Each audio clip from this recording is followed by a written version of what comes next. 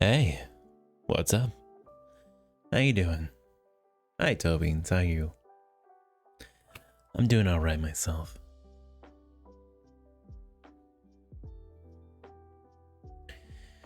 Uh, Although it is sad, I seem to have lost a few followers as of recent. But what do you do? At least I didn't lose all of them, that's for sure. That's fine, Tobeans. Don't worry. It's only 2 followers. I can easily make them back.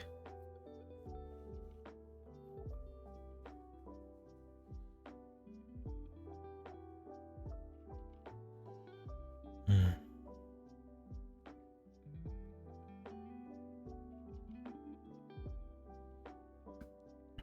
Also, what's up with your voice, lol? I'm just feeling pretty chill right now. So, I'm just kind of relaxed.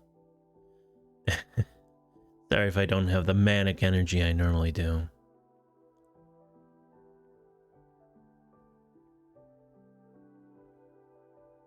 Very calming? Well, I'm glad. Before I started streaming, I was watching a lot of chill stuff, a lot of relaxing and just calm videos and such, so I'm feeling rather relaxed right now. And the music is not helping at all.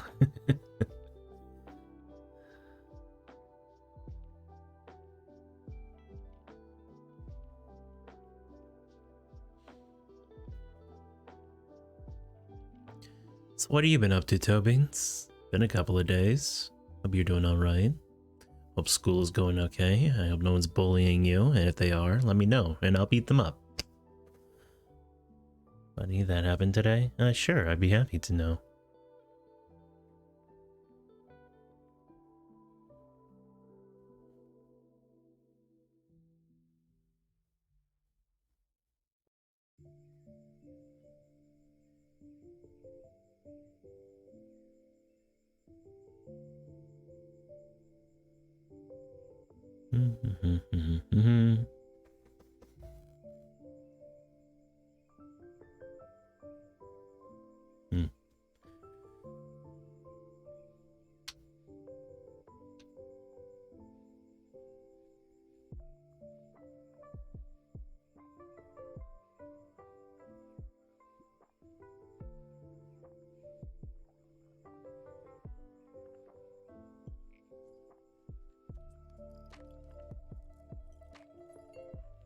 Today we had a spelling bee, and when it was the girls' turn, I was in the back of the line, and the word was mercenary? Everyone got it wrong. Interesting.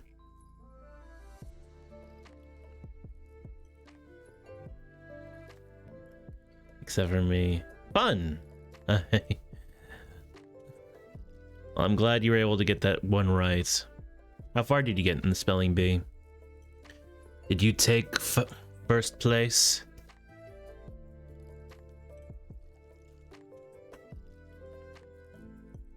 That's amazing. Way to go, Tobeans. I'm very proud of you.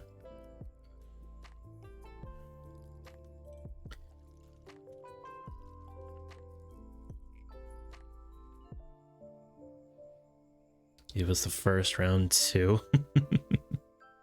That just shows that you're superior to everyone else, doesn't it?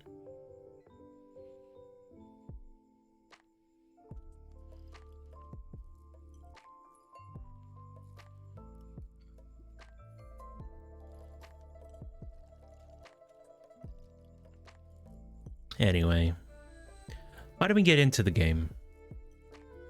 I decided we're going to be playing some Genshin, so that's exactly what we're doing.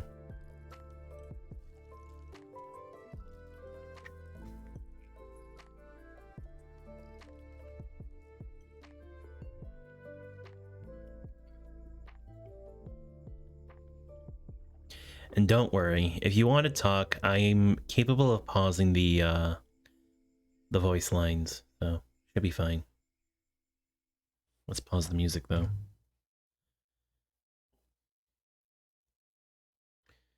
Today was very strange. I don't doubt it. Open up the game.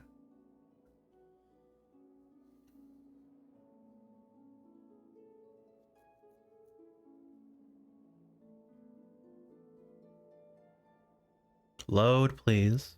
I appreciate it.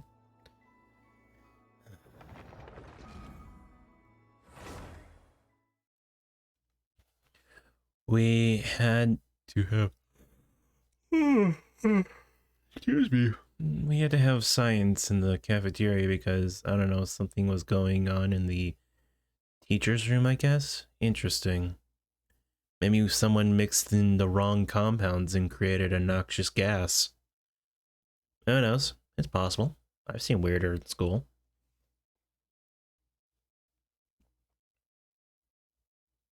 I once saw a kid try to offer drugs to a teacher. That was a weird day.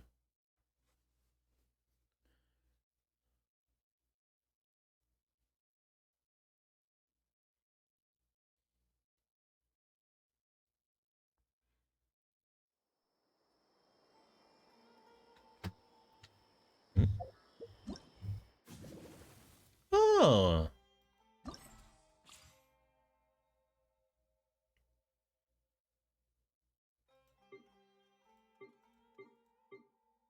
I'll hold off until all the trails are open.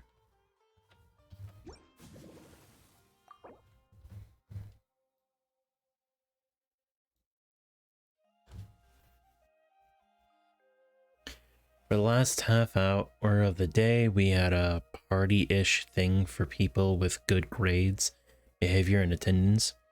Me being clearly so epic, I had all three and got to go, so that was fun. Except the music they played kind of sucked. I mean, to school, what do you expect? They're never going to play good music.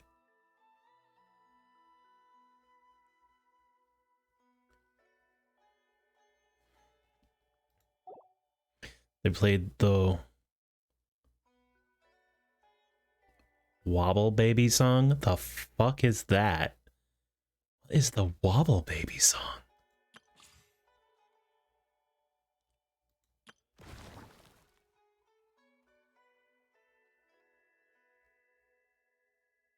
It's weird. It sounds weird. Speaking of music, okay, hang on. I just want to show this off because it's really good in my opinion. Give me 1 second.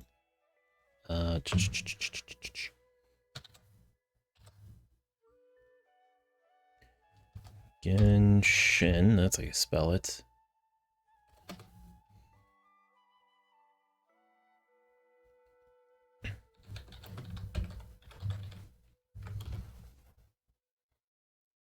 Okay.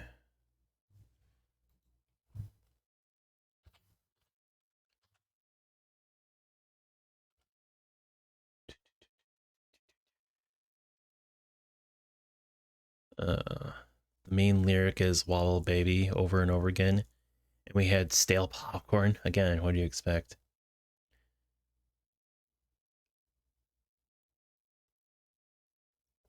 I just sat and was on the voice call with online friends on my phone the whole time. It was fun. Sounds like fun.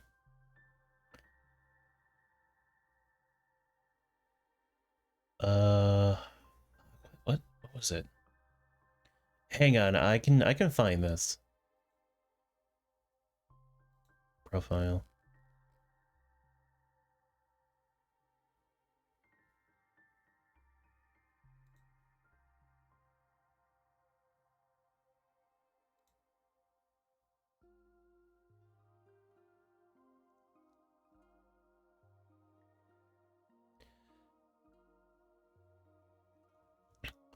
What's the name of this character? God damn.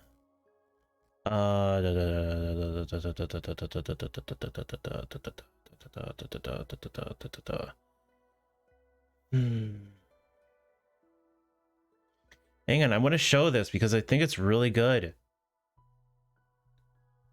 But I want to show what the character is first. Also,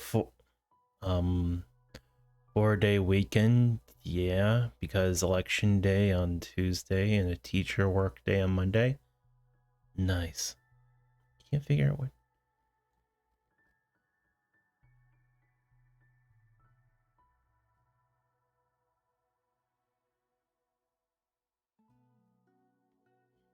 Hang on, hang on, hang on. Avert your ears.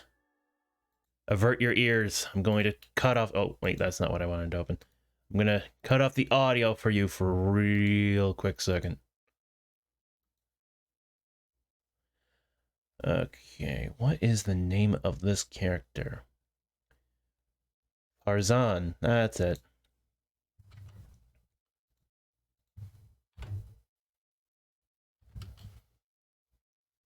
So there's a new character that was announced a few days ago for Genshin. And this is her, okay? She's an Anemo user and she has, you know, she has a very interesting design, right? Right? Well, a lot of people, hair in my mouth. A lot of people, and I do mean a lot of people. You like her outfit? I do like her outfit. It's really cute. But a lot of people like to equate her to Hatsune Miku. And someone made something that I just love as a Miku fan. But really quick, I need to cut out the audio. So give me 1 second. That should do it. Boop.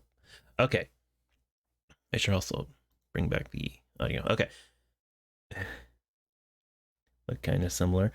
But it's just, I can't help it. I love this because I love anything Vocaloid based. I found this. And I wanted to share it because I like it. I hope you like it too.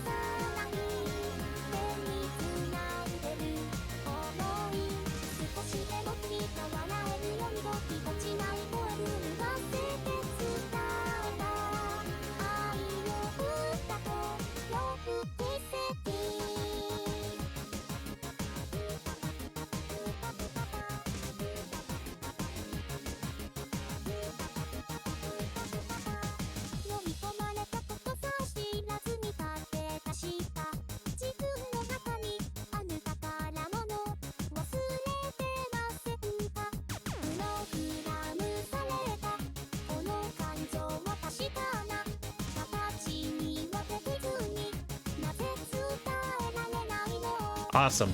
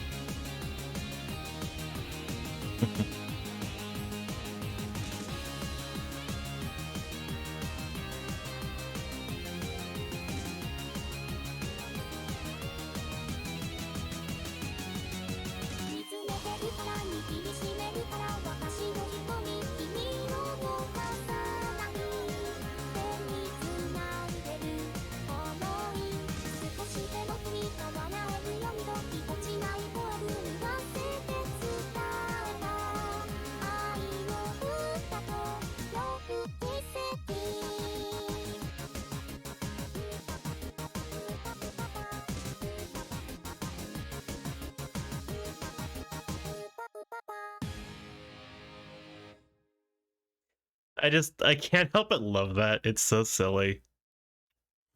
So anyway, that's what I wanted to show. Also, I was reading the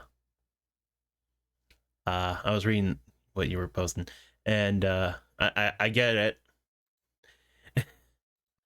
Knowing how your mother operates, I'm not surprised that she was mad at first.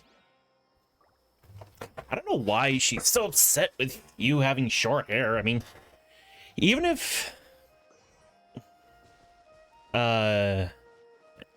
like you weren't, you know, who you were, and you were, you know, a girl and all that nonsense, there's nothing wrong with a girl having short hair. So like collarbone length, yeah, okay. Like if you got yourself a pixie cut, who cares? She was just mad that you did it. Ah, okay. I thought she was mad because it was short hair, and she was the kind of person that's like, oh, girls shouldn't have short hair for some reason. It's like, oh, I wouldn't want a pixie cut. Well, you know what I mean, though? Like, a girl can have short hair as much as a guy can have long hair. It's like, it's hair. One, it'll grow, and two, it's not necessary to worry about hair.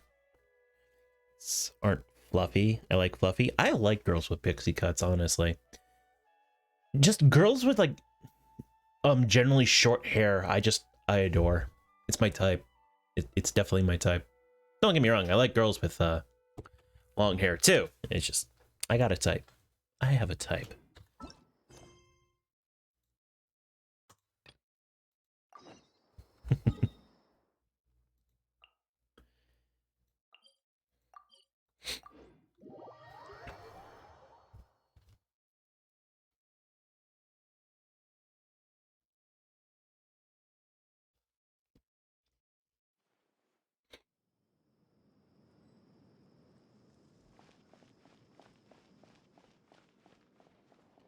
I just like girls. Same.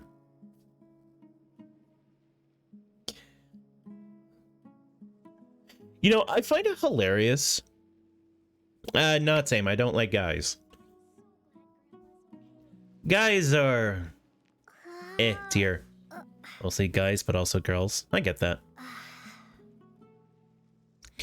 But I was listening to some Reddit videos last night, and there was one where this interaction was so weird. It was like this guy was like trying to hook up with this other guy because he found out that this guy was, you know, bisexual, you know, whatever. But when he's like, hey, do you like me? And he's like, no, I'm not really into you. We're like, but you're bisexual. It's like, yeah, I like guys. Then why don't you want to date me? It's like, my dude. Just because they're into guys doesn't mean they're going to be into everyone.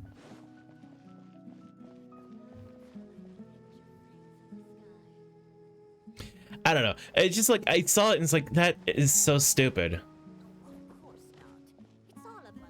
All right. We're here. Has everyone arrived? Everyone is already waiting inside. Well, what are we waiting for? Let's join them. Please, wait a moment. What's the matter? Before attending the meeting, I hope you can promise me one thing. What do you need? Promise me that you won't commit to anything too reckless. What do you think? Oh my god, do you know that what wait, is in how it works? Picru? I don't know what it is.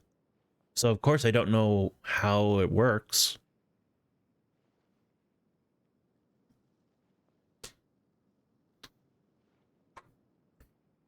Anyway, sure, I'll try not to. Okay.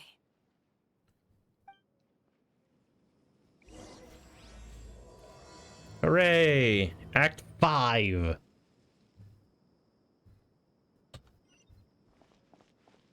Why did we meet down here?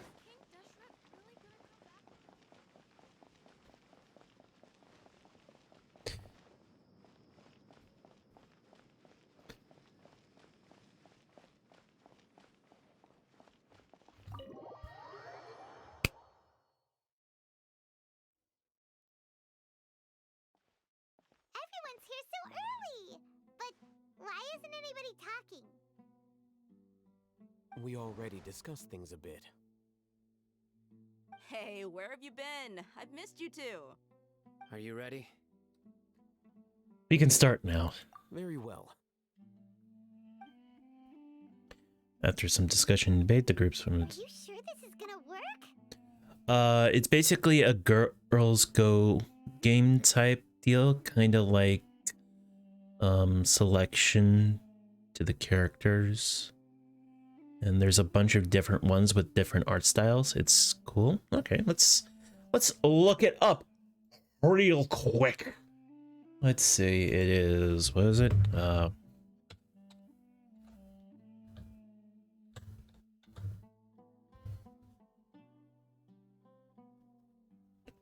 What is this? It's a Japanese site.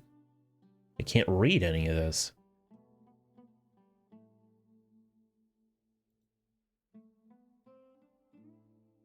Picro is an image maker platform where you can create an image maker with your own illustrations and play with the image making you created.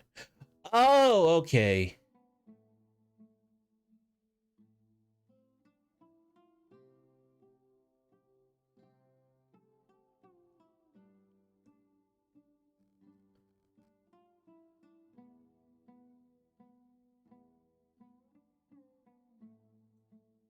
Huh, interesting. I'll have to play around with that. I gotta admit, it's bold. Color me impressed. Color! It's my name! It's worth a try. The point of discussion is to arrive at a solution. Let's cut the small talk and move to the next point. You're making Paimon nervous.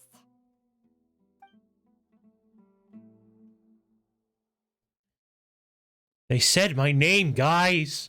They said my name! I'm famous! You're finally done. I have some other stuff to take care of. Catch you all later. Come on, don't give me that face. I know what you're going to say. I'll be careful. You know, I would love it. Just love it. If, like, even if it's a super obscure game, like someone made reference to me in particular. Like, even if it's like something like in the dialogue, it would be so cool. Well, someone needs to shut the fuck up. What are you talking about, Paimon? Why you need to tell yourself to shut up? You're nothing but emergency food.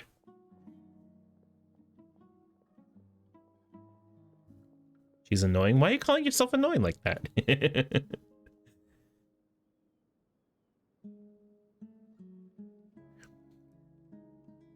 You're not Paimon? Tell that to the quiz you took.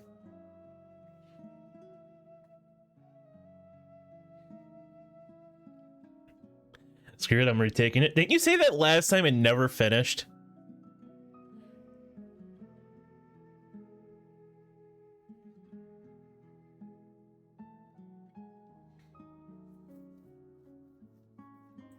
That's what I wanted to hear. Take care. I was busy with other Well, stuffs. traveler, Paimon, judging from your expressions, the meeting must have been quite productive. You can tell? I'm not that good at scheming or strategy, but I can sense people's emotions. And based on your reaction, things must have gone quite well. We'll make our move on the next...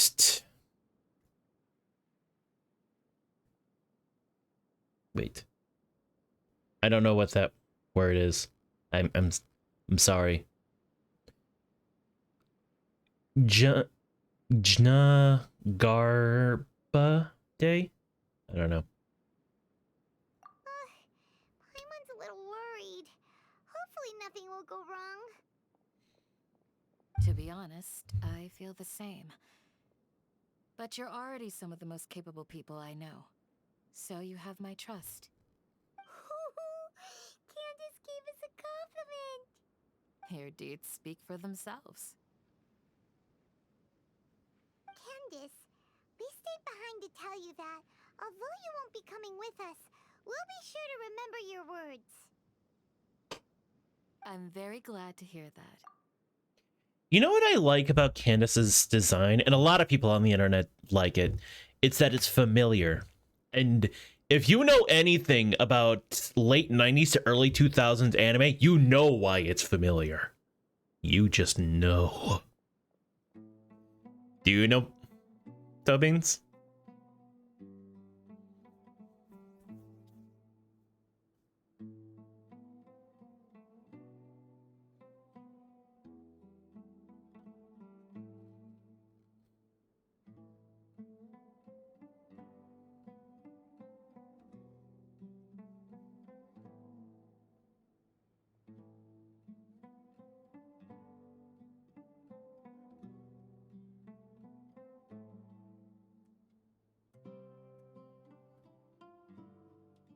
I guess Toby's is busy. Taking that little quiz. I've said the same thing to everyone here today as I said to you when you arrived. Your safety is the most important thing. Only when you're safe can the plan be successful.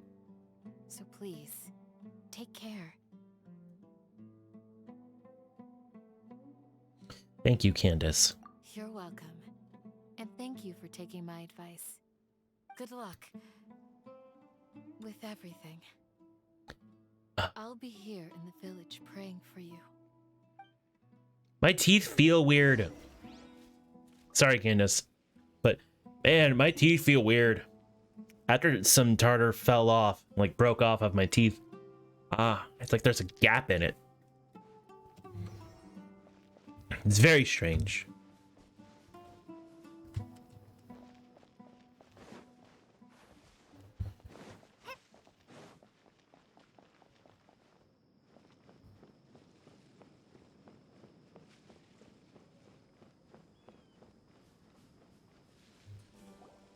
Wish I could go to a dentist. Now I can clean my teeth. Sounds good. I'll go make some preparations. Okay. I'll hate them. Have you finished saying your goodbyes? Yeah. Also, Candace told everyone to be careful. Yes, she did. But I think my point also bears repeating. Our plan is not child's play. We won't be able to achieve anything if we're simply careful. We must go beyond that and fully commit ourselves to it. I hope this is clear to you. I understand and accept. Huh? Shouldn't you be saying something more cheerful to boost our morale right now? Didn't we already do that during the meeting? You can never have enough words of encouragement. In that case, Candace can cuddle you to your heart's content while I continue to remind you of the seriousness of our situation. I don't mind There's this. lots to do after all. It's like how some people can be put in charge of logistics while others will fight on the front lines. But I don't mind Candace cuddling me at all. In fact, I welcome this. I would be happy to accept that kind of arrangement. Maybe that's just me. maybe I'm the weird one.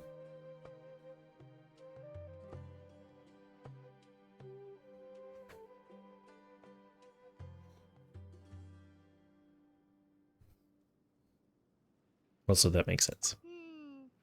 Speaking of the front lines, you don't look anything like a soldier. Of course. Compared to the mercenaries, I'm merely a feeble scholar.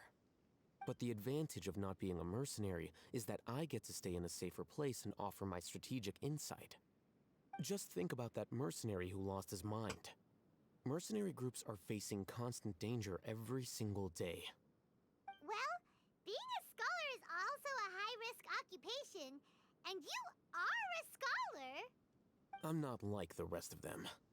Even among members of the same species, some will exhibit far more potential than others. This guy. Paimon still remembers when those mercenaries in Port Ormos called you a lunatic. All intellectuals are lunatics in the eyes of fools. I'll take that as a compliment. That reminds me. Do you remember the record we saw in the King Deshret ruins? It mentioned forbidden knowledge. Yeah, I remember. You have a good memory. Forbidden knowledge has the power to drive people insane, but this fact has never been shared with the public. Even I, who has worked in the academia for some time, was never once informed of this. I think those mad scholars and mercenaries we encountered may have all fallen victim to the corrupting qualities of forbidden knowledge. But the academia has always held a different view. They've always believed that symptoms of madness are a side effect of human contact with divine knowledge as mere mortals. Come to think of it, perhaps the academia has also never understood the true nature of forbidden knowledge, and thus always approached the issue from the wrong direction. The Withering, Elazar, and the Sandstorms. Don't you think what is happening right now across Sumeru is rather similar to the forbidden knowledge pollution that occurred in the desert thousands of years ago? So you know about the Don't Hug Me, I'm Scared TV show, right? Yes, I am aware of it. I know it exists, and I know that it is actually pretty good. I kind of want to wait until, at the very least, all of, like, either this show or this season or what have you is released so I can binge it. But I don't mind spoilers. I've never minded spoilers.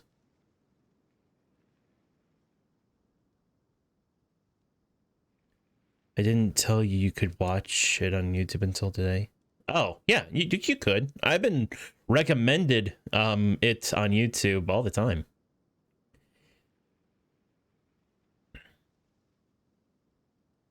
Also, the first full season's already out. Oh, it is?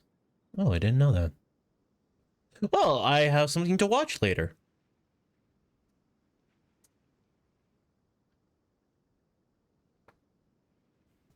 I thought it was like, you know, episode, like, release kind of thing. I've watched the first 2 episodes already. It's so funny and for absolutely no reason. Yeah, that's Don't Hug Me, I'm Scared. It's either absolutely terrifying or absolutely ridiculously hilarious. Another occurrence of forbidden knowledge pollution. But Paimon thought that Irminsul's disease is what caused the withering in the sandstorms. At least, that's what Tighnari told us. Wait a second. Could it be that? Ah, you've connected the dots. The cause of Irminsul's illness may precisely be the pollution from forbidden knowledge. But if that's the case, what should we do? This is huge. We must tell Nahida about this as soon as possible. He's hot. He is hot. He is also kind of mean. So if you're like mean guys, not bad, like bad boys, but just mean guys. It's like liking a mean girl, but a guy.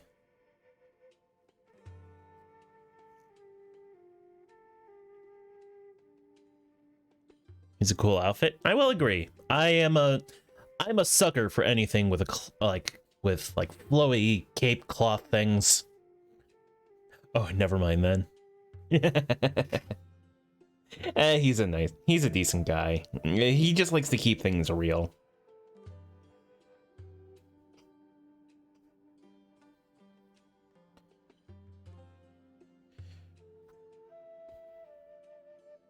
Wait. Why do you think Lesser Lord Kusanali would have a solution to this situation? She said the key to saving Irminsul is contained within the remaining consciousness of Greater Lord Rikidevata. You mean it's related to the scene you saw when you passed out in the Avidia Forest? That whole the world forget me thing? You took it, says I'm Amber. Nice. In that case, it's imperative that we rescue Lesser Lord Kusanali. Only by working with her to save Irminsul can we completely resolve the problems Sumeru currently faces. That's right.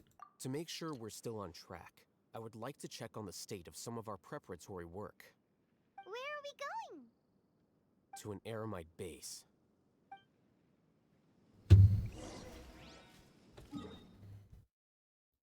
Ooh.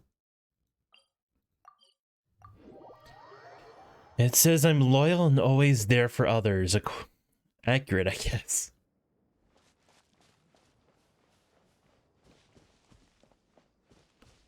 You'll still be my emergency food, Tobins.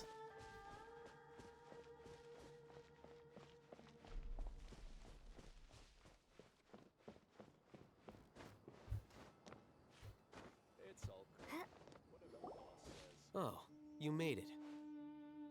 What are they doing here?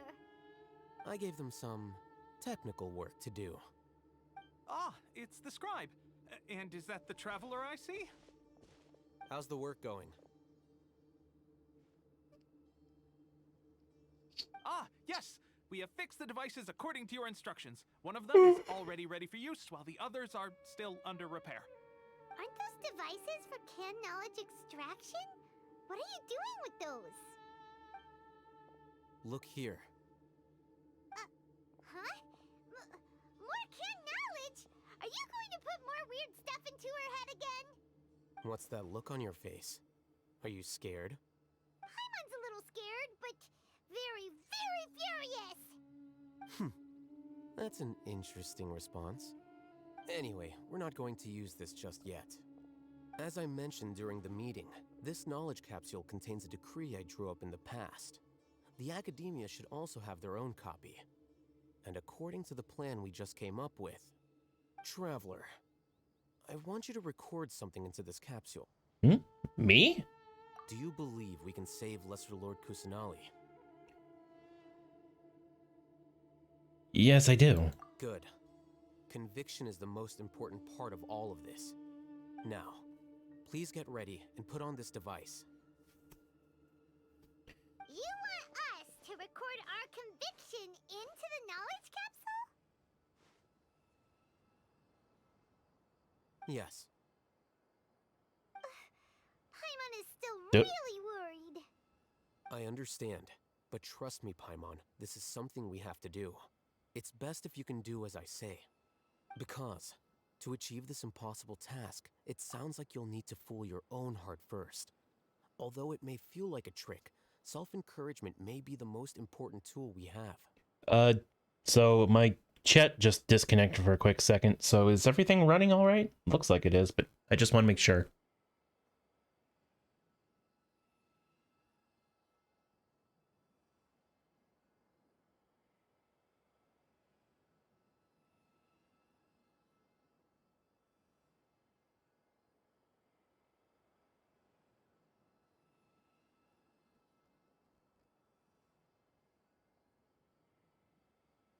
Tubbings? Tubbings? Are you there?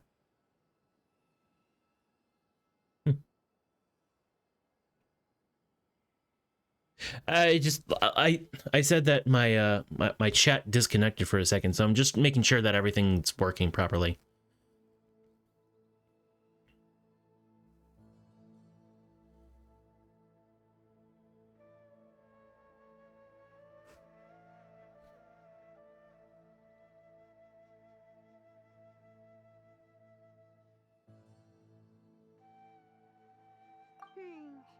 Paimon can see the point you're trying to make. I'm ready. Imagine this. We have orchestrated our plan and successfully rescued Lesser Lord Kusanali. As a result, we have changed Sumeru's entire political landscape. Everything went without a hitch, and everyone recognizes and praises our achievements. Sure, okay. Now, open your eyes. Here. What's this? Read it out loud. Reading words and written in notes, although doesn't quite understand the purpose of recording. It's done. What a fascinating experience. If only I could have seen it. Is your head okay? Does anything hurt? I'm fine. It's just a recording. There should be no negative effects. But what was the point of doing this? Paimon doesn't get it. And that's perfectly fine. In any case, these capsules aren't meant to be used by you. Huh? What do you mean? Have you forgotten? Our plan needs to account for those who have long relied on the Akasha. You may find it hard to believe, but for those people, everything the Akasha transmits to them is nothing short of absolute truth. I heard an Imagine if audio you've been cut using there. a device like the Akasha since the day you were born. And this device has always supported you during times of need. After all that time, what do you think you'd become? A fool? A machine? A slave to orders.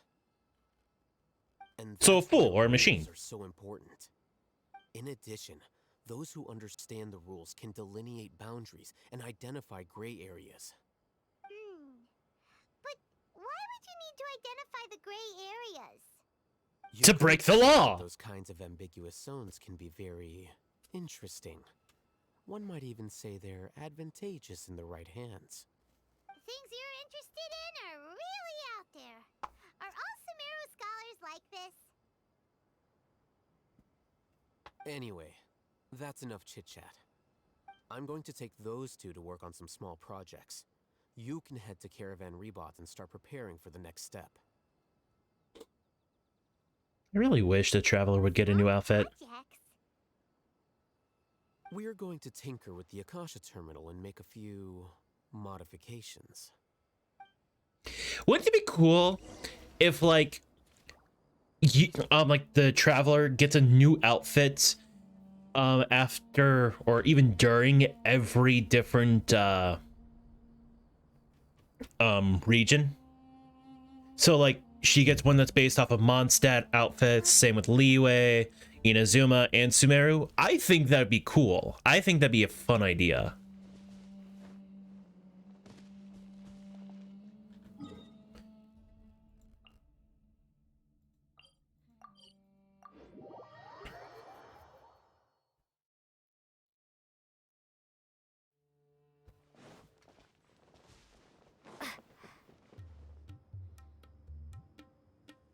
I thought we agreed on a plan.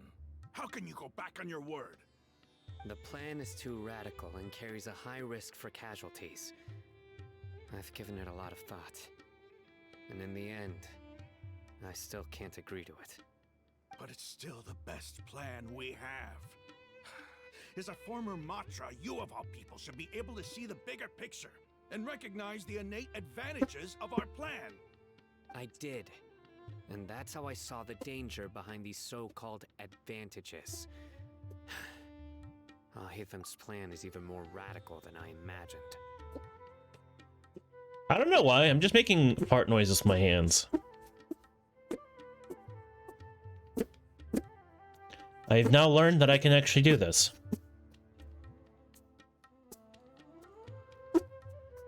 Huh? Why are you guys arguing? My friend, you're just in time. Why don't you help me persuade Sino? He's turned against our plan. We agreed to work out a plan at the meeting.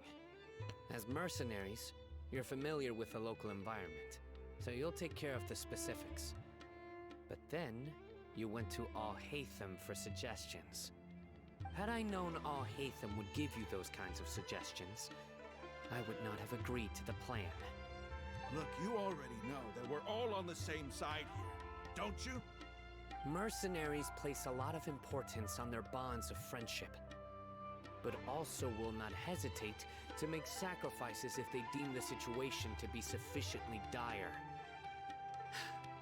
I'm sorry, but as things stand, I can't accept your principles. Seems you really do understand the ways of the desert. Traveler, Paimon, this is also something you should know. Ramon's plan is to have me work with the Caravan Reebok guards in my capacity as a Matra. We will arrest the mercenaries and escort them into Sumeru City. Hmm?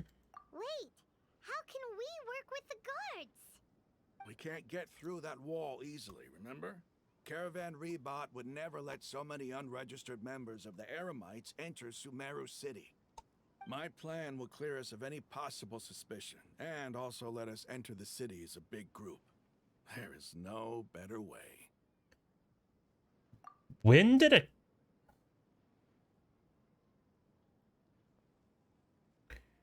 Oh, I get it. I was gonna say, when did Tobin's turn into a bird? But it's because Phoenix is here. Hi, Phoenix. How are you? Haven't seen you in a while. What have you been up to, other than work, sleep, and eat? And potentially bathe.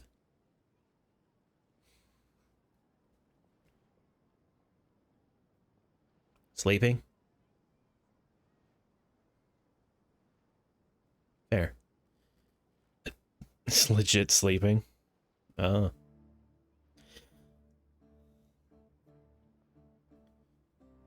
My sleep has been lasting for 12 hours, man. I get that. If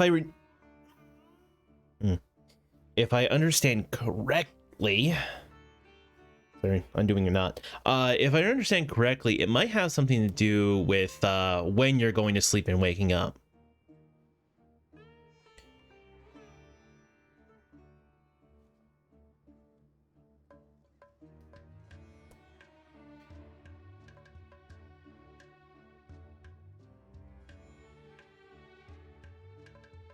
From 8 to 8? No. I mean, like, when do you normally go to bed? Like, 8 at night, 8 in the morning?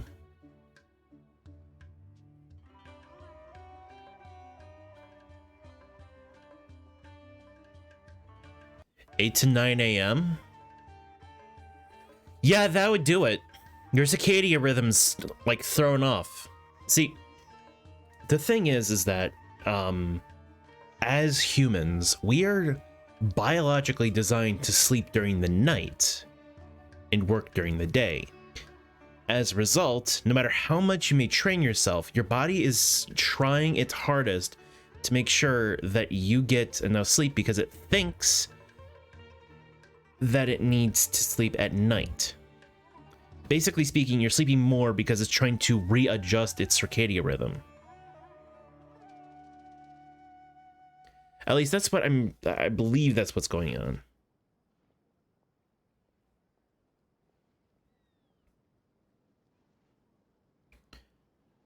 I don't have a choice though. I work at night. No, I get that. I only came to this conclusion because when I started working days, I realized that I was sleeping a lot less. Whereas when I was working nights, I was sleeping a whole lot more. Like when I was working my 10-hour shifts at night and going to bed at like 5 in the morning, I was like, on my days off, I would be sleeping for like 11 hours. But when I started working days, that changed. Recently, my brain and body have been wanting to wake up for like an hour or so at 2 or 3 a.m. And it's super hard to get back to sleep after. Have you tried doing things like simple stretches and maybe some minor exercises? It's also possible that your body is trying to tell you that it needs something like specific nutrient or even just water.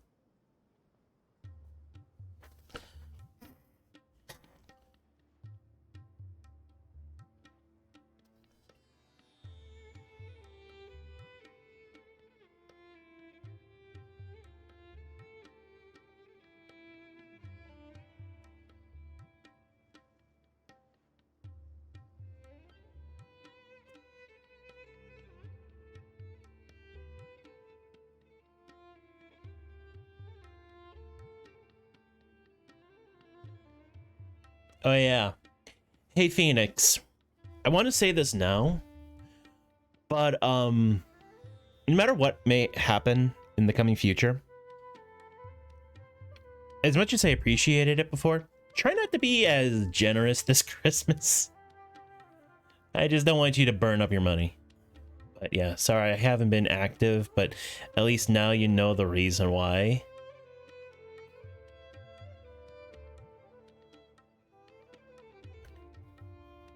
Don't give me that giggle. I know the kind of person you are, and I'm telling you, I'm warning you. You better behave. Because I don't want to see you throw your money away at me.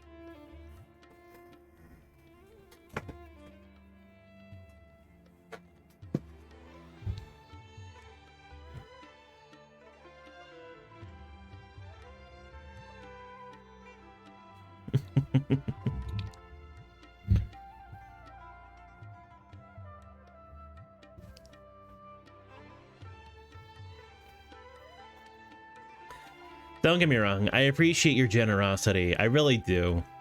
But still, obviously, I want you to make sure that you have enough money for yourself.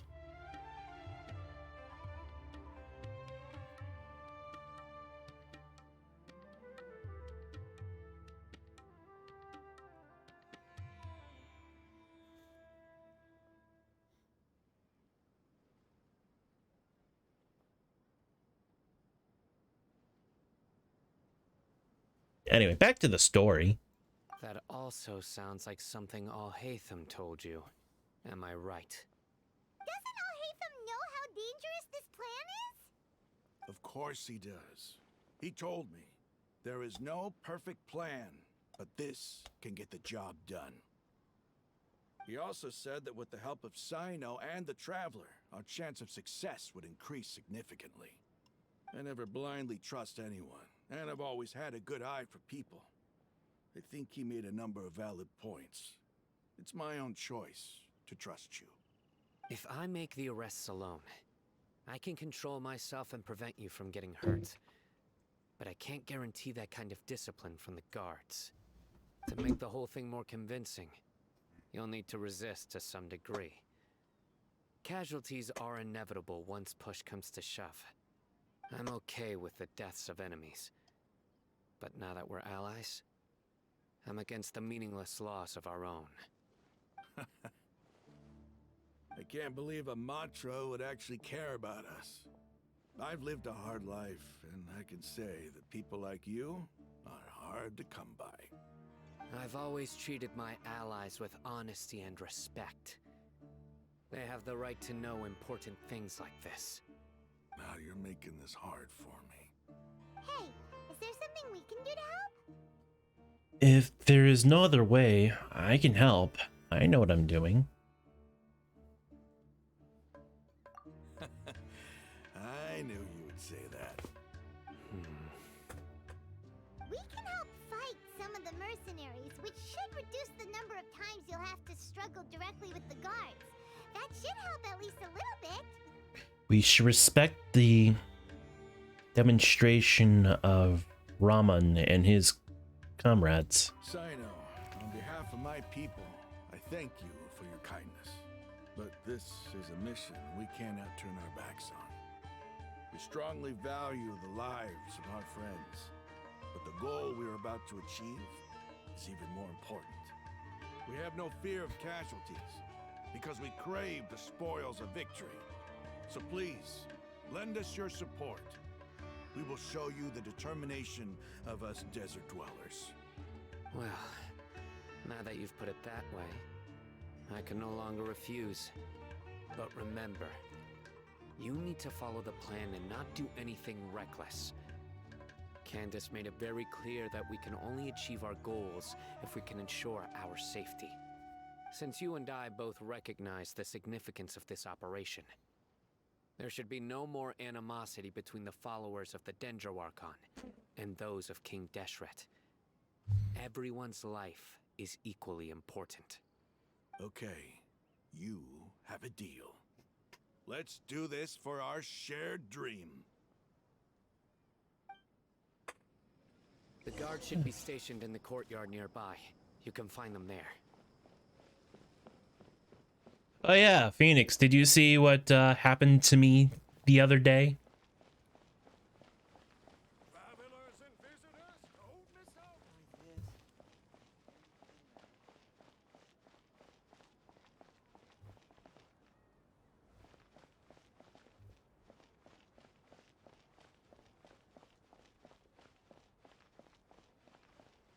Yeah, okay, making sure.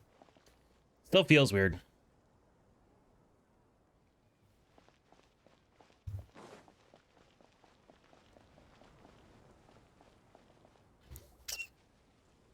Guards! General Mahamatra! To what do we owe the honor? Keep your voice down. This is a secret operation. I'm going to arrest a large criminal gang near this location. According to the Academia's Guide and Regulations on Secret Operations, I have the right to ask for the cooperation of Caravan Rebot. No, it's Mahamatra.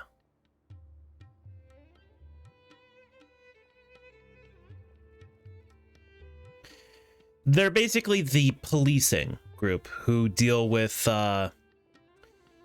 tracking and dealing with specific people against the academia.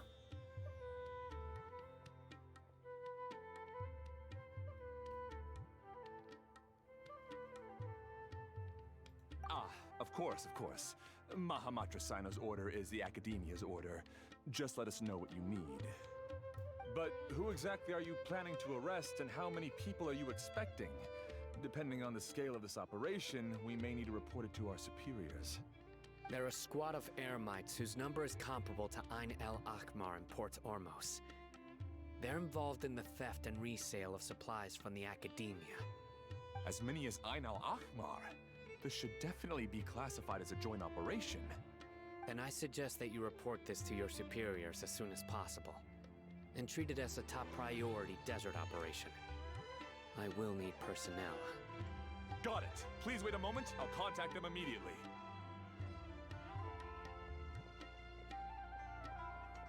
You look so committed when you're working. Because this is work.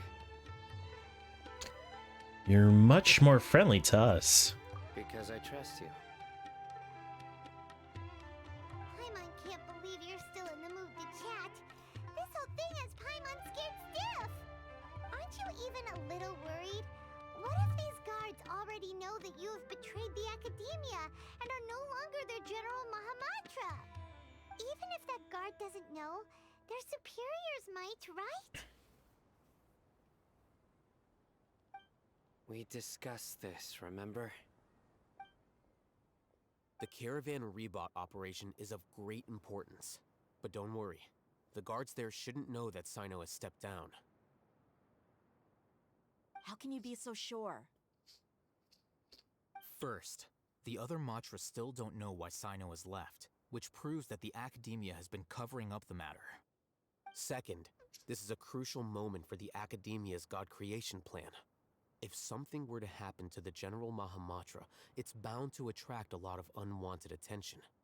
No matter how you look at it, they don't seem interested in sharing the news of Sino's departure. A reasonable inference. I agree. Which brings us to our next issue. I'm sure some of you have been wondering if the prediction function of the Akasha will affect our operation. The Akasha is still in operation, so I must remain on high alert.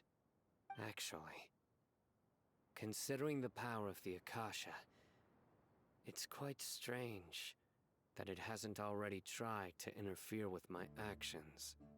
I've given that a lot of thought. For now, I don't think you'll need to worry.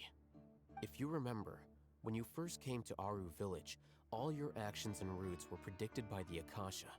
It even gave that information to those who kidnapped the village keepers. But things like that never happened again after we met up with the Traveler.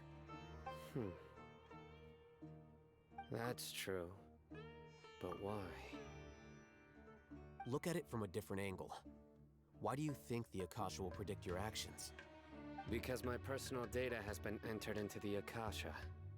That's true, but the key to this question is, How well can the Akasha make predictions about a person? Haven't you ever thought about it? Just how can it do this in the first place? You know, I gotta say, with how big they are, those fruits look fucking delicious. Holy damn.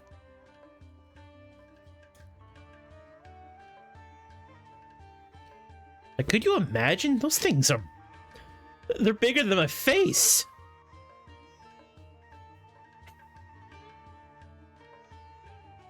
Because the Akasha controls the entirety of Sumeru. The Academia firmly believes that all human actions can be explained through logic. By sorting and analyzing entered data, the Hey. Akasha can derive behavioral logic and predict the actions of those who fit an existing logic model. Were those pomegranates? However, at Those the are risk of sounding pomegranates. like an advocate for fallacies, can everyone truly be considered logical at all times? Those are big Emotions pomegranates. are part of our behavioral Oh. logic. But can you guarantee that every experience of the same joy or pain would be equally intense? How can our feelings and opinions be predictable down to the letter in every single instance? Sino. What do you mean by never mind? You've always worked alone. In the absence of another person who could sway you or your thoughts, the Akasha could produce predictions that were similar to your real-life behavioral principles. I like the juice, not the seeds. I get that. For a while there, my mom was fixated on pomegranate juice. I like pomegranates a fair bit. They're pretty tasty, but I will agree those seeds can be kind of annoying.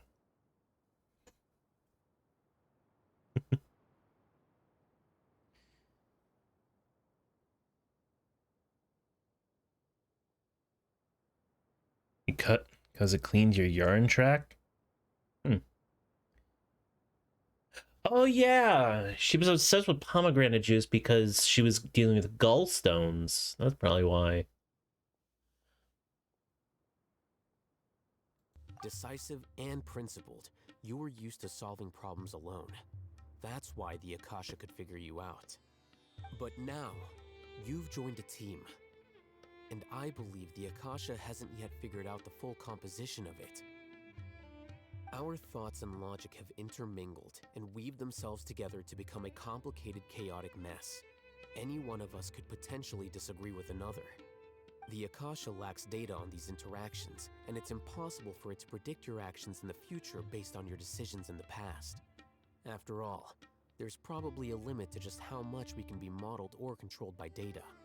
So, in my opinion, you're probably safe for now. Makes sense to me. I agree. The Akasha is not alive, and I don't think we can be completely controlled by something without a mind of its own. Random question. Favorite smoothie flavor? What's yours? Mine is strawberry banana. But what's yours?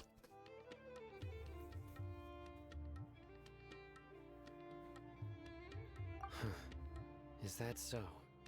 I guess there are things that even the Akasha cannot calculate. And people will not be forever trapped by the past. Fair.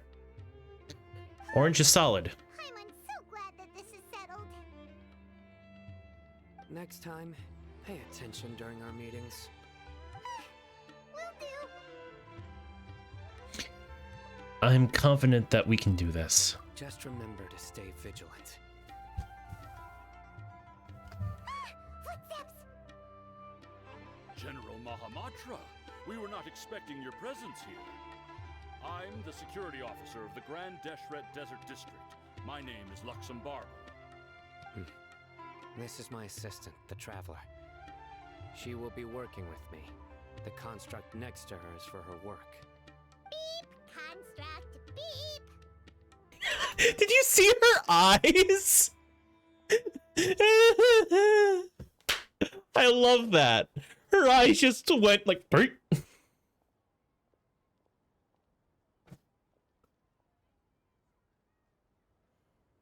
I love that. I love it when Genshin actually makes fun humor. See, Tobeans? Paimon isn't always annoying. She can also be a great comedic relief character. And great emergency food.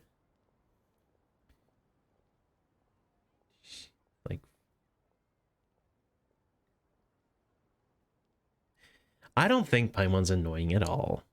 Her voice actor can be a little weird, but she's fine.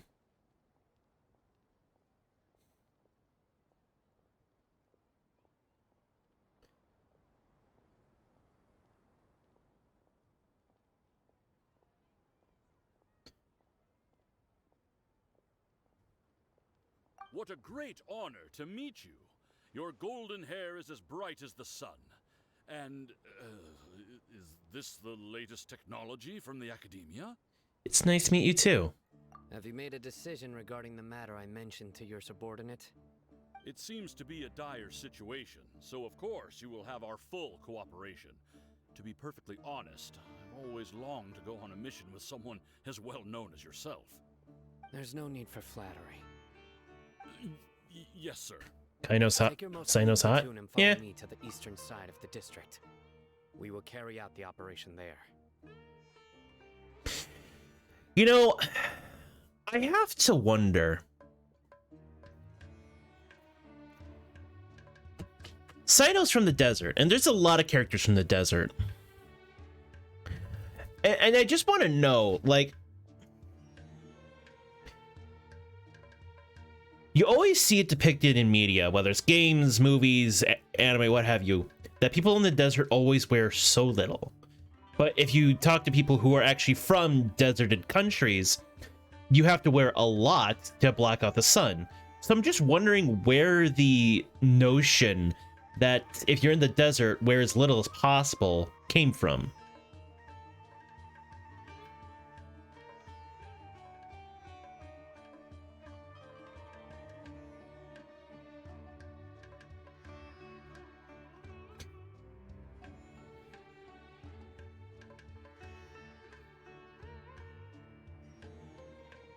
Understood. Map. Hurry, bring the map.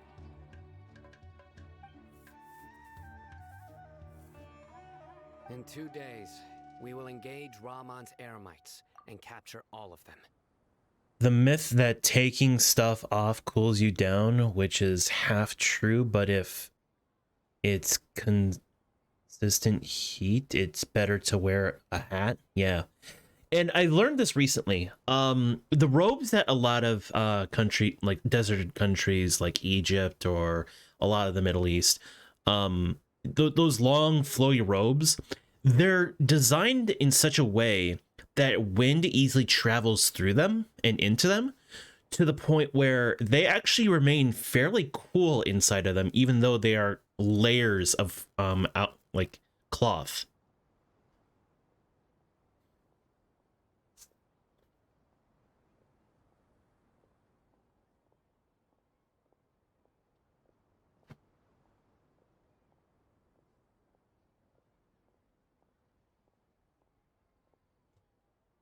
Yeah.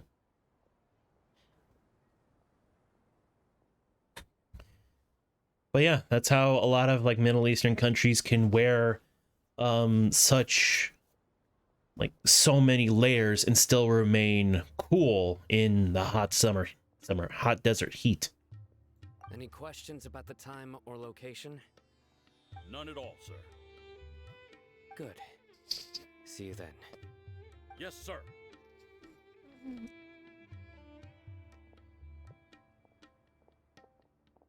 Maybe hanging around the General Mahamatra isn't so bad after all. Everyone's so respectful towards us. Yeah, it does feel pretty good. This is all due to the absolute authority of the Academia. And now, we're going to strike back against that massive pillar of power. Get ready. We will move out in 2 days. Let's do this! Gur? Why are you gurring?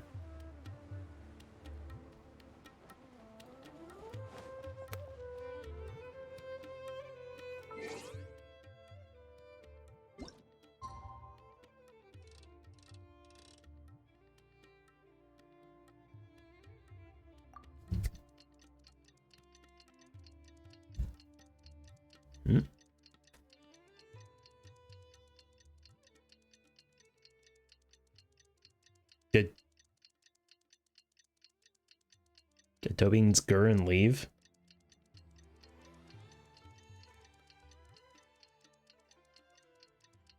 No? Okay. Just didn't respond. It's time for the operation. Let's go meet Cyno in the desert.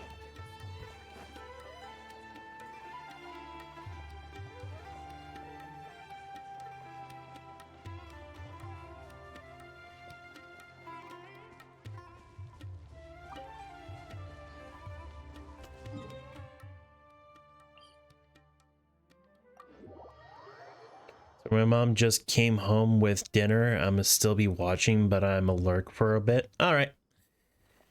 Glad to know that.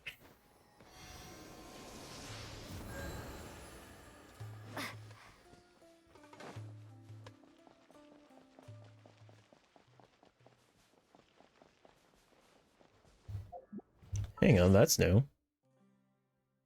Bot. Ah.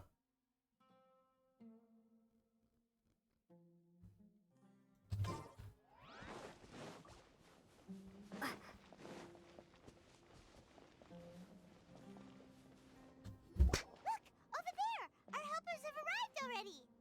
Let's hurry over! Wait a moment. Oh, it's you! You're my assistant, remember? Yes, I remember. Being my assistant, you must stay with me. Now let's head over there. It's General Mahamatra and his assistants. We meet again. We meet again! You're here early. It's to show how important we think the operation is. Since this is a big case for the Academia, we are prepared to give it our best. I'm glad to hear your sense of resolve. Remember, we must capture them alive. They are our only leads for the case. If they die, we will be unable to continue the investigation. Understood. Everyone! The Eremites are approaching from the west! Make preparations and be ready for combat.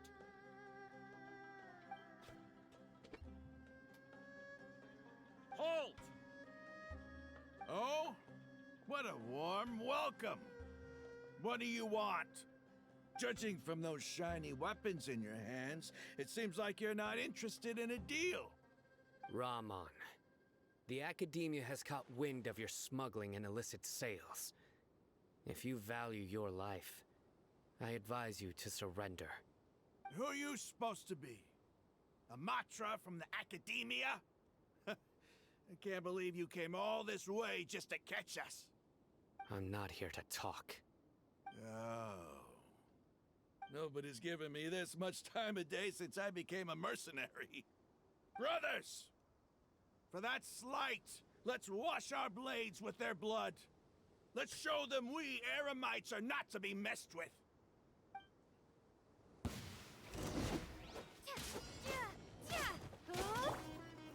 Stabilize! Right now. Right here. Quietly now. Windblade! Be gone!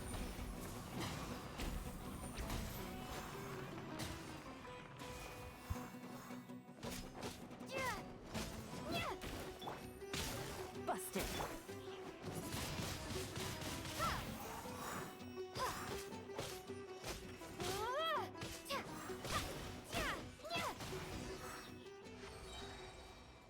It's over.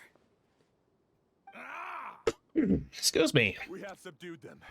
The operation is now over. All Eremite mercenaries and related personnel in the area have been arrested. Ah, you pitiful Dendro Archon dogs! You'll regret this! I'm afraid you'll regret it first. King Jeshret will curse you, and you will all! Silence! Oh, Restrain them and take them back to Caravan Rebot. Count their numbers and send them to the Academia as instructed by the General Mahamatra. Yes, sir!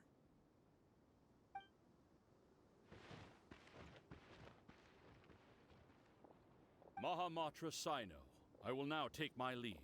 If you need further assistance, please come to Caravan Rebot and ask for me. Understood. You are dismissed. There they go. Let's talk elsewhere.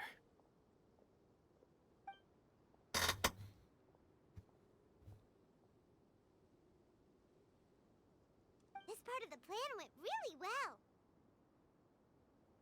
Too Yes. well. Things went perfectly. Too perfectly. Fantastic. Too fantastic. What you gave Ramon there sure looked convincing enough. Once we're done here, I'll return to Caravan Rebot and oversee the group's transport. I promise. I'll get everyone into Sumeru City safely. Thank you, Sino. Yeah, you're the reason why everything went so well. It's not the time to celebrate yet. I believe Dia should already be waiting for you. Go join up with her. She will need you to introduce her to Tainari. Speaking of which, is it really okay for us not to share the full plan with Tainari? What if he'll feel miffed about it and refuse to work with us? I'm a little worried about that too. I have a very close relationship with Tainari. Given how well we know each other, I believe my message alone should be enough to bring him to our side. He knows I won't make jokes about things like this. If we need help, Tainari is the best option. Get ready for the next phase of the plan. Don't keep them waiting. Understood.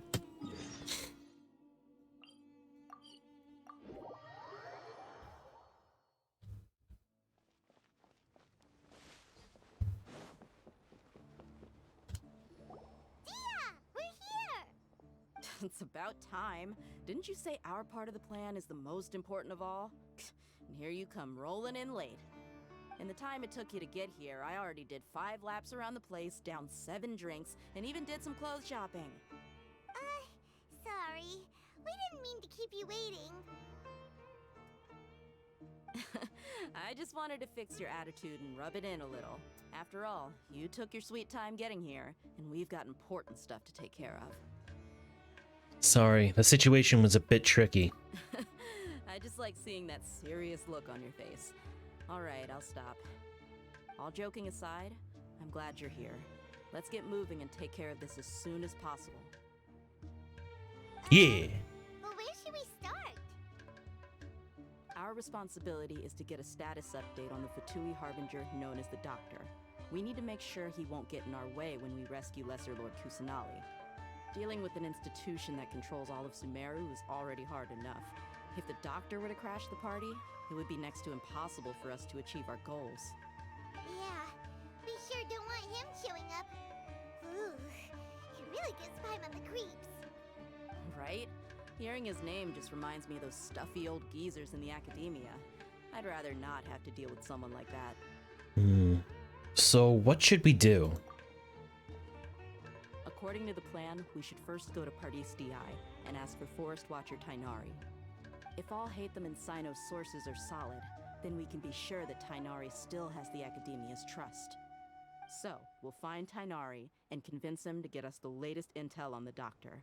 Then, depending on what we learn, we'll make any necessary adjustments to our plan. The sages have placed spies everywhere on the other side of the wall. I'll follow you as a bodyguard. I didn't expect you to become my bodyguard. You should be honored. I don't offer my services to just anyone you know. But Paimon thought mercenaries would do anything for Mora. That's certainly true. But when multiple employers are vying for your services, you should always go with the best offer. Let's see. If I were to charge you a bill, I guess I can apply a discount.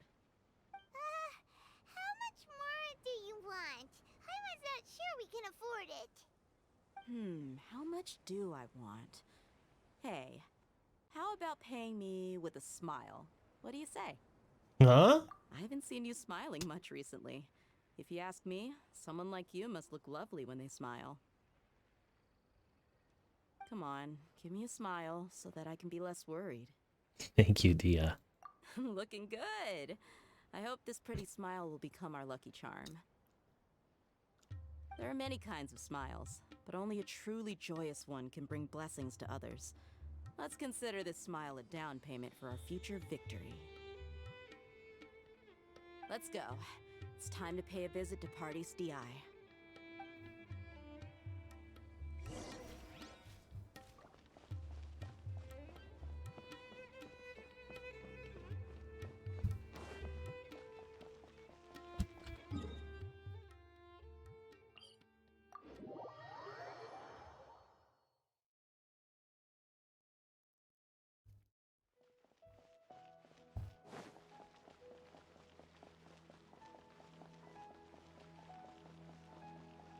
He's over there! Let's go say hi! Tainari! Tainari! Ah, Traveler, Paimon. And you are? Long time no see. Hey there. This is our friend Dia. She's an Aramite mercenary. A mercenary? You must have some big news for me. Tainari, we want to ask you about something. It's something really important. Please help us out. All right, then follow me.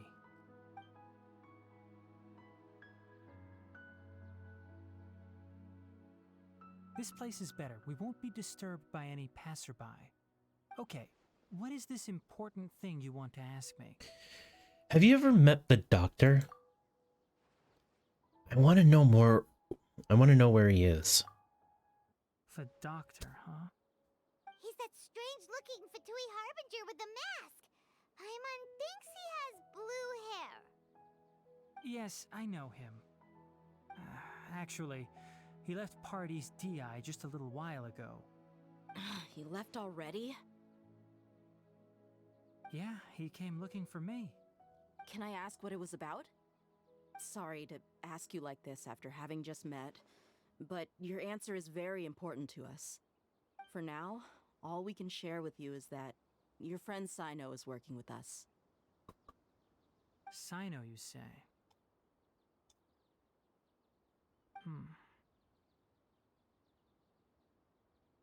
I see. So that's why he hasn't been at the academia. Okay. I will answer your questions and will assist you any way I can. You don't have to tell me everything that's happened. Sino's name really does work wonders.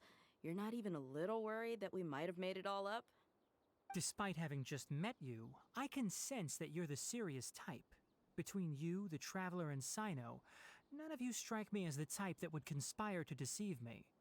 You don't need to tell me anything you don't want to. I'll also get straight to the point. The Harbinger you mentioned came to me because he wanted to take the scholar Hypatia away with him. Hypatia?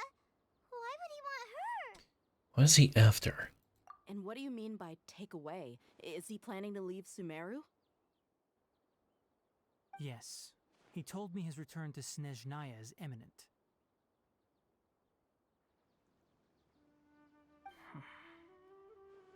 So you mean... you're leaving this place soon? Indeed.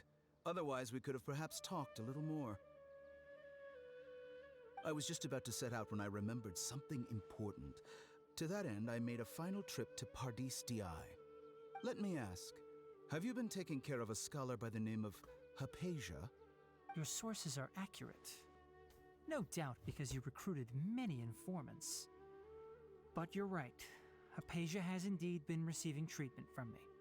Forgive me for asking, but how's the treatment coming along? Given the way you're asking, I assume you have something to say. Since you asked, I'll be frank. I would like to take Hypatia to Snezhnaya. It's incredibly difficult to transfer a patient.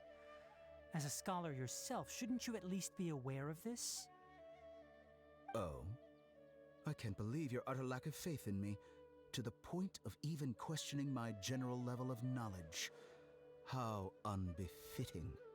Well, you're the only one who's ever made such a request. I have my ways of keeping her safe during the journey. In addition, I can also promise that under my care, Hypatia will receive the most advanced and effective treatment. I will personally supervise her treatment and see to her recovery. Would that be agreeable to you? Hypatia was born in Sumeru and remains a scholar of the Academia. Her situation has not become dire enough to necessitate her transfer to another nation. Transporting her to Snezhnaya is risky, and the potential benefits are unknown. As the person currently responsible for her treatment, I cannot possibly sign off on this transfer. Your suggestion is rude and reckless. I'll pass. I don't know much about the doctor, but after talking with him, I realized that, just like many other scholars, he possesses an aura of arrogance that I've come to detest. It's not so much that he's looking down on others, but more that he's so confident in himself and his abilities, to a point of near insanity. I would never refer a patient to someone like him. Do you think he'll just give up on her? I prepared myself for a protracted battle of wits, and was really surprised to see him just give up on the topic. Still, his reaction really concerned me.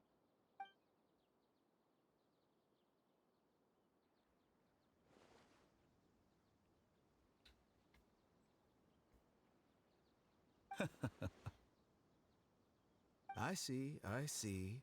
Of course, your opinion makes perfect sense. You're still young, but already quite stubborn.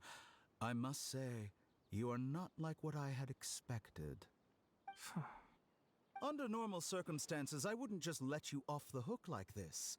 But unfortunately, I'm in a hurry today, what with Her Most Noble Majesty the Tsaritsa calling for our return. Luckily, there is still some time left for me to take care of everything before I leave. It's just as the Academia said, you're a responsible and gifted scholar. Sadly, even with all of that, you're still lacking a bit of shrewdness. And that's also why people like you can never realize that sooner or later, everyone must pay the price for what they've learned.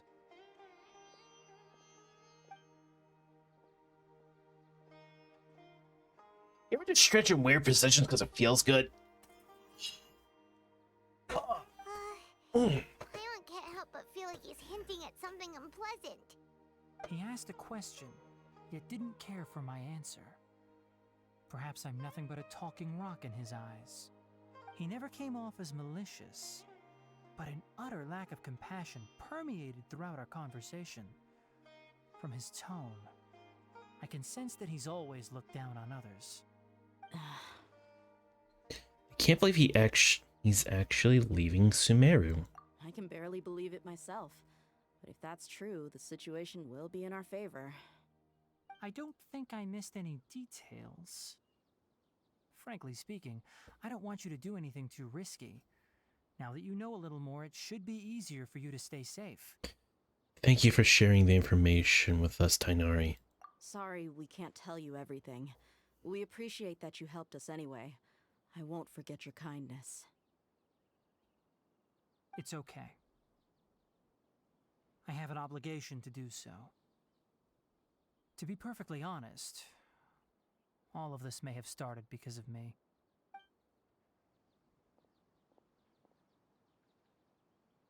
Recently, my master wrote several letters to me, asking me to return to the Academia and assist him with his research. Hasn't he already asked you several times before?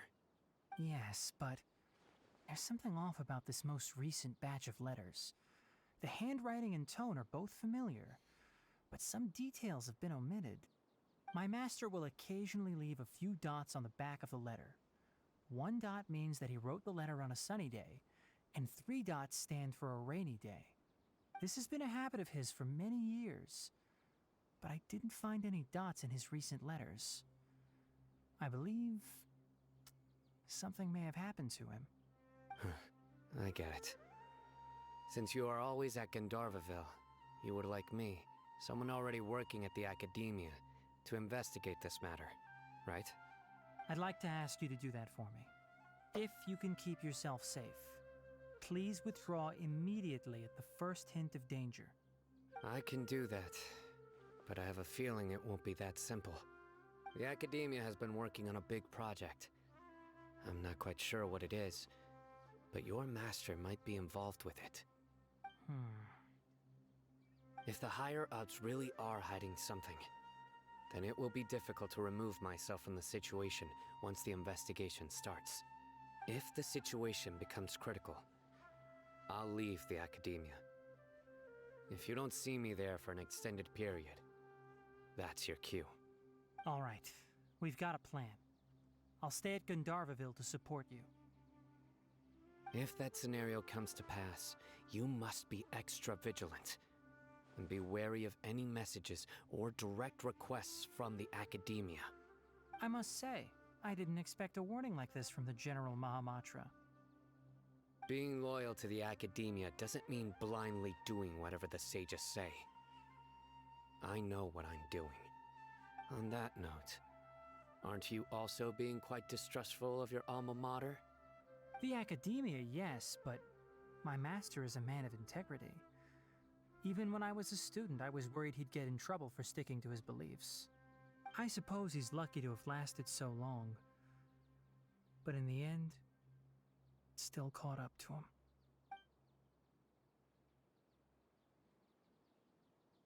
I see. So you noticed something was up with the academia from the very beginning. This may well be how Sino became involved in all this. In that case, I must keep my promise and help you however I can. Also, if you run into Sino again, welcome please back. help me pass on a message to him. Trust your own senses and experiences. I think this may be something he needs to hear right now. Okay, we'll find a chance to tell him. Thanks. Right. Now let's go hunt down this Harbinger. Oh, by the way, which way did the doctor go when he left Pardis Di? That way. Gotcha. Thanks so much. We'll be on our way. See you later. So how was your food? Was it good? Was it tasty? According to Tighnari, the doctor is leaving Sumeru soon. I want to check if the doctor was actually telling the truth. He also said that he'll take care of everything before he leaves. What did he mean by that? We need to be extra careful when dealing with a person like him. Just to be safe, let's chase him and see what we find. But we have no idea where he went. How can we start chasing him? We'll do it the mercenary way. I'll find leads as we go.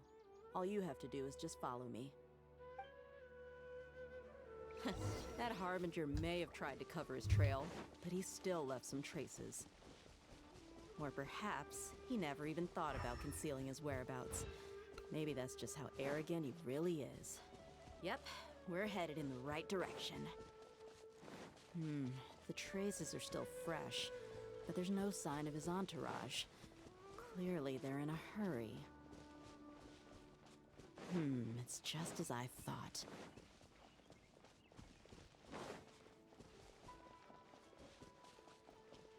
Of a Tui base.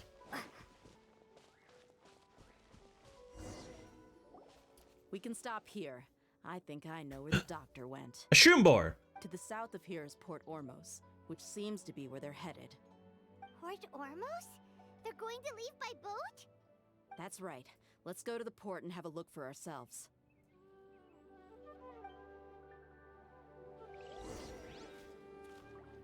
Anyway. Back to what I was doing. I'm just not even going to bother.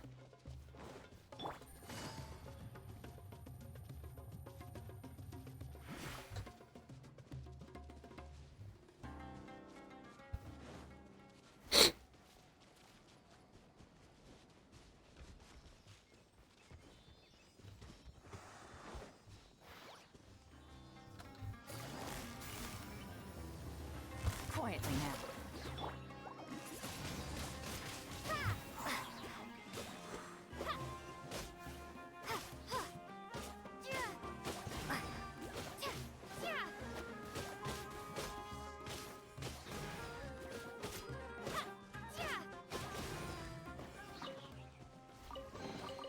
I'll keep this close.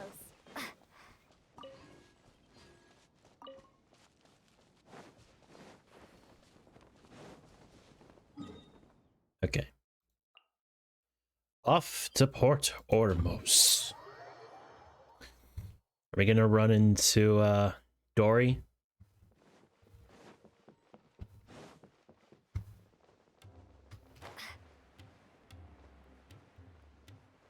Hey, Fatui. Look! Fatui soldiers! Thanks to Dia's tracking skills, seems we found the right place. Shh! Don't draw their attention. The port is crawling with Fatui soldiers. Let's keep going and see what we can find. Now this is a proper farewell ceremony for a Snezhnayan Harbinger. The Lord Harbinger is leaving. I've still only seen him once or twice. I used to hold a position in our homeland, and back then, the doctor spoke in a very different way from the way he speaks now. Maybe the way people talk in Sumeru has rubbed off on him? It's always like that when you spend too long away from home. When he gets back to Snezhnaya, perhaps it will also take him some time to get used to the life there again. Huh? But, sir, that can't be right. No, I remember it like it was yesterday. Both his expressions and tones are now very different. Also, for some reason, he seems like he's all smiles now. You must be mistaken. Nobody's supposed to look happy when they're on a business trip.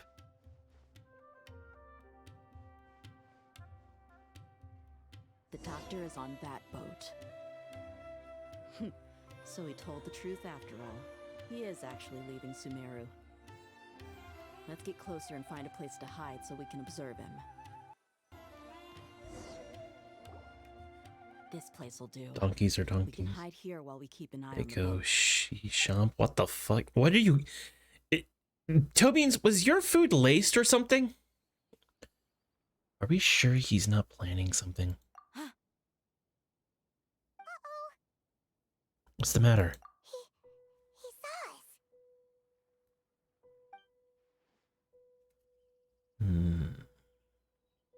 Huh? Is he waving at us? It's time to say goodbye. Wait, is he the only person on the boat? You mean there's nobody with him?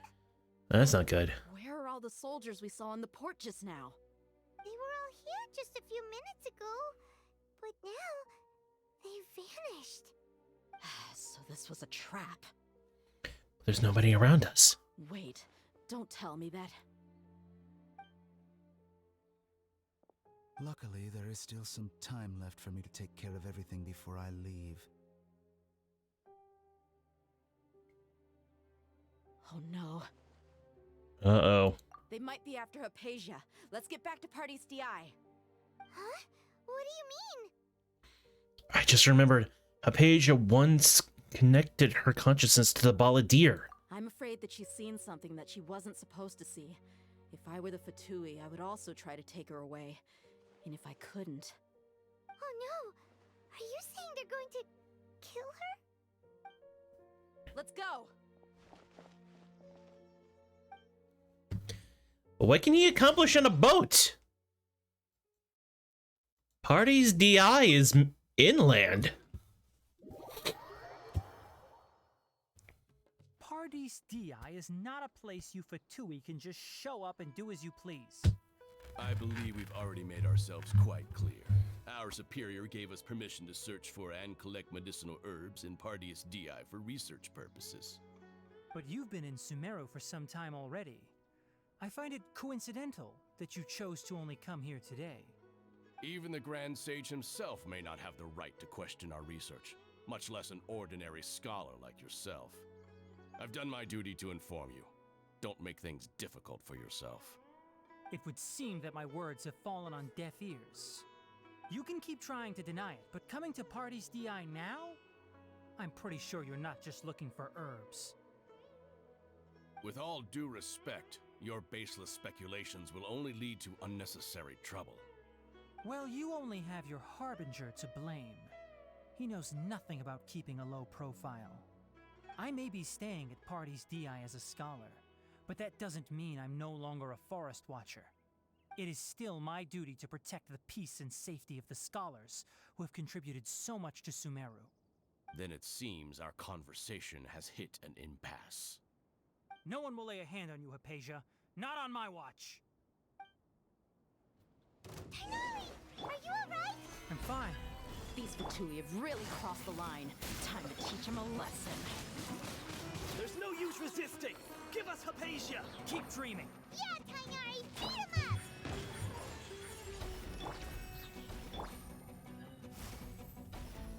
Quietly.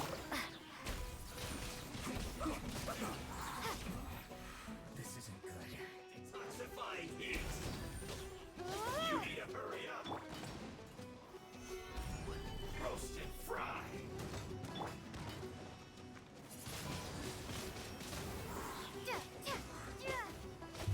You need to hurry up! This one! The doctor's orders are absolute! Yeah?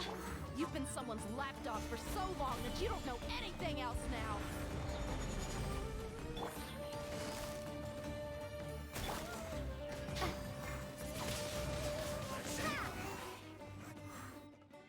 We're not getting anywhere. Traveler, Paimon, please go to Hypatia. We need to make sure they don't try to sneak around and attack from behind. Got it! Understood. Hypatia's still here. Doesn't look like anyone's broken in. She appears unharmed, but why is she so still? She's just sleeping. Well, how is she? Everything's fine. She's sound asleep. Oh, that's good.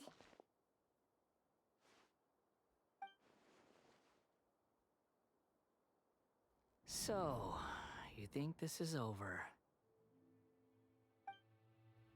That voice.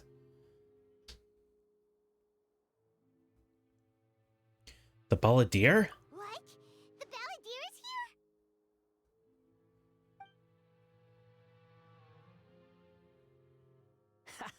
here? I've missed that look of abject horror. You've given me that look every time we meet. But, where is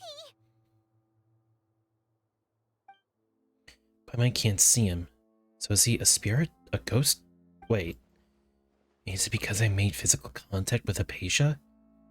The Balladeer in her consciousness? I can hear all of your thoughts, you know. Don't you remember? I already saw you the first time you came to Parties DI and made contact with Hypatia. What did you do to Hypatia? I didn't need to do anything. It is her honor to be able to connect her consciousness with me. Who are you talking to? It can't be the Balladeer, right? That's impossible. I know you must be curious. I might as well tell you that I decided to enter Hypatia's consciousness the moment I sensed your touch. But why? I wanted to observe you on a fool's errand. Hey, Traveler! What are you doing? Paimon, please stay quiet for now. My deification is nearly complete. All that's left now are just some final details. Do you understand? Even if you manage to rescue Lesser Lord Kusanali, it will be impossible for you to defeat a bona fide god like me. Is it wise to force that childlike god into a divine battle against me? Yes! The Academia acted even faster than we thought. Scholars consider the God of Wisdom to be the sum total of their faith. It's how they can justify reverence for a god as they construct it. But this also shows that humanity's worship of gods is a combination of blasphemy and exaltation. It's truly laughable. If you can hear my thoughts, I want to ask you a question. Yes. What is it? You're acting more friendly than usual, or am I mistaken? Yeah, I'm in a good mood, which is why I'm talking to you like this. Are you really okay with all this? What do you mean? The Academia's plans to infuse your consciousness with divine knowledge capsules. This is extremely risky. Even if the Academia's theories are correct, and you manage to gain the wisdom of a god, you would probably no longer remain yourself. You'll become a new Greater Lord Rikidevata for the Academia. Even if it means losing yourself, would you still want to become a god? Those words almost make you sound like a friend who actually cares. But you're wrong. I'm different from all of you. I was born to become a god. My entire life up until this point has just been a meaningless routine. Just think about a sheet of paper. By itself, it holds no meaning. The content recorded on it is what gives it value. All I had recorded down before were some painful memories and boring human feelings. Such senseless drivel should have been erased a long time ago. Indeed, to me, the sight of you fools in your futile struggles is far more amusing. Tell me, just what has this world done for you to protect it with such zest and conviction? You wouldn't understand. I'm connected to your consciousness, so I can hear what you're thinking and sense the depth of your determination. This is a good conversation we're having. So here's a word of advice. Let go of your misguided guardian complex. You know nothing about the truth. It'll be for your own good, as well as everyone else's. Humans are a species that can only find bliss in ignorance. If that's truly what you believe, why did you keep your connection with Hypatia? Surely, with the power you come to possess, you can cut her off with just a thought. Ah, you've seen my affection for her. If you were in my position, I think you'd feel the same way. She peered into my consciousness and saw my past. Someone like that is qualified to become my first follower. All gods need followers. So Hypatia has been chosen. Her appearance heralds my imminent arrival at the throne of divinity, while her worship shall become my glory. Is that so? You're doubting me again? No matter. Soon, you'll know what kind of authority you're challenging.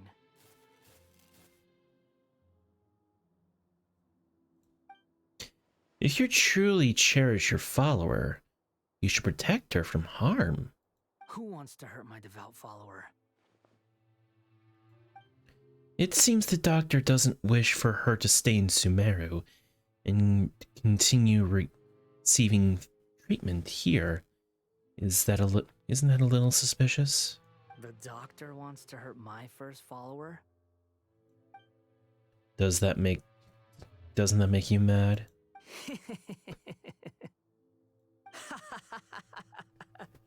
How very amusing. Has anyone ever told you that you're not good at sowing discord? The doctor has never known his place. Even now, the puny human thinks himself capable of interfering in the business of the new god. You're still too naive if you think a few words will be enough to convince me to destroy the doctor. But I'm willing to give you a gift, just like my expression of affection towards Hypatia. It is an honor for you to be able to stand here and speak with me.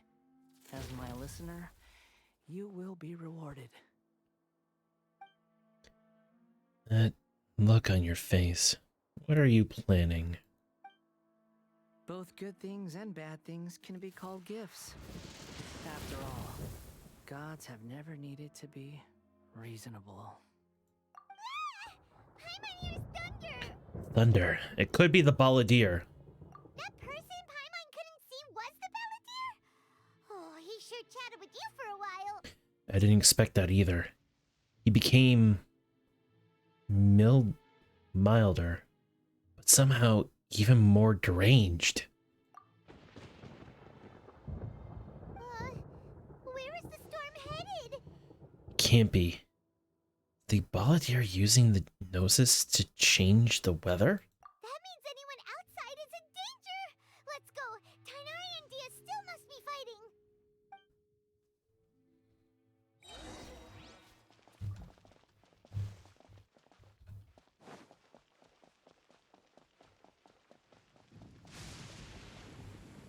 Jack Burb wants a hug, but I don't want a hug. Is she allowed to hug me? Yes. Everyone deserves to have a hug if so needed. Oh! Have the Fatui retreated? Tighnari, Dia are over there. Hey! What happened to you? He's hurt. I'm fine. I don't like hugs. Don't move. I've seen Eremites get struck by lightning before. You need to rest. I get that you don't like hugs, but I think you can suck up one hug. Thank you for the hydrate and thank you for the stretch. Make sure you do the same.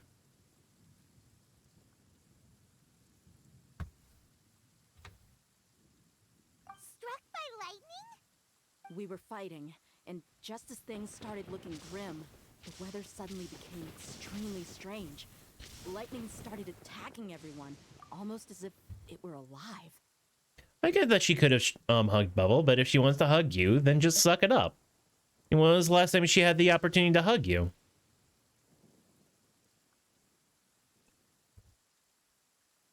Luckily, there were only two of us, and both of us were nimble enough to dodge most of the strikes. There were a lot of Fatui, though, and they were being torn to shreds by the bolts of lightning. With that, all the Fatui soldiers were forced to retreat. You're wounded. I'm really sorry. I don't like hugs and she knows it. Why don't you like hugs? What's wrong with a hug?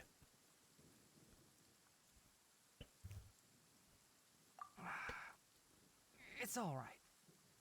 My wound aside, you look like you've seen something unpleasant. Is Hypatia all right? She's okay for now, but I want to tell you something.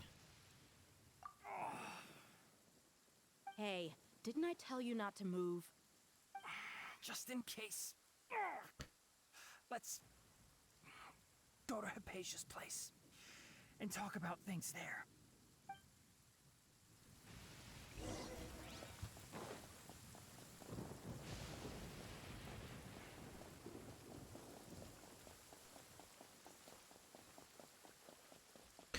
From friends or the occasional lover, I like hugs, but my friendship and romantic love language, physical touch. Oh. But for family, it's different. I don't get why, but okay.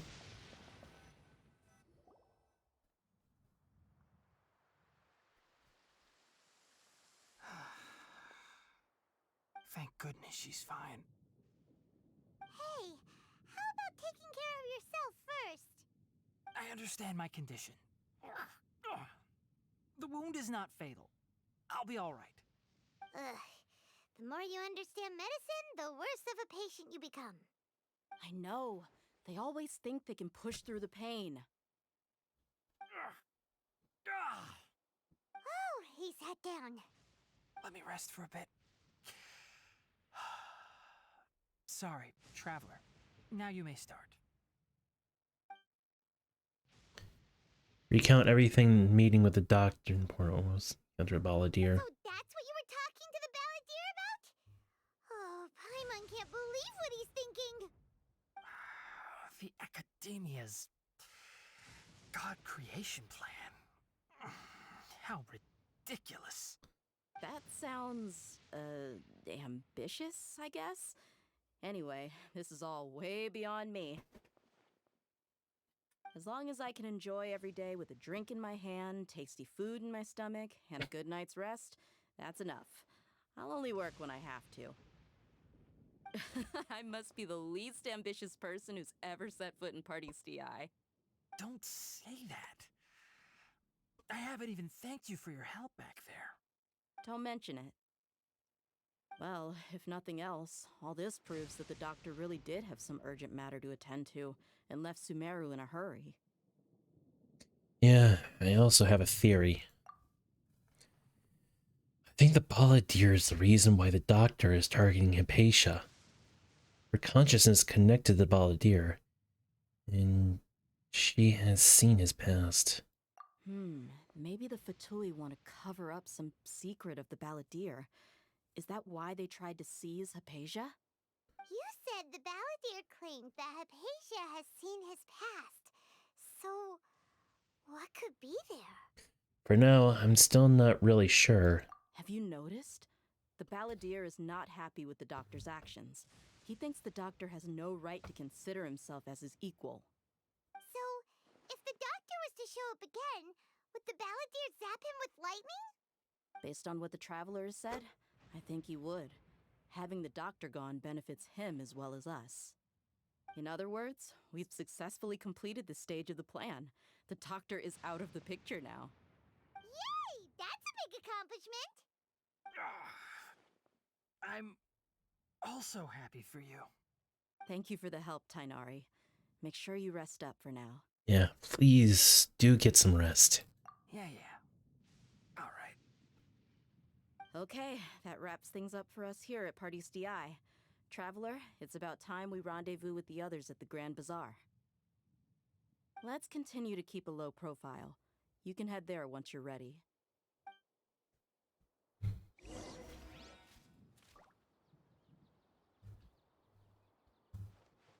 You can just focus on your plan. Leave Hypatia to me. My wound isn't going to get in the way. Okay. Guess I'll sit still for a little while longer. Poor Tighnari. Hang on, I want to try something.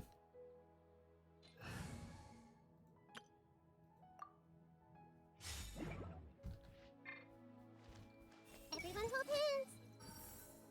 Ah, damn it. Okay. Oop, wrong button.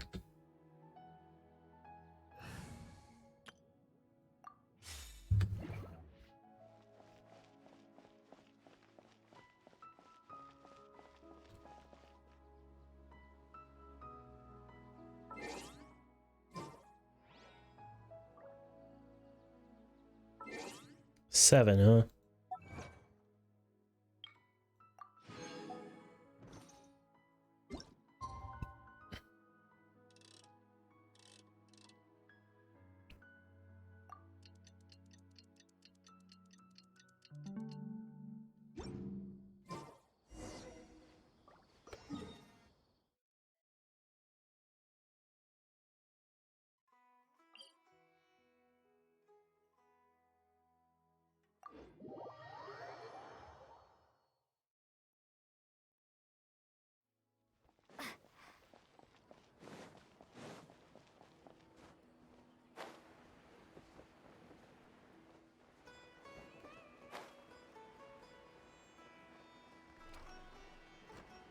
I love these automatic doors.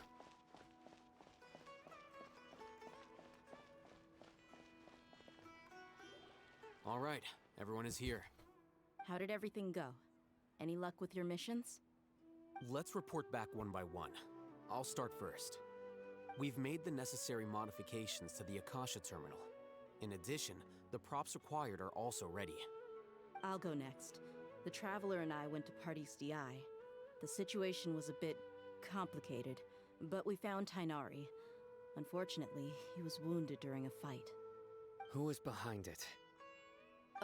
Well, that's the tough part. What should I say, Traveler? The Fatui or the Balladeer? Let's go with the Balladeer. After some back and forth, we confirmed that the doctor has left Sumeru by boat. He has something urgent to attend to back in Snezhnaya. So, we've successfully removed the doctor from the picture. Also, Tighnari's already resting, so he'll be okay. Good. Oh, Tighnari also asked us to tell you this message. Trust your own senses and experiences. All right. I'll remember that. Everything also went smoothly on my side. The Eremites should have arrived at their destination by now. To avoid alerting the quarry, they will stay there for now. I can't believe you actually got so many Eremites into Sumeru City. It's all thanks to Rahman and his brave team, as well as their bold strategy. It appears to have been very effective. I'm glad to hear it. Well, is that everything? Okay, this meeting is adjourned. Huh? Wait, you mean that's it? Well, what else is there to discuss? Shouldn't you end with some words of encouragement? You know, to fire us up now? Personally, I'd rather we all go home and get some rest. I'll hate them, you... Ugh. Oh, and if you wanted someone to say something to that effect, then I must reiterate that I'm here to strategize and not to lead. So you should find someone more suitable to do that. But I thought all of you Academia big shots were great speakers. Then I should remind you that I'm the scribe. I know that. So what? A scribe is responsible for recording meetings, not speaking. Fine, whatever. Well, Sino doesn't seem to be much of a talker either. I guess that leaves it to my employer. Employer? Yep, the Traveler hired me. She asked for a smile as her payment. That's right. So come on, boss. What do you have to say for the team? Yeah, say something to boost morale. Let me think. Huh? What are you all doing here? Oh, it's Nilou! Hey, everyone. I'm not disturbing you, am I? Not at all. I was actually just about to go find you. Judging from the group and all your serious faces, you were discussing something important, weren't you? But you also look like you're up to no good. Seems pretty interesting. Welcome, Nilou. Would you like to join us? Huh? Join you? You mean, you also want to discuss something important with me? Yes, something very important. Nilou, are there any breaks in your performance schedule in the upcoming days? Huh? Wait, you're seriously inviting me?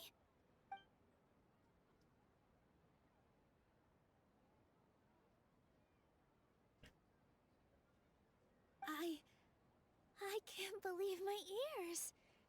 You are truly the bravest and most passionate people of Sumeru, well, that I've ever met. Oh, right. The Traveler and Paimon are not from Sumeru, but you are awesome as well. That's right. I must admit that I'm a little scared, but I'll try my best for Lesser Lord Kusanali. If I can somehow use my abilities to help you, then count me in.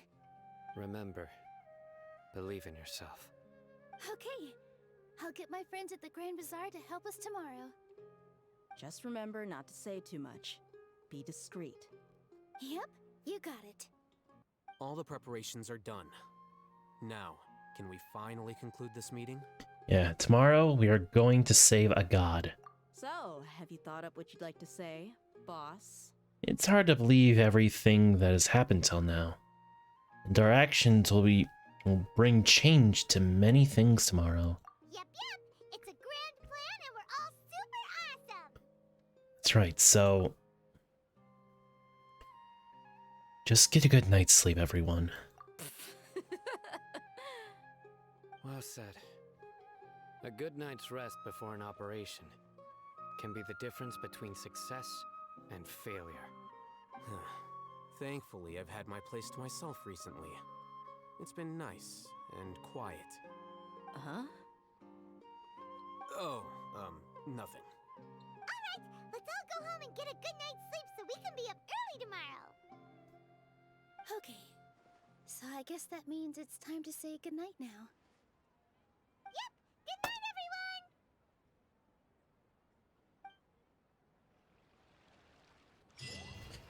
Victory Road.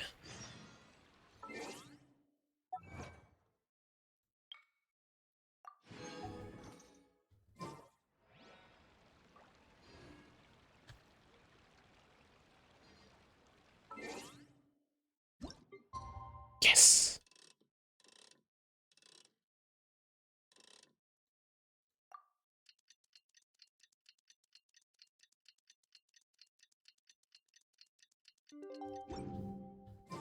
Today's the Academia's Niagarbaha Day. We can finally put our plan into action. Niagar. Alhaitham Oh, jeez. for us. Let's go to the Academia and find him.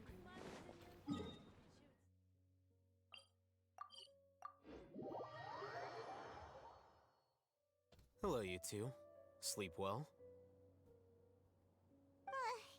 Not really. Paimon got too nervous thinking about today and didn't fall asleep until the sun was almost up. What about you, Alhaitham? Naturally, I slept just fine. After all, a good rest should be considered part of the plan, since energy is an important resource.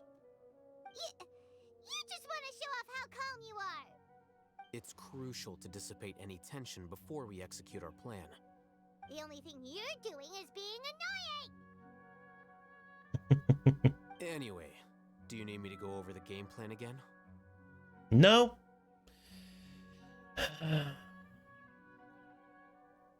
Want to confirm everything again? Yes, just in case. Our target is Grand Sage Azar's office.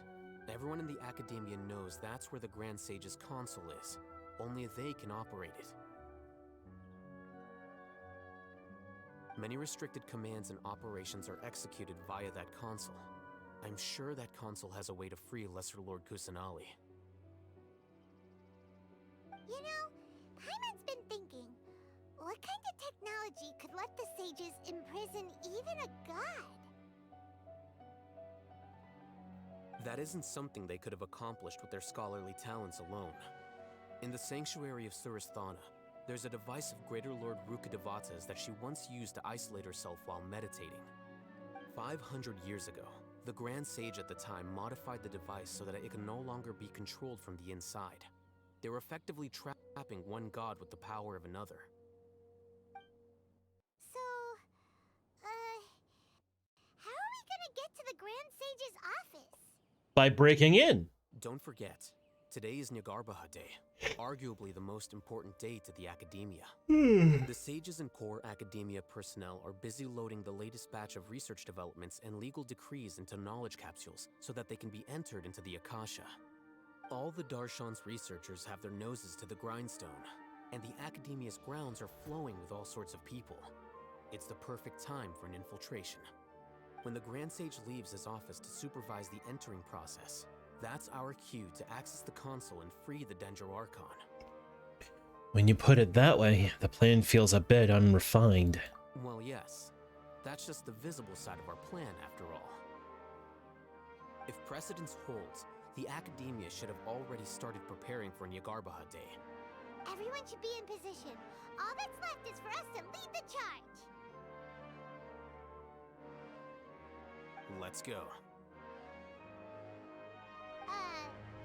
So are we just gonna walk in through the front door, or...? Yes.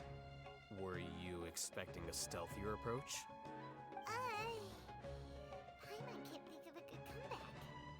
Alright, it's all on Alhaitham if things go south. Let's do this.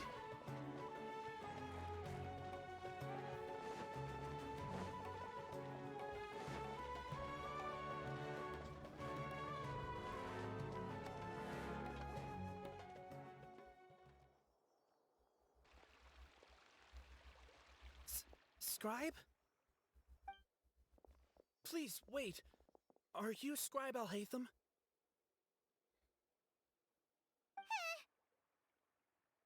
Calm down, Paimon. That's me. Is something the matter? I'm in a hurry. No. I was just surprised to see you here. I had heard that the sages were looking for you not long ago, but I didn't know what for. And, also, Please don't bring outside guests into the academia. This isn't looking good. Outside guests? How did you arrive at such a conclusion? Your groundless inference shames the Haravatat Darshan. What did you say? I'm the top student in Haravatat, and I earned 3rd place at the last Inter-Darshan debate. Don't look down on me. I'm looking down on you. That wasn't my intention.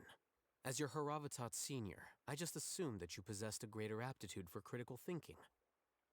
Look, based on what you already know, the purpose of my return and the reason they're here should be obvious. Is that so? Wait a moment. Let me think. Don't tell me the answer. The sages search for you. A blonde-haired traveler. Outside guests. So, from the start, the sages weren't looking for you, but this traveler? And you were gone from the academia for so long because... Hey, shh. Yes, you've proven yourself as the top student in Haravatat. I surmise you've arrived at the correct conclusion. As I expected. Please, forgive me. I wasn't thinking clearly just now. Thank you for getting me back on track. It's nothing. We'll be on our way then. All right. Thank you for your contributions to the academia, Scribe. What the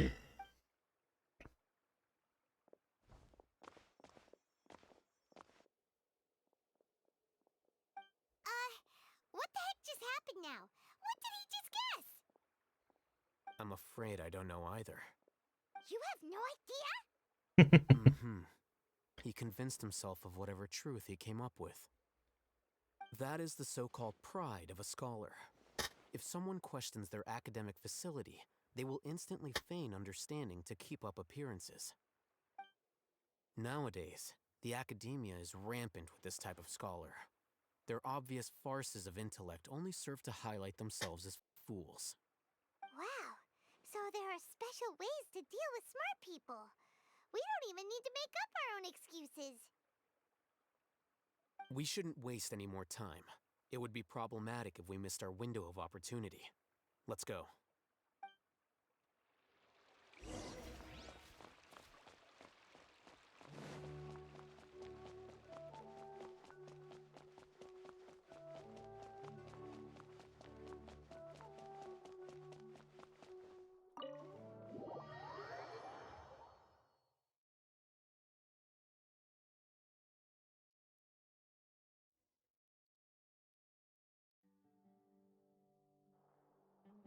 Is this the Academia's library?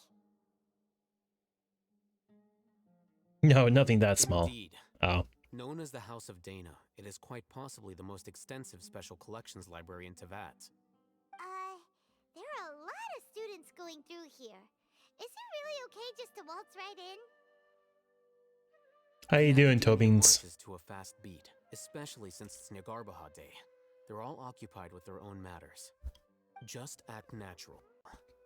Now, hurry along. Good. Glad to hear it.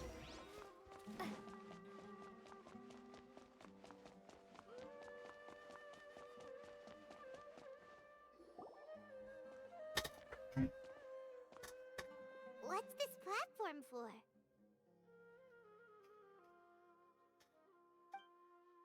It's a lift that academia personnel use to access higher floors. Are we gonna take it then? The Grand Sage's office is up there somewhere. No, not right now. We can't guarantee that we won't run into the Great Sage. Let's step back and observe for now.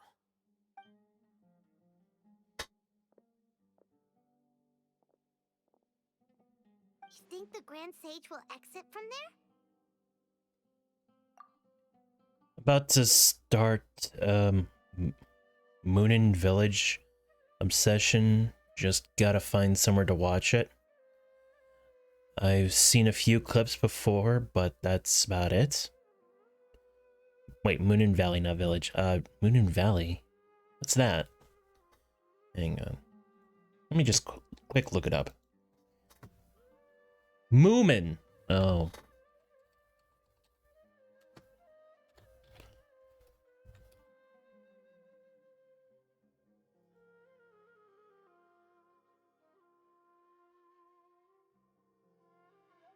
Oh, now I remember who Moomin is.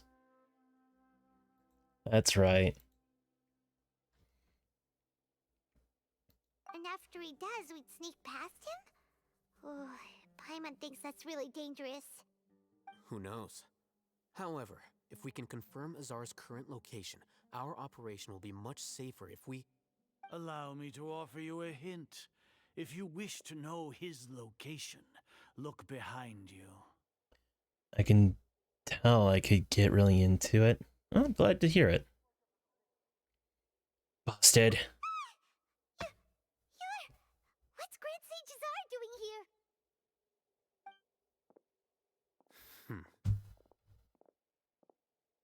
Do not tell me you believed the Academia would not grow suspicious of you after such a prolonged absence, Scribe. An eyewitness had informed me of your whereabouts, so I came to personally welcome you. Great Sage, I didn't expect you to care so much about me. I'm truly flattered. I'm sure, but compared to you, I am far more interested in these two unexpected guests. You are the Traveler and Paimon, correct? It's a pity that only now have I been afforded the opportunity to formally meet two of Sumeru's most esteemed guests. I do apologize for my lack of decorum. It's not too late to stop you. It's not too late for you to stop. Excellent. You immediately initiated discussion instead of attempting to prepare some perfunctory excuse. You clearly understand the situation at hand, and have no intention of making a reckless stand. The foot traffic here renders this place unsuitable for discussion. Please, follow me to my office.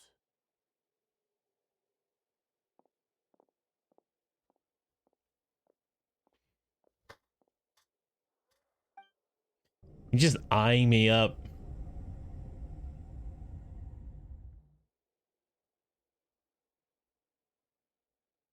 This place is crawling with guards. There's no way out for us. All right then, Traveler. What did you wish to discuss with me? Today is Neagarbaha Day, so I still have many responsibilities to attend to. There is little time for idle chit-chat before I detain you all. Fatui are not to be trusted. You seem to know quite a bit about our endeavors. If that is so, then you should be praising our great work, rather than using your trivial misgivings in a futile attempt to sway me. Trivial? Then tell me, what do the Fatui want from me? A gnosis? Maybe benefits of some kind? Worthless. Those are all completely worthless. Benefits, divine power. These materialistic words do nothing but debase our great work. Creating a god.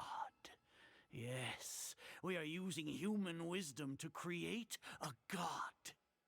If humanity cannot attain omniscience and omnipotence, then we shall create a god to reveal them. This is the pinnacle of human wisdom. No, it's the pinnacle of derangement. You absolute psychopath.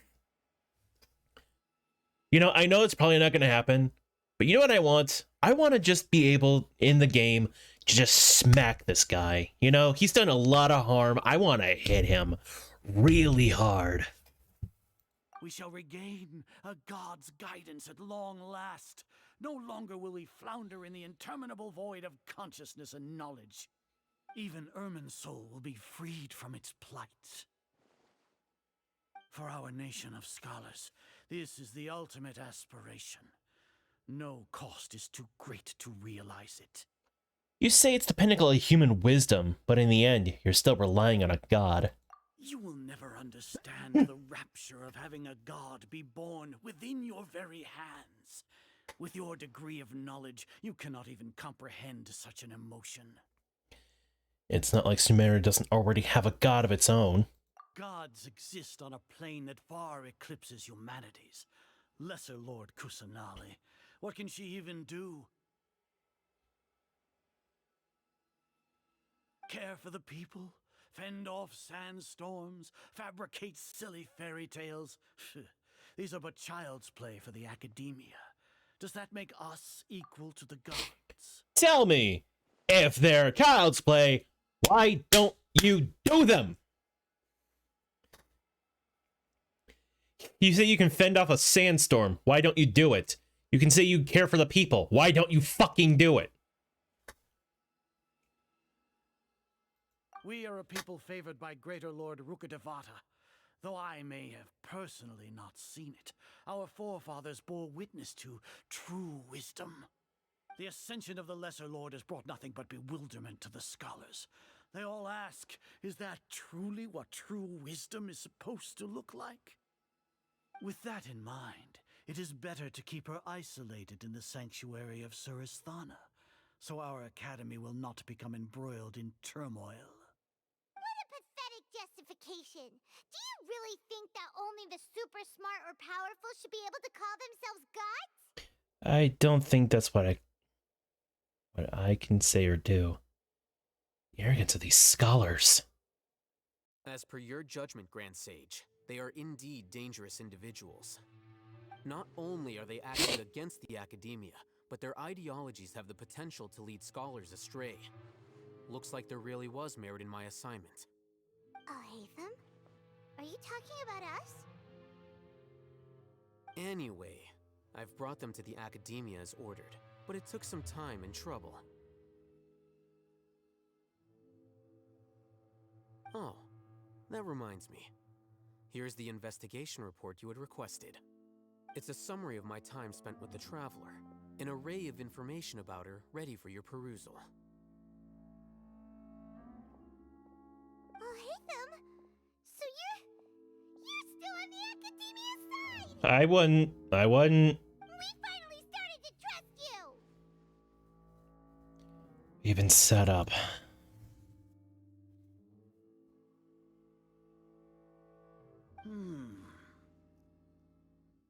Excellent. Detailed contents with no errors. I would expect nothing less than an immaculate report from the scribe. Getting cozy in my chair. As it is Niagarbaha Day, I'll enter the information on you into the Akasha. Surely you know what that means. We'll be monitored, just like Sino. With the Akasha's calculation prowess, all of your actions will be predicted with an accuracy of at least 98%. Furthermore, your data will be updated in real time whenever new information presents itself. To put it into words you can understand, wherever you go, you will be walking under an invisible leash. This is Sumeru's greatest penalty for dishonest persons. When you say dishonest persons, does this include the General Mahamatra? Are you not familiar with the concept that great responsibility begets an equally great suspicion? In any case, you are Sumeru's most concerning external variable. Locking you down will greatly decrease the chance of any undesirable outcomes coming to pass. You're despicable! Did we just cut him? Despicable? Just right through the head. Perhaps from your perspective, but I suppose you had mentally prepared yourselves for this, no? What do you mean? Your ploy was to sacrifice the Traveler here, was it not? Lord Azar, I know what you're trying to say, but I've been following your plan this entire time. Why are you doubting me at this juncture? Must I delineate your entire plan? Very well. I will spell things out. First off, I received an eyewitness report that you were spotted with the Traveler to Caravan Ribat. However, you immediately departed for the desert and escaped surveillance range. Judging by the time, you all likely encountered the truant General Mahamatra in the desert. Am I correct?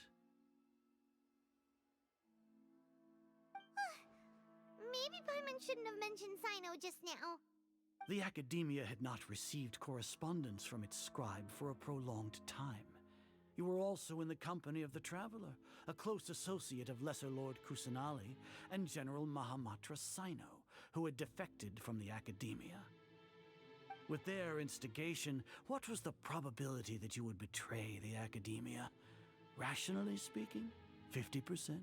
70%? What do you think? Regardless, that's only a guess.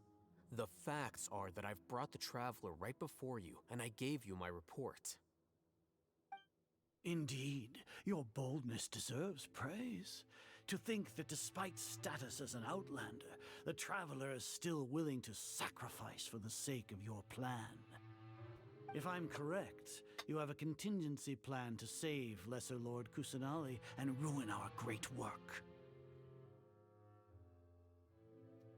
Sneak into the Academia on Nia Garbaha Day, using Alhaitham's status as the scribe, for there is a good chance that an opportunity to save the Lesser Lord will arise. Should your intentions be discovered, Alhaitham will turn traitor and sacrifice the Traveler, thus proving his innocence. He can then stay inside the Academia and continue searching for a way to proceed forward. As for Sino, according to the Akasha's calculations, he will soon return to the Academia and confront me in person. I suppose this is also a part of your plan?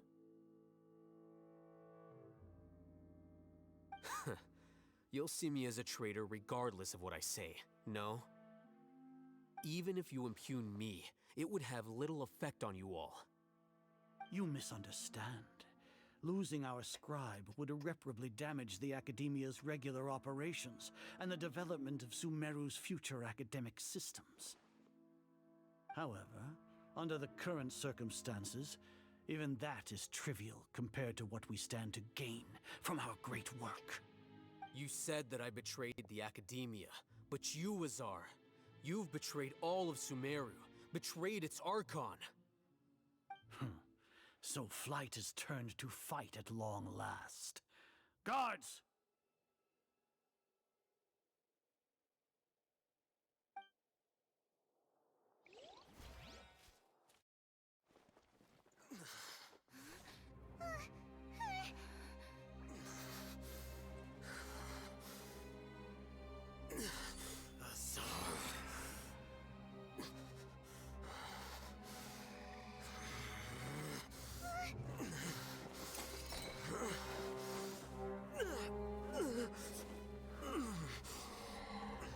Well, what do we have here?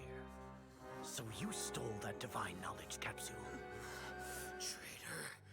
You traitor! Even the most rational scholar will yearn for the power of a god in a moment of desperation. Aren't you doing the exact same thing as me, Alhaitham? Unfortunately for you, no god will lend you their power.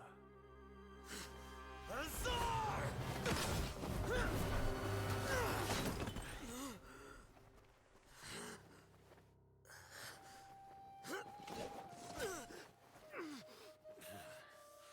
He has gone completely insane.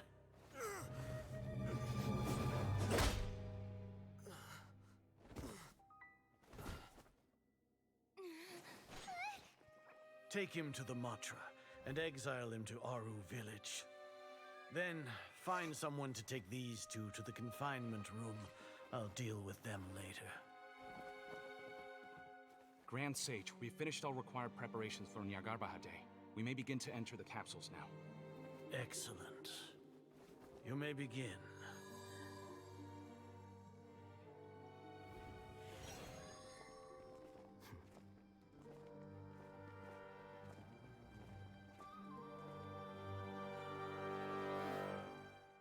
And thus, step 1 begins.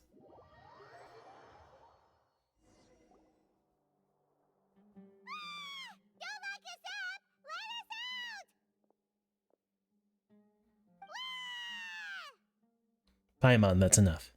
That's enough, Paimon. I don't think the guards can hear us anymore. Oh, yeah. Paimon got a bit carried away there. How was Paimon acting just now? Great, huh? Marvelous. Everything's going according to plan so far. We made it into confinement, and Alhaitham's probably done with his part too. That was close. We even managed to trick Grand Sage Azar. Alhaitham Latham sure knows how to cook up a plan. What are we doing next? Paimon has trouble remembering things when she's worked up. Let's review what we discussed during our strategy meeting. Right. Paimon thinks it went something like this. Apart from that, we still have yet another goal in the first stage of our operation, which is to send the Traveler to the confinement room. What? Why do we want to get her locked up on purpose? She's always been the person the Sages are most afraid of, as well as the greatest obstacle to the successful implementation of their plan. They are very aware of the risk she poses to them. Once the Traveler is imprisoned, the Sages will likely think that everything is under control. And with their guard down, the next phase of our plan will have a much higher chance of success. I can already see the pompous looks on their faces. Oh, that's a super tricky plan. But Paimon still thinks it's not really worth it. That isn't the only reason, of course. She has a more important task once she's in confinement. According to the Academia scholars in Ramon's custody, Lesser Lord Kusanali has sealed off her consciousness in the Akasha ever since she was captured by the Doctor. That way, they can't pry any more information from her. Even if we break into the sanctuary of Surasthana, it will take time to awaken Lesser Lord Kusanali's consciousness. We need to do that in advance. So our job is to wake up Nahida! Okay, totally worth getting thrown in jail for. The confinement room is inside the Academia, close to the sanctuary of Surasthana. It's a completely enclosed space, and you won't be receiving any visitors. I'll work with Ramon's scholars to make some modifications to your Akasha terminal. Once you're in, get as close as you can to Lesser Lord Kusanali and try to connect to her consciousness. However, as for whether she'll actually wake up, that will depend on our luck.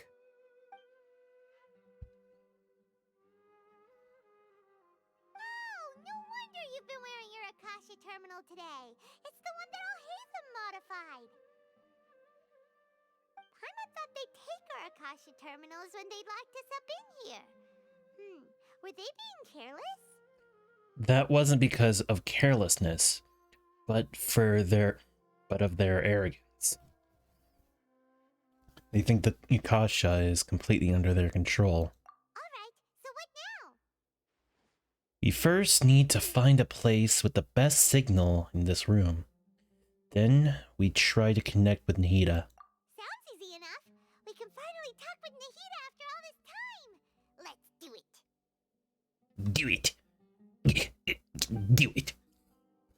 There's a light flashing on your Akasha terminal. It's almost like... the faster it blinks, the better the signal.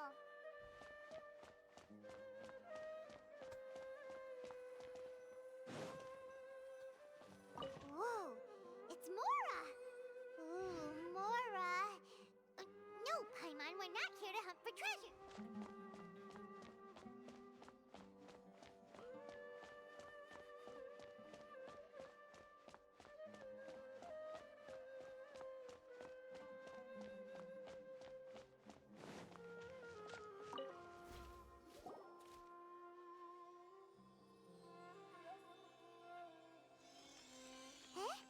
Is this the right spot?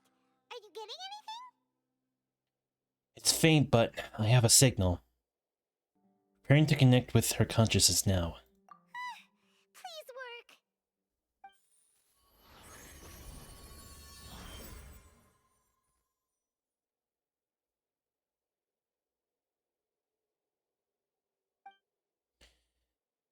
This is a realm of consciousness?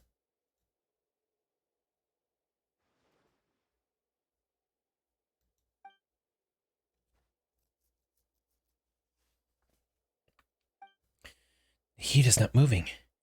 She really has sealed off her consciousness. I need to think of a way to wake her up.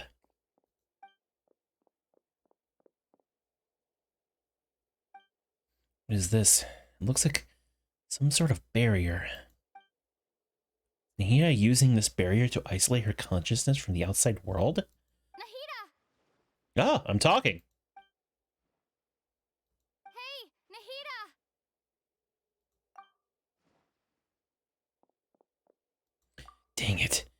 She isn't reacting. Seems like she can't sense me.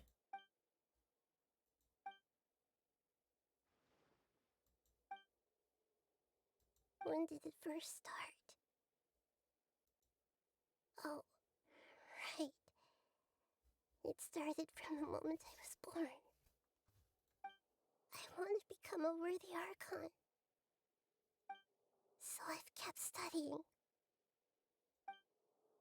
Kept listening to my people and their hearts. Kept looking for a way to save Irminsul. So I can catch up. Catch up to Greater Lord Rukkhadevata. But I'm stuck in the sanctuary of Surasthana. The sages are creating a god to replace me. And I'm forced to lock my consciousness in this boundless darkness. Nahida! What now? Is there really nothing I can do? But she's right here in front of me. I can't just give up like this. I've already left her behind once when the doctor first appeared. Can't do that again. Nahida!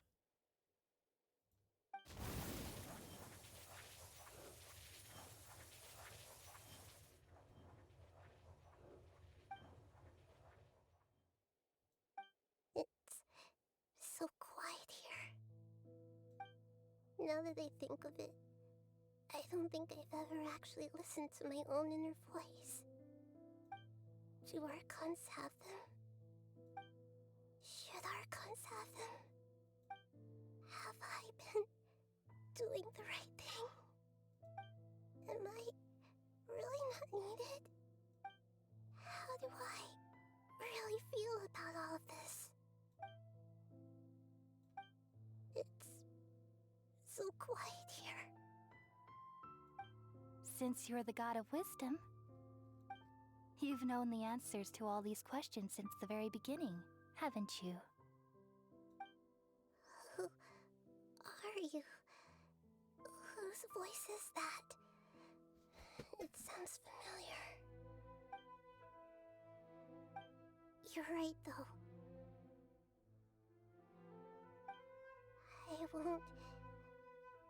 I won't ignore my own voice anymore.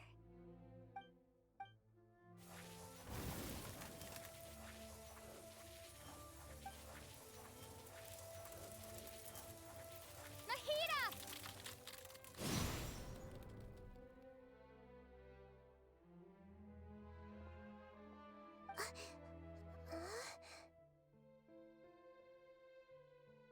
My feet. My tootsies, if you will. Nahida? Did you wake me up? Thank you. Why are you here? We're here to rescue you. Are you alright? I'm fine. It's just... when I think of everything that's happened to me, I feel really angry now.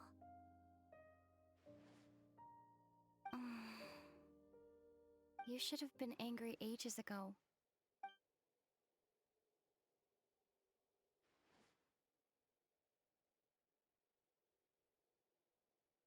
Huh? Oh, you're back! How's everything?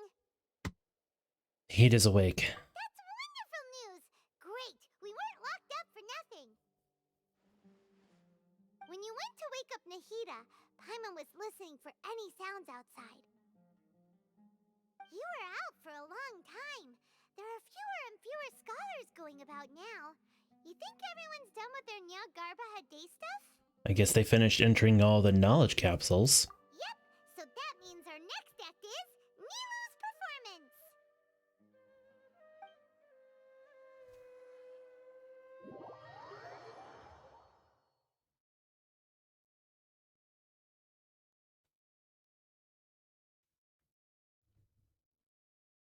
Do do do do do do do do do do do do do do do do do do. Nilou, are you sure about this? You're taking such a great risk for them. I'm sure. and I'm going. You know that I don't like to pass up any opportunity to dance, and this one is especially important. All right. You seem to have a lot of trust in them, so I won't say more on the subject. But if anything happens, the few of us here may not be able to help you. Don't worry. They've been through worse. Everything's going to be fine. All right. You know, if you really do get arrested, we'll do everything we can to get you back. Be careful, even if it's only for our sakes. Thanks, Mr. Zubair. You're so very kind. Where's Dunyarzad in all this? Oh, hello. With all my strength.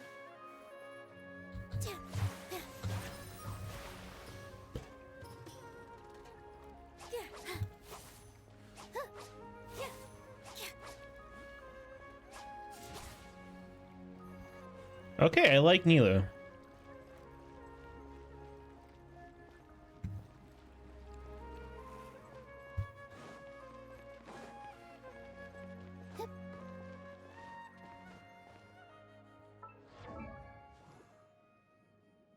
Eh.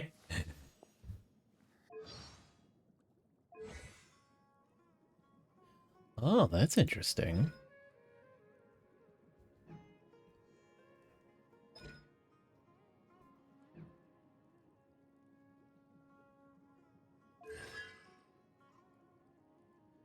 Huh.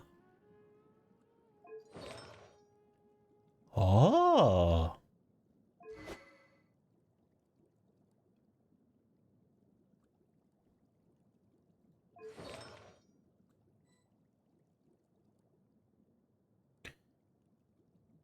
Interesting.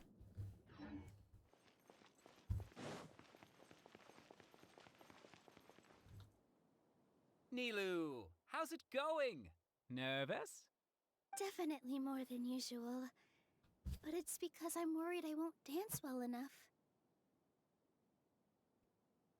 It's okay. Just focus on your performance. We'll take care of everything else. You sure know how to talk. Taking all the credit, even though we came here together to help out. Well, thank you both. I'll have to treat you to a meal after all this ends. I really, really appreciate all of your help. Ooh, that sounds great. Huh. How can we say no to that? I like this guy. All right, let's get back to business. Nilou, we'll be here to keep people from going to the academia so they don't interrupt your performance. I was planning on I love his doing something eyes. like, the academia has been conducting a weird experiment, and some of their test subjects escaped. It's really dangerous there, so stay away. Oh, you couldn't think of anything better? Oh well, I guess it does sound like something the academia would do. Look at this guy's eyes. He's got permanent bedroom eyes. That's amazing. I think it sounds great. I'm counting on you guys. Don't worry, it'll be a piece of cake.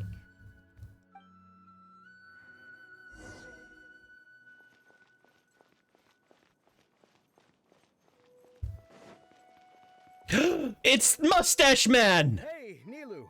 Sorry, it's great to see you, but I'm really busy right now. Our Bait People Away with Yalda Candy's plan is working beautifully. Look at this man. Look at this mushroom. Look at this hat. Look at the outfit. He is perfect. He is my ideal man. I love him.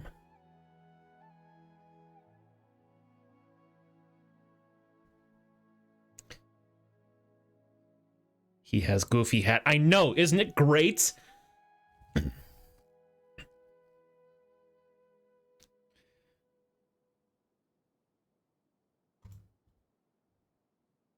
Do you want some candy? We have more than we can give out. Vihar, thank you so much for doing all of this. And even dressed up as the Knight of Flowers, no less. I'll pass on the candy, though. I cut back on sweets in the period leading up to a performance, and I'm about to start one. You have a point. The stage is cleared and everything's ready, so you can start your performance at any time. I love this man. He's beautiful. Thanks to you. I'm really grateful. All right, time to hit the stage. I'm sorry, why is that like The honor's all red? mine, since I'll have such a great view of the show.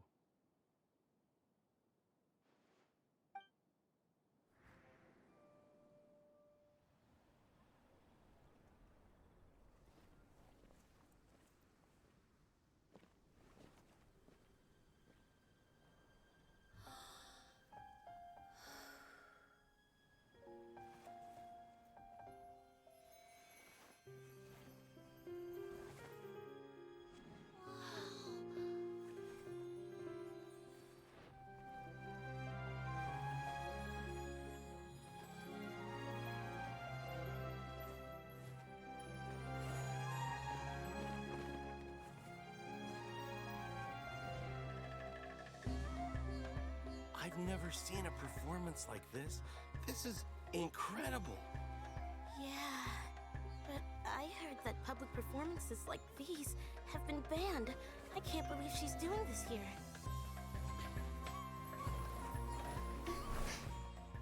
Grand Sage, there's some commotion outside. How uninteresting. Issue the new Prohibition Act from the Akasha to the guards. They'll know what to do. Do you think we should, like, stop her? Let's just watch for a little bit longer.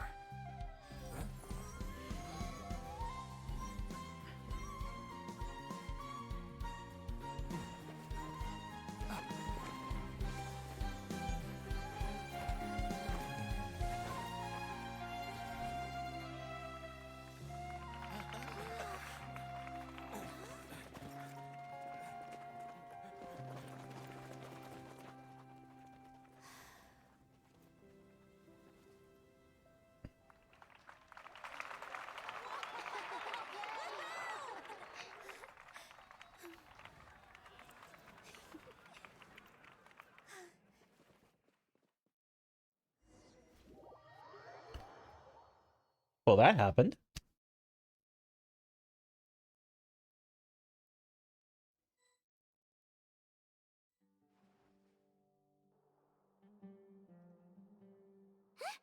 Did you hear that? It sounds like a lot of guards just ran by.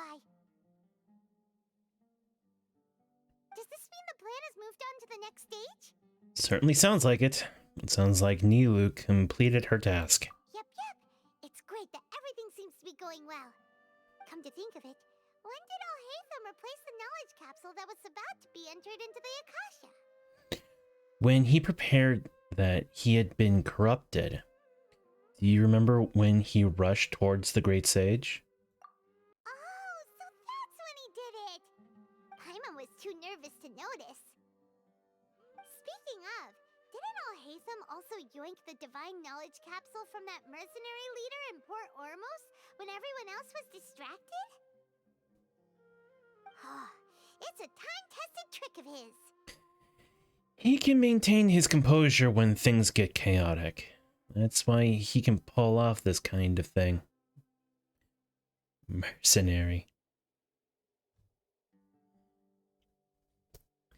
Yeah, they've been saying mercenary a lot today. Maybe it's Providence. Why are we complimenting him? Yeah, he's smart and all, but he still makes Paimon's blood boil. Let's review our plan for this stage again. It's not like we have anything else to do right now anyway, and it'll help us feel more confident. Paimon remembers that Nilou's task was supposed to go a bit like this.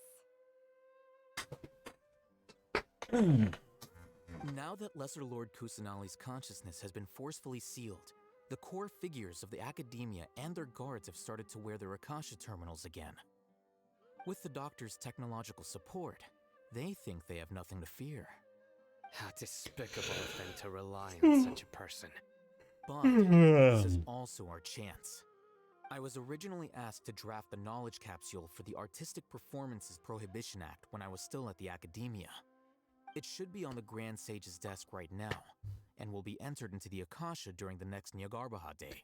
Yeah, this is something that I never understood about people like this. It's that they're so they are so fixated and they prioritize logic and reason and knowledge beyond everything else so much, to the point where they are actually trying to ban the arts, whether it's dancing, singing, painting, what have you. I never understood people like that. It's like you're eroding something very precious, culture, which, you know, is a part of academic knowledge. If you eliminate the culture, you eliminate about 80% of any kind of knowledge that you're trying to procure. I don't get it. I really don't.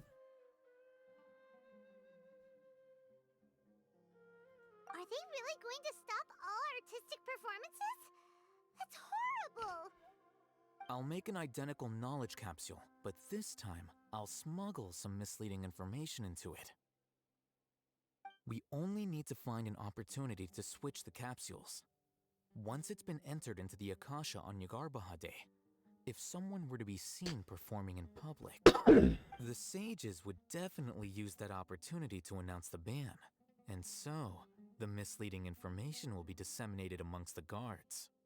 Sure sounds complicated, but it seems like if everything goes well, we'll be able to get rid of all the guards in the academia without any effort. That's pretty clever, getting right into their heads. I just have one question. Even if we manage to get the misleading info out to the guards, how can we be sure that they'll believe it? People who are used to relying on the Akasha become less inquisitive, and their ability to distinguish truth from misinformation is significantly reduced. They will view everything the Akasha releases to them as the unequivocal truth. Bit of audio Akasha will problems. turn humans into machines. I've seen it happen many times. Yikes. Good thing I didn't wear it for long when I was working in Sumeru City. At first, I thought it was a good thing too. By the way, this plan still requires a performer, right? Do you have someone in mind? Nilu of Zubair Theater. I know her really well. We can trust her. I'm kinda hesitant to ask her to participate in a dangerous plan like this, but we can ask her in person. All right. After the guards in the academia are gone, then it'll be time for me and my stowaway brothers to shine.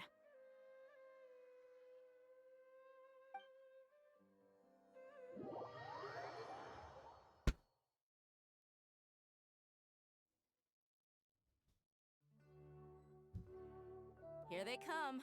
Did you see that, Raman? They came out from the academia in droves.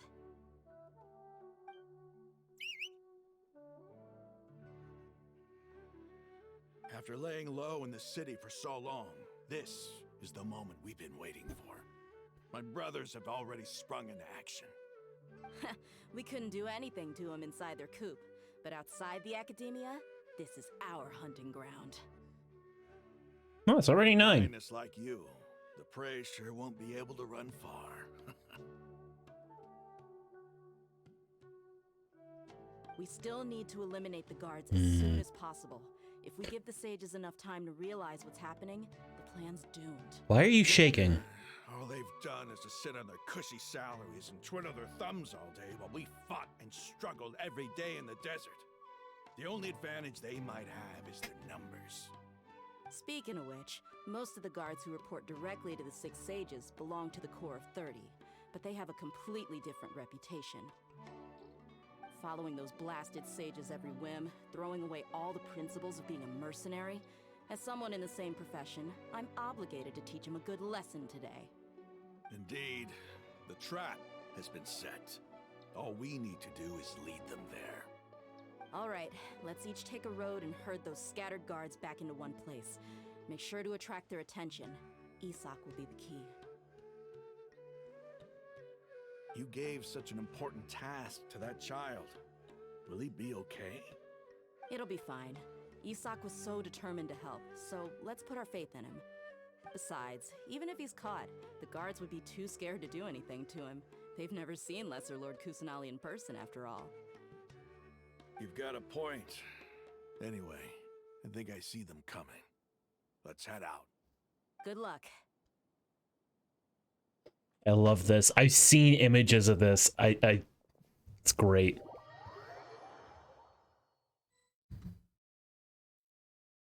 Look at this. This outfit. Look at this. This little boy. This little boy is trying to portray himself as Lesser Lord Kusanali. I love it.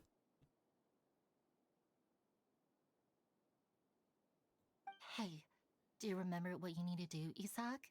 When the guards get here, you'll pretend to be Lesser Lord Kusanali and run away from them. Oh, yeah, I remember. Of course I do. I'm just a little nervous. This kid's precious.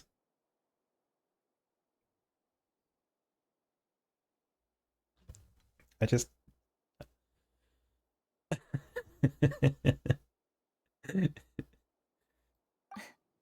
Relax. Don't think about getting caught. Even if that happens, we won't leave you behind. You only need to think about getting the guards' attention and leading them to the Grand Bazaar. Leave the rest to us. Okay, got it. I'm here to pay back Lesser Lord Kusanali for helping Grandpa. I won't get cold feet. Hey, they're here. I can see the Academia guards. I love how even though she's from the deserts and she's a mercenary, her makeup is still on point. All right, it's time, Isak. Take a deep breath and go. Look at that. She's got like some blush, some shadow, like light red shadow on her eyes.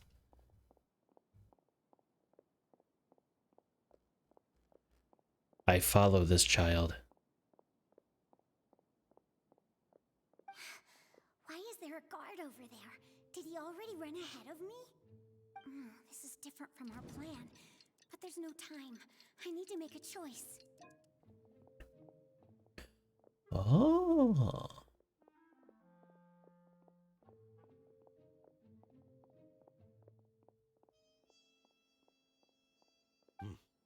Let's have a look behind the house.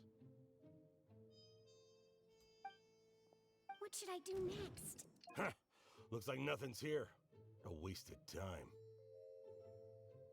Is that a different voice actor? Luckily, he didn't check behind the tree. What should I do next? The guard looks alert. What should I do next? Doesn't seem like anything unusual's around here. Looks like the guard finally left. I need to go.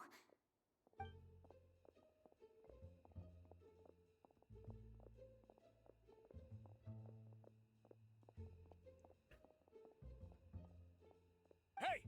Lesser Lord Kusanali is over there! Stop! What? Lesser Lord Kusanali? How did I not notice that? They found me. This is... Yeah, crap. I made the wrong decision. Kusanali is over there! Stop! What? Lesser Lord Kusanali? How did I not notice that? They found me. This is bad. Where should I go? The target suspected to be Lesser Lord Kusanali has escaped into the Grand Bazaar. Assemble and arrest her! Arrest a god, yes.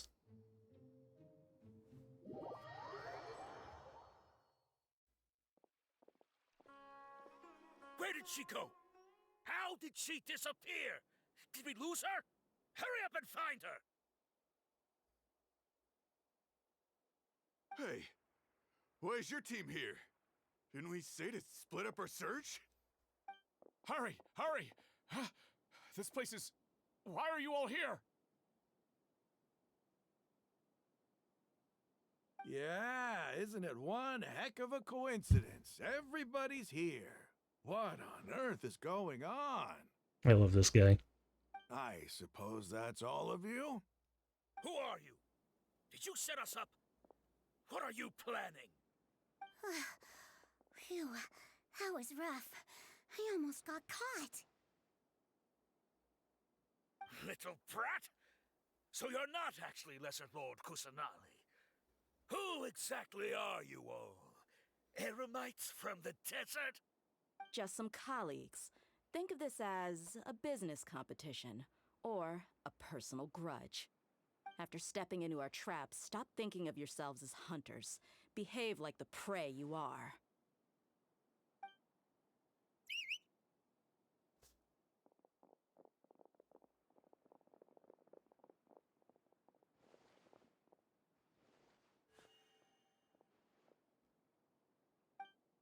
An ambush?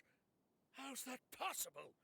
This is Sumeru City, but mercenaries from the desert somehow ambushed us! You've spent all your time hiding away in the academia. This place has long since become our hunting ground. Brace yourselves! Yay, I think we get to fight as her. Combat! Some characters in verse. Oh, we don't. Damn it. Maybe someday.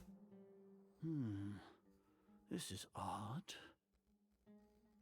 The academia has quieted down after the conclusion of the Nyagarbha Day ceremonies, but it's much quieter than usual.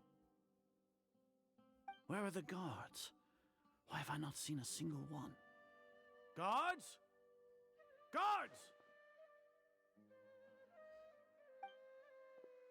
Grand Sage, how may I be of assistance? I called for the guards. Why did you come? My apologies, Grand Sage.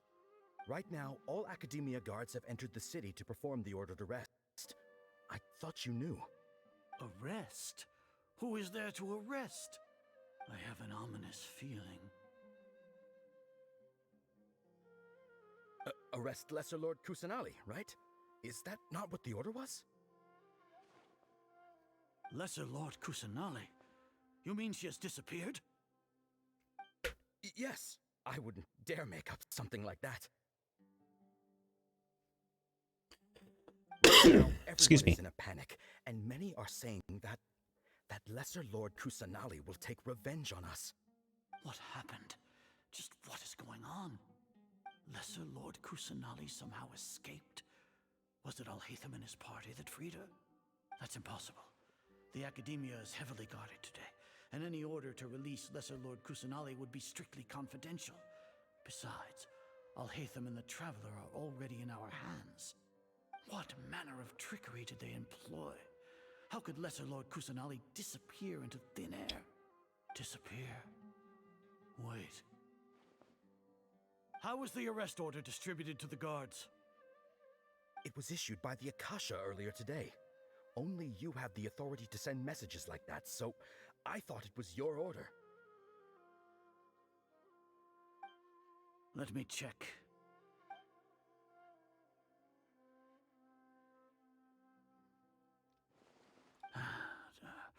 Here. Lesser Lord Kusanali has escaped from the sanctuary of Surasthana. Go to the city and arrest the escapee immediately. That's not what you said. Akasha indeed contains this information, and it clearly appeared in my mind. How did they bypass my permissions to issue this kind of message? Was it the report about the Traveler that Alhaitham submitted? No. I specifically checked that knowledge capsule before entering it into the Akasha. Could that have been a red herring? Well, even if I figure it out now, it won't make any difference. The important thing now is to confirm Lesser Lord Kusanali's status. Have you been to the sanctuary of Surasthana to confirm that Lesser Lord Kusanali has indeed escaped?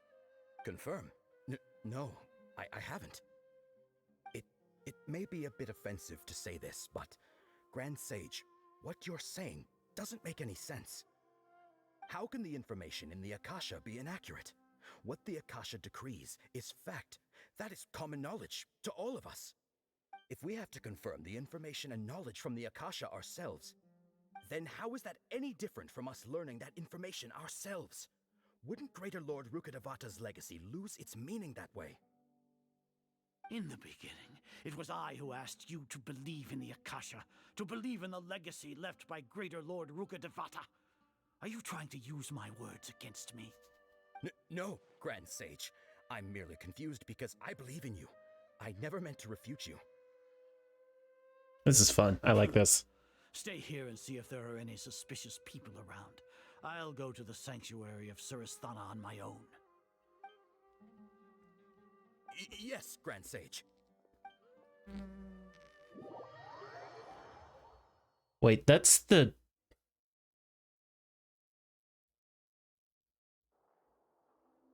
Lesser Lord Kusanali has escaped from the sanctuary of Surasthana. Go to the city and arrest the escapee immediately. How can that be? Stop thinking about it. Stop. It must be a trick of theirs. As long as I personally confirm it. Ah! Impossible. That's impossible. There must be something wrong with my eyes.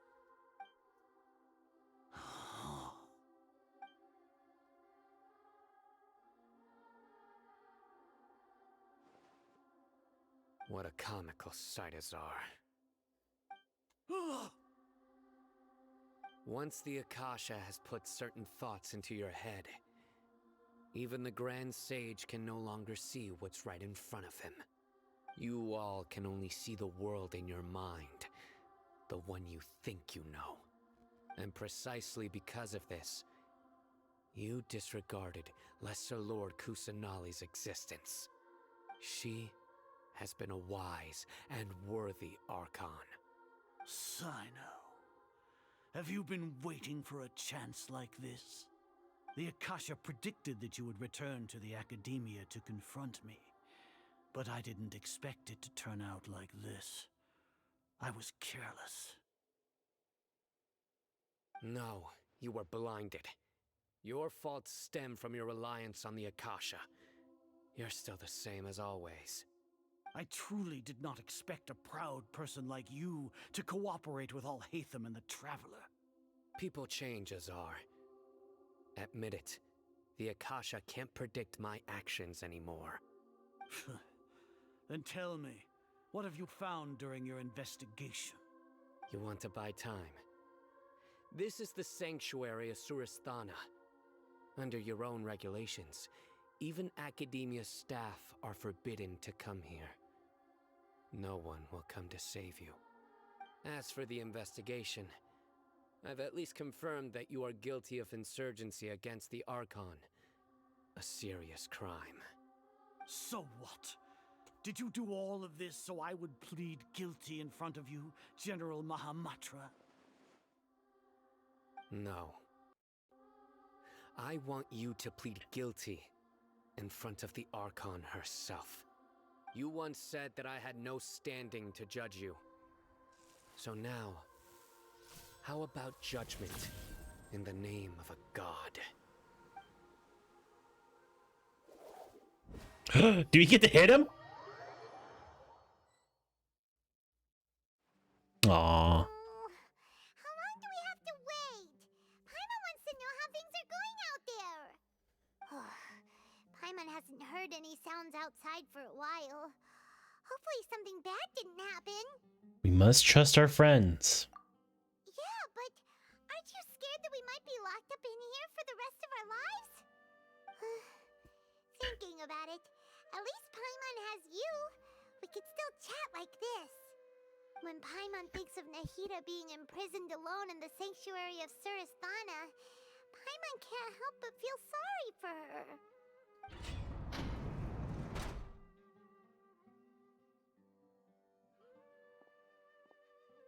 Here comes your savior. Dia! Paimon just knew you would come to rescue us! You were scared out of your wits just a moment ago. You two really owe me some big thanks. I had to search through who knows how many guards to find the key here. It felt even more tiring than whacking them. I'm exhausted. Thanks a lot. Need Paimon to rub your shoulders? No, that's, I'll pass. What are you afraid of? Oh, are you ticklish? Now isn't the time to talk about being ticklish. How are things going outside? Things in the city and on Cyno's side are both going well. The guards that stormed out of the Academia are all taken care of. The Corps of 30 is in charge of the city's defenses, but we already talked to Asfand.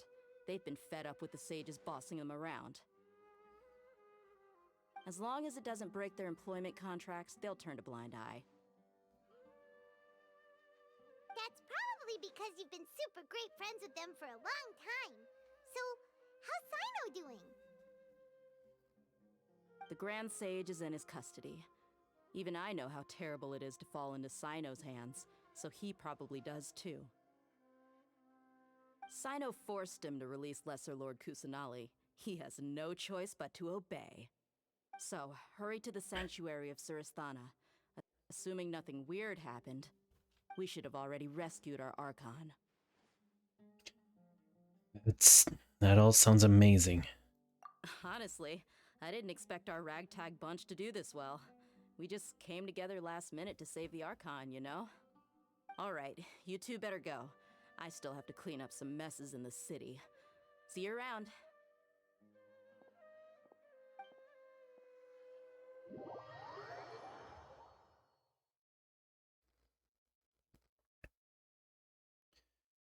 I can finally do things.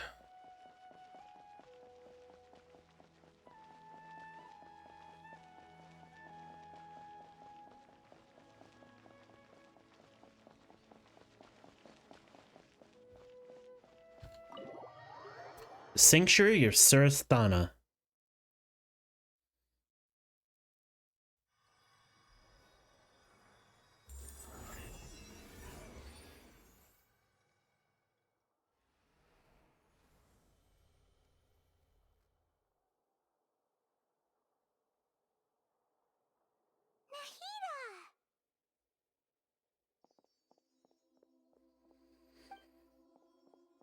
Should I say it's nice to meet you?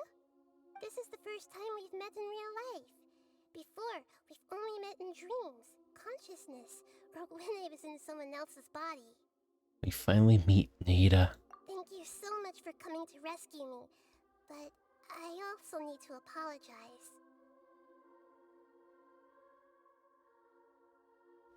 During this time, I did some self-reflection. My sense of inferiority and yielding to the academia led to all of this, and created so much trouble for you all. Don't worry about it. You've also helped us a lot. You deserve to be freed. Exactly! We're here because you're a good Archon and one of our friends! Thanks, you too. Amazing. So this is how it feels to walk out of that cage with my own body. It's like I just had an endlessly long dream. I can't even tell if I just woke up or was only now born into this world.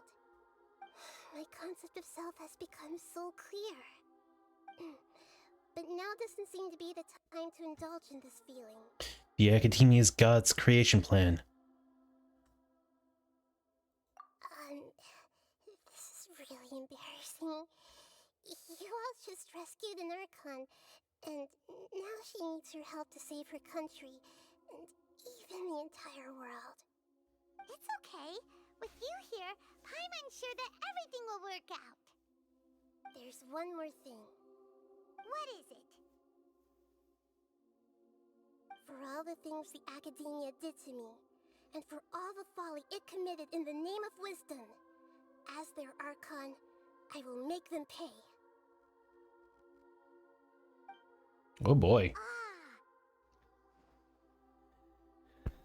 Wow! That's the spirit! You're finally standing up for yourself and not letting people walk all over you! I understand now. To be a better Archon, I first need to better myself. Yeah. If you haven't even figured out how to be a caterpillar, how can you be a butterfly? This is the knowledge that only you yourself have discovered. Yes, true. That reminds me. I wonder how far along the Academia is with their God creation plan. We need to hurry and prevent the birth of that false god. I need to make some preparations. Since I'm now free, I can establish a direct link to the Akasha and control it.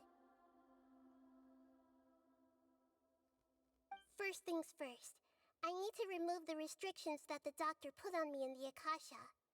After that, I'll make some adjustments and revoke the sage's permissions.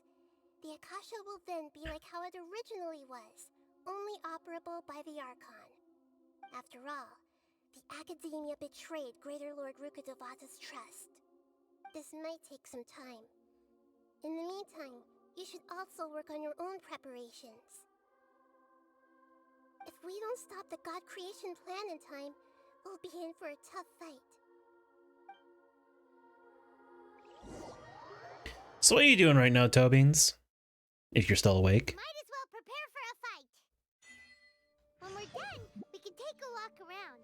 After all, we missed out on a lot of stuff when we were locked up.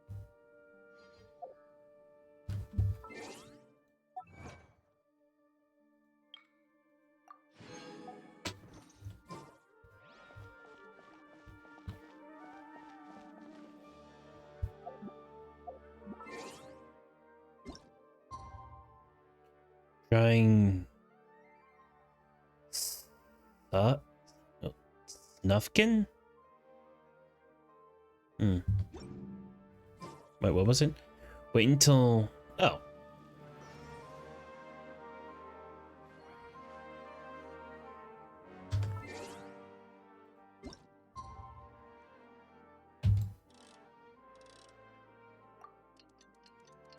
Main character Moomin Valley. Ah! Well, I hope I get to see it.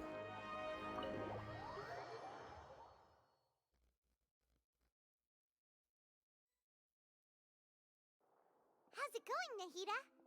I'm done with the parts that needed my involvement to complete. Although it's my first time working with the Akasha like this, its internal structure and operation procedures are easy for me to understand. Greater Lord Rukkhadevata's design is truly brilliant. Well, sort of drawing it. Oh, also, this is for you. What the fuck? What's this little floaty thingy? It's a small device I put together just now. You can think of it as an upgraded Akasha terminal. You may not need it right now, but it should be helpful in certain situations. Wait! This thing has the same characteristics as Paimon! We're both small things that float! Oh, all the things that make Paimon special got copied!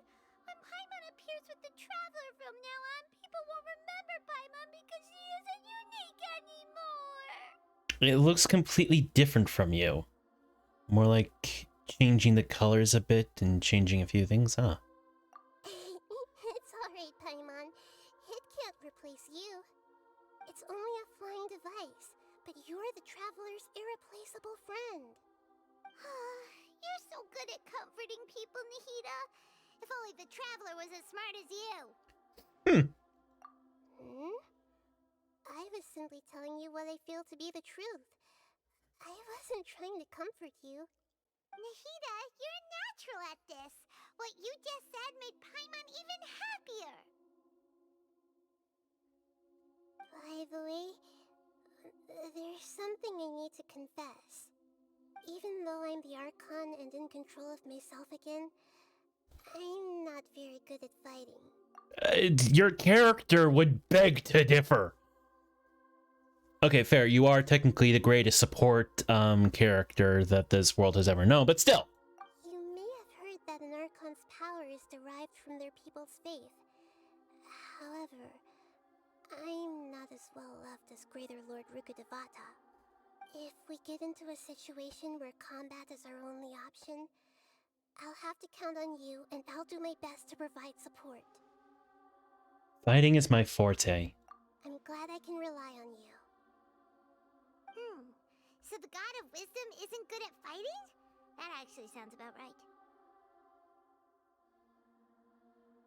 I've located where the false god is. Time is of the essence, so let's skip to it.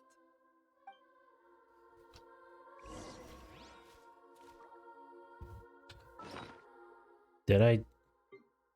I didn't. Damn it.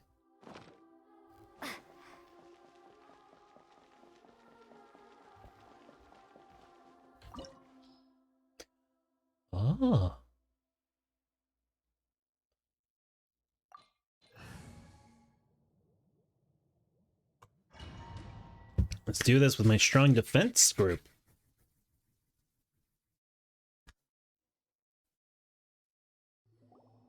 What is this place? Is this really the way we need to go? Wow. Who would have thought there'd be a place like this hidden right slap bang in the middle of the city? The sages wanted to realize their god creation plan without being discovered. The safest and most convenient way would be to build within the academia itself. That's true. They were already hiding one god, so why not two? Judging from the structure here, the project is a huge undertaking. The sages really saw the god creation plan as their ultimate goal. But this place doesn't look like it could have been constructed by the academia alone. The Fatui under the Doctor sure didn't hold back. They provided a lot of technological support. It's to help one of their own Harbingers become a god, after all. Yeah, or else they wouldn't have been that generous. Is that it, though? I've always felt that this Doctor is different from the academia sages. He doesn't seem to share their sense of urgency. Instead of being interested in the end product, it's like he's enjoying the experimental process. The Fatui Harbingers are all such weirdos. So, the Doctor being weird is actually normal. So, this Fatui that they're trying to turn into a god is called the Balladeer? We had previously come into contact with his consciousness. He harbors particularly strong obsessions. One is the desire for a gnosis, since he was created to be the vessel for one. The other obsession is probably related to his past. I can't quite explain it. Paimon knows that he was a prototype puppet for the Raiden Shogun before he became a Fatui Harbinger. That's why he wants a gnosis so badly. There's no way he'd willingly be a test subject. Now with that temper and ego of his. It sounds like you know the Balladeer quite well. We've had a few encounters, but none of them were pleasant. I see. Tell me more about him and what he's like. The more we know now, the better we can plan for and react to any future situation.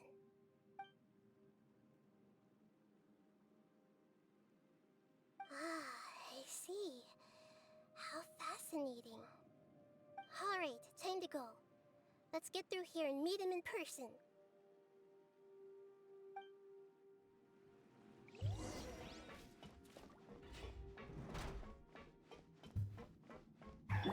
Work time! No Gotcha. time to work!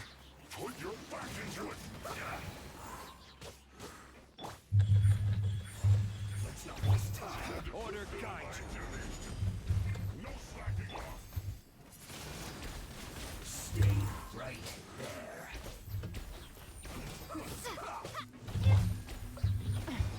Not breaking a sweat! Solidify! Busted. Emerge. Right now. How can this be?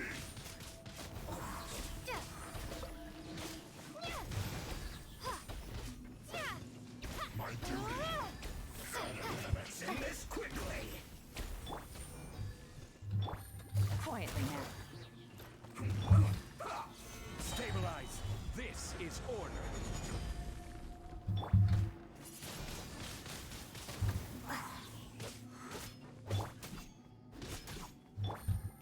Gotcha.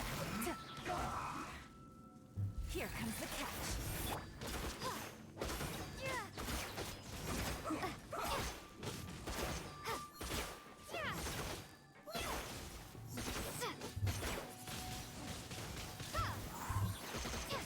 End this quickly.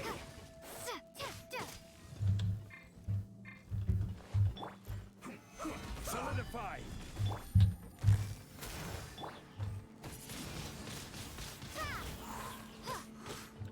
Emerge. Right here. A sight to behold. Emerge. Right now. Right here. Stabilize. Order guide you.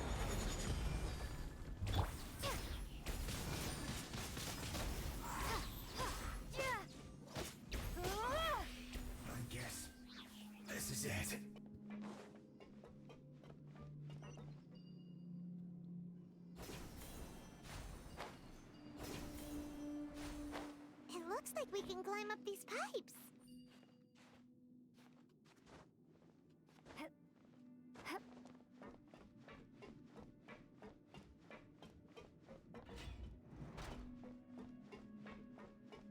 Well, this is a grand stage if I've ever seen one.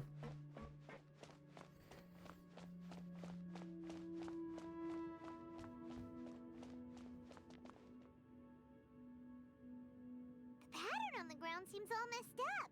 Let's go around and see if there's a way to fix it.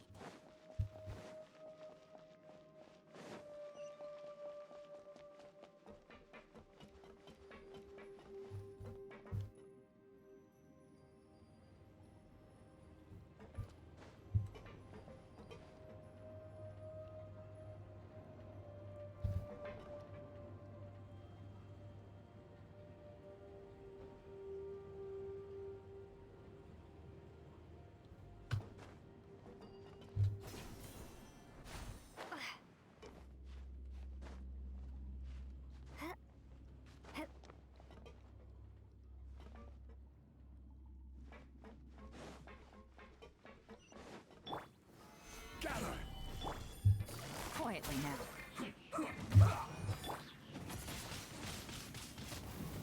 Emerge. Right now. Stay right there. Busted. Let's end this quickly. Windblade! Solidify.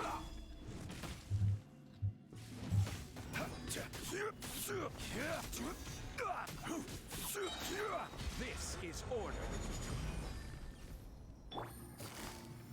Take it easy. Right here. Right now.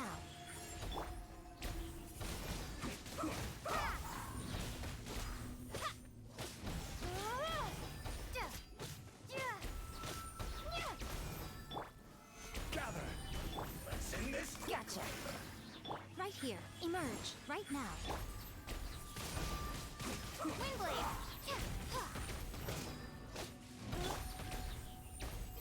Quietly now. This isn't good.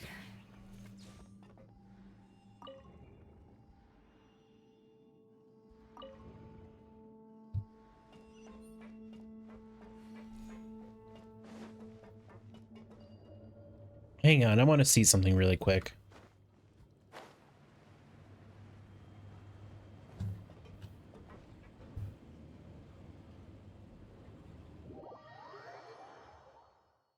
Ah, I see.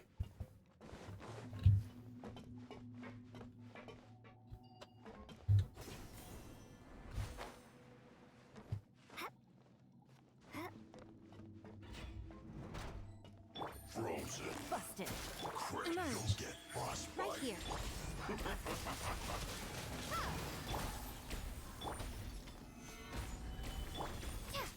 It's time for a flash-free chill to the bone. Gotcha.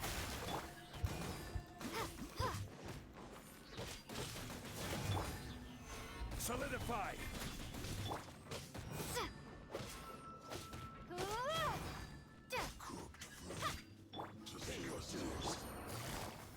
Emerge. Right now.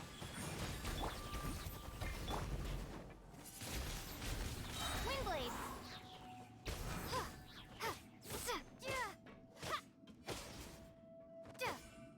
No escape.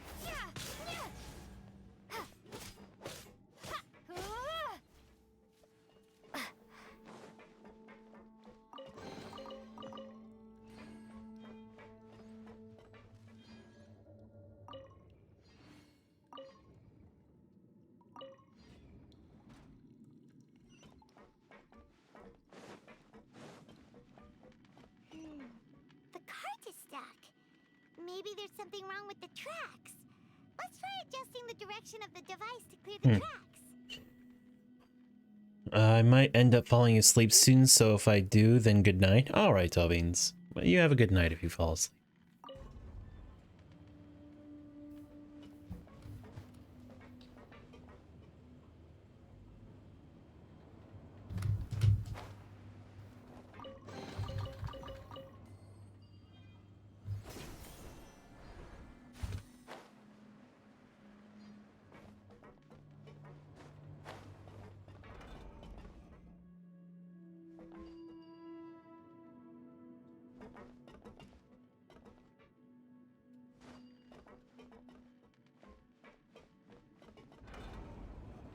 Oh, all right then.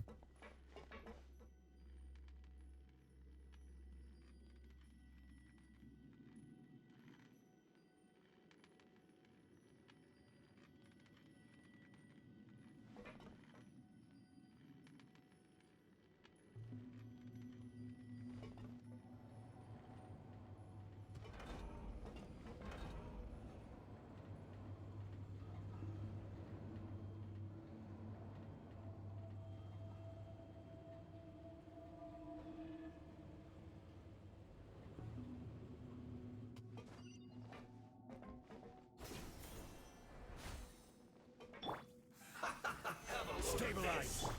Right here, right now. Shouldn't get careless. Quietly now.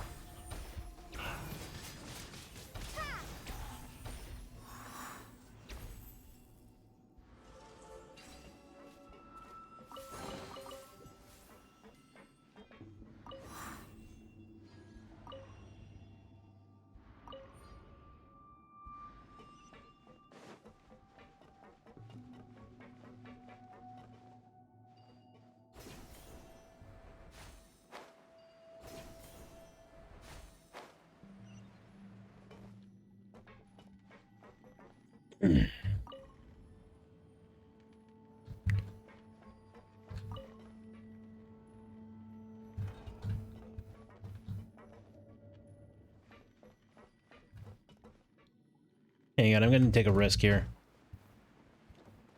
There's nothing. Oh, that's a shame.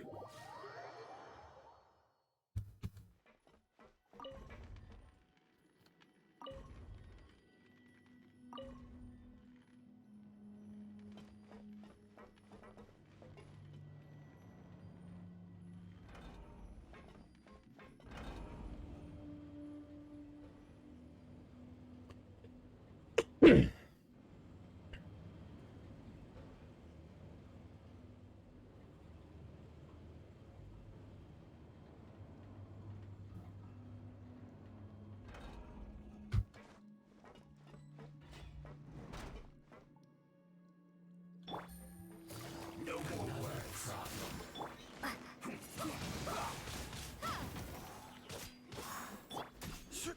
Gather. Emerge, right now. Right there. Harden up.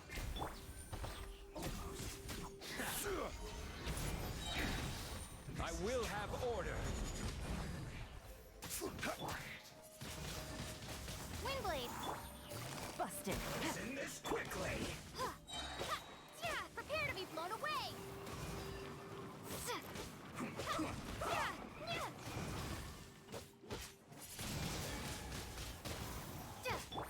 Gotcha. Solidify. Right here.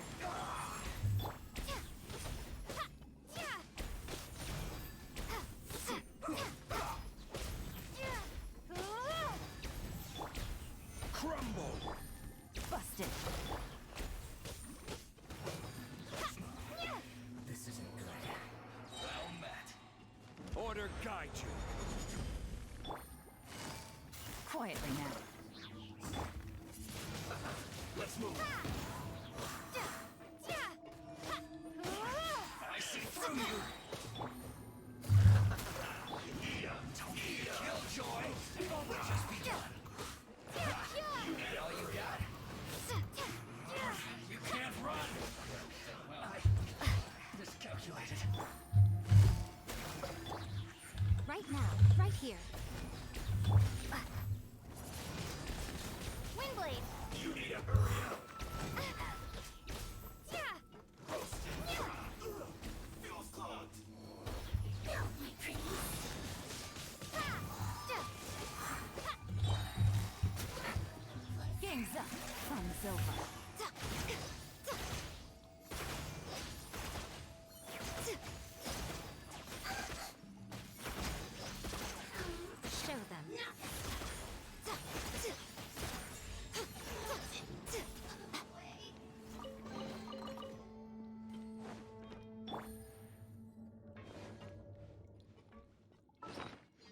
Hang on, I need to heal up.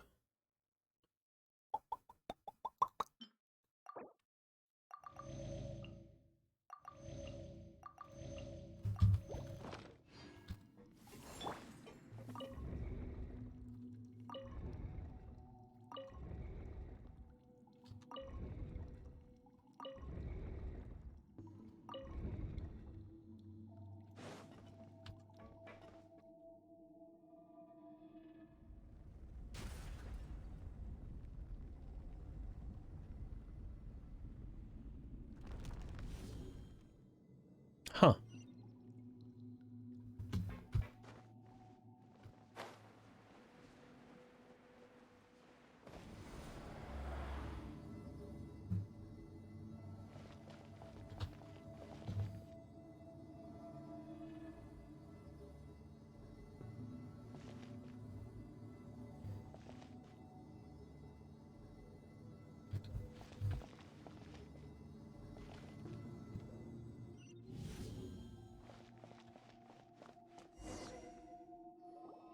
Looking at its operational status, we must prepare for the worst.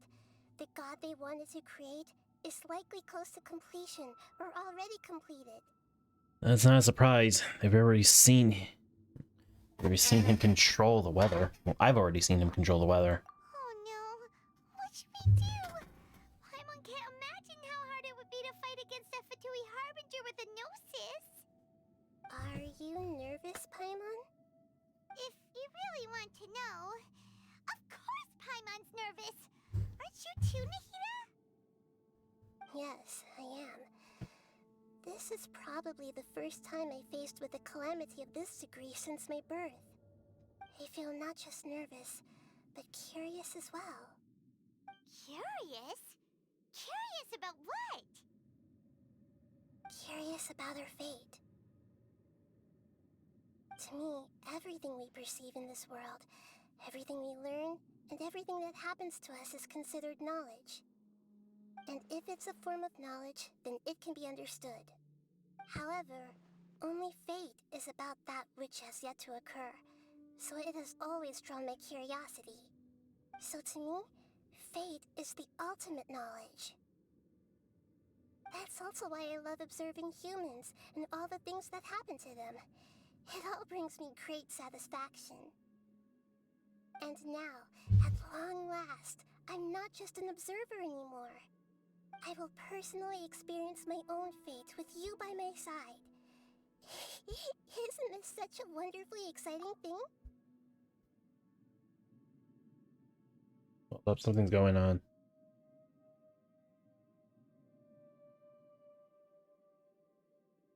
Okay. One of my devices just froze. Ah, so that's what you mean. Paimon thinks she understands what you're feeling. I'm also looking forward to it. We won't lose. Agreed. Okay, let's continue on. I can sense his aura from here.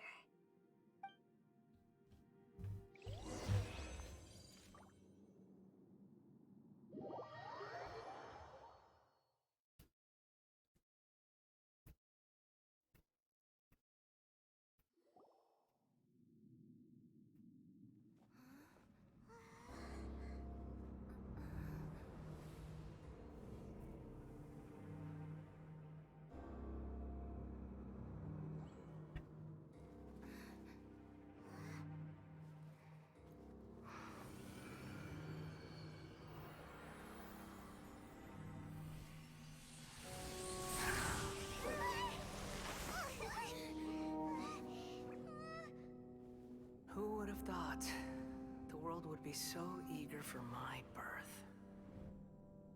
I remember you, Booer, the god of wisdom, and standing beside you, the traveler.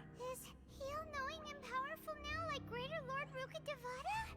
No, I can't feel the same kind of divinity I felt from the Greater Lord. It seems that the sages didn't get the chance to infuse the divine knowledge capsules into him. But even still, he has undoubtedly become a true god now. So we're too late? Not quite. Balladeer has already become a god? The Balladeer. A long bygone title. When my spirit ascended to divinity, I felt as if I had existed for the same number of epochs as heaven and earth. Looking back, the existence of what once called itself Kunikazushi appears infinitely small and ugly.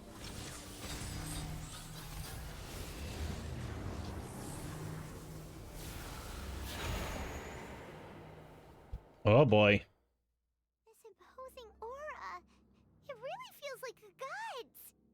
A body that capitalizes on the Balladeer's original construction as a mechanical puppet, with the Gnosis serving as a constant power supply. How much effort and resources did the sages put into this? From a purely technological perspective, it's a commendable achievement indeed. It's no exaggeration to say, this is the culmination of human wisdom. You sure are something. Dishing out compliments at a time like this? But I don't think he's reached the spiritual height of a god.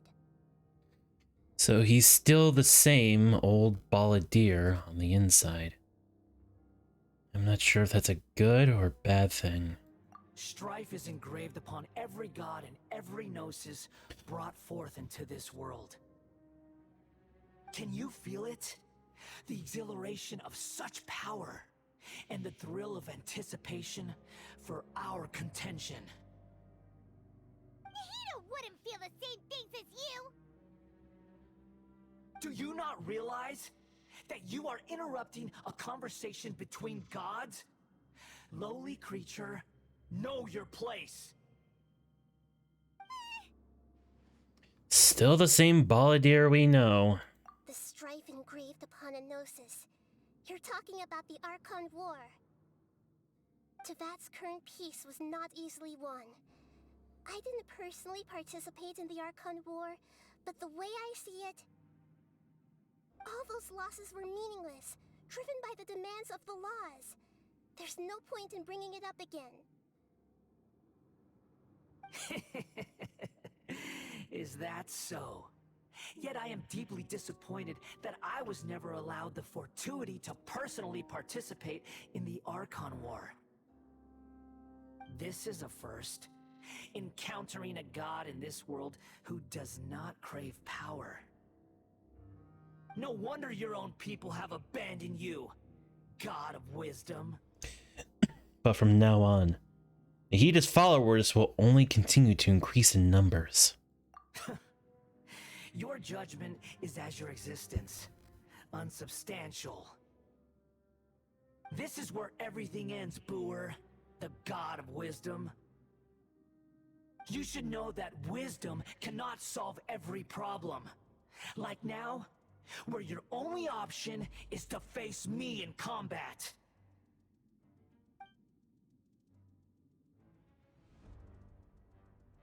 Come! Let us reenact a scene of the Archon War. Come and inaugurate my birth as a god.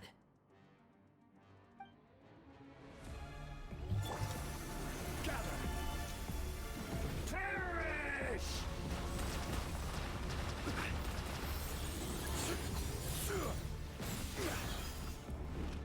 Insignificant pest! Stabilize!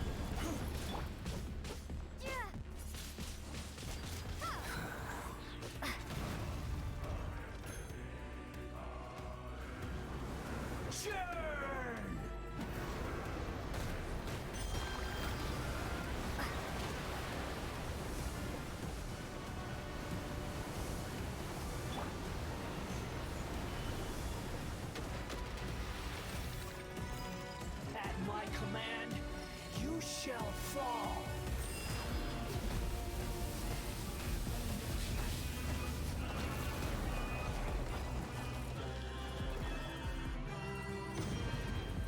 Insignificant pest!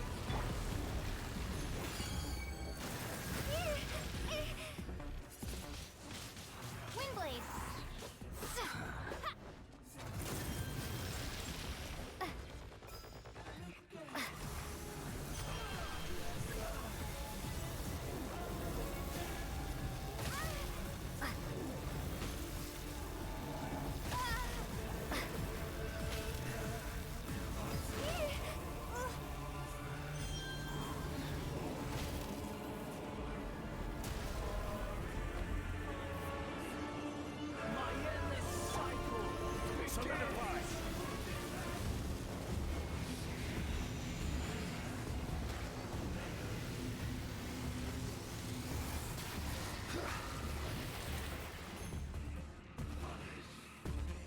Insignificant pest!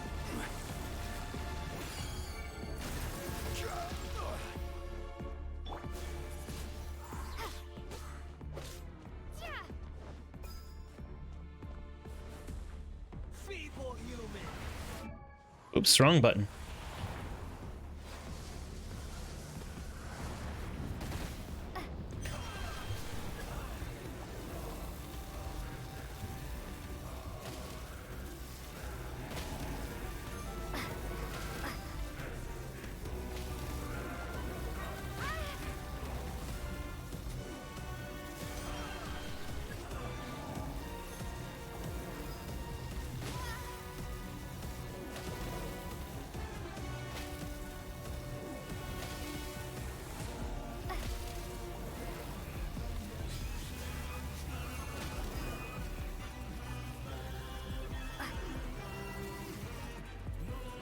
Ah, damn it. Stabilize. At my command, you shall fall.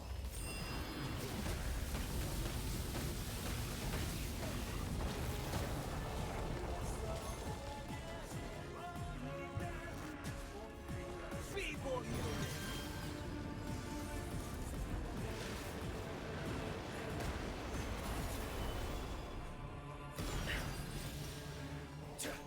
Yeah.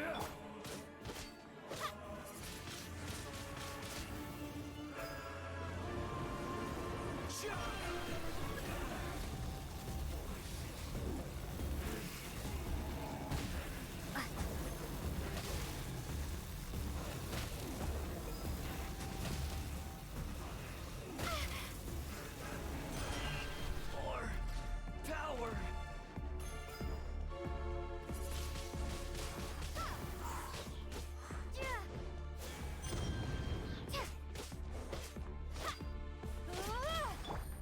Gotcha. Come on out. Emerge.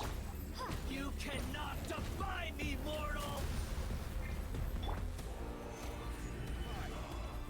My endless cycle begins!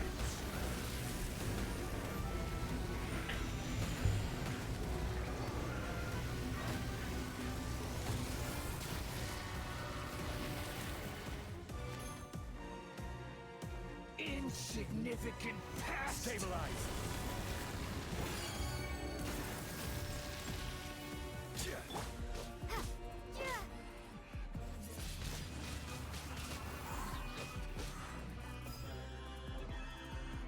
Feeble human! Solidify!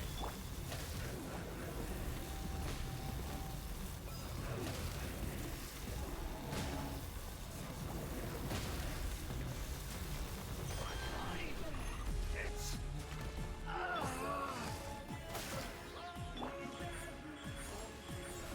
I will have order.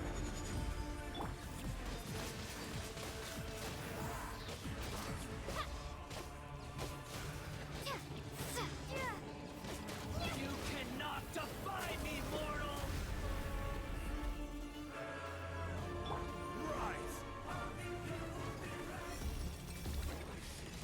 At my command, you shall fall!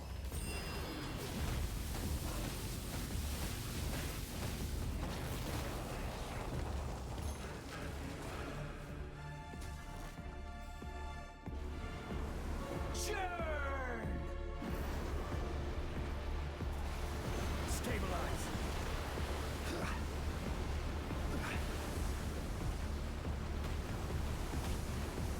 Insignificant.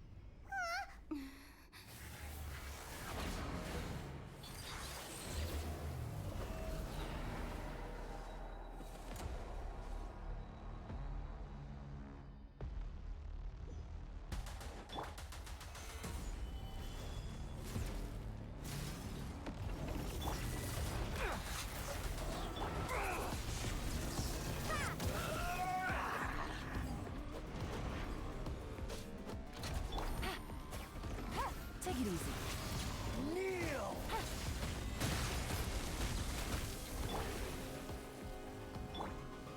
Stabilize.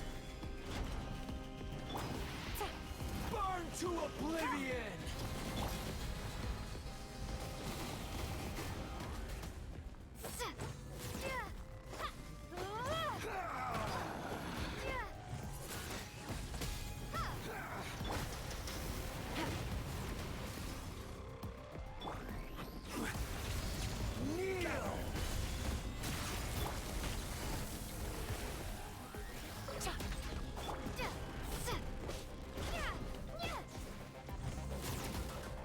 Hey, what the hell am I supposed to be doing? Reality is pain.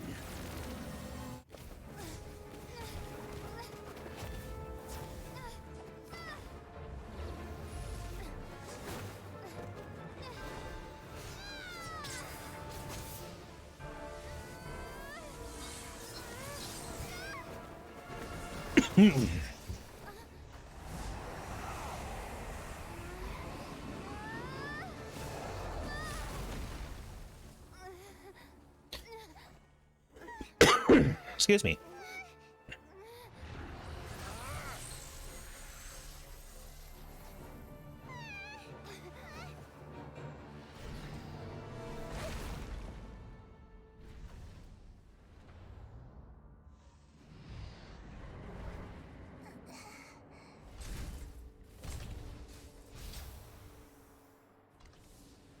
This is supposed to be a battle between gods, yet you choose to hide behind a mortal.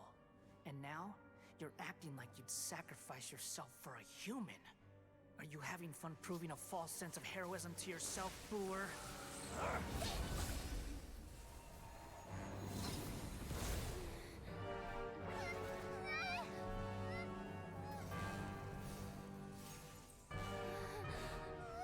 The data collection is almost complete.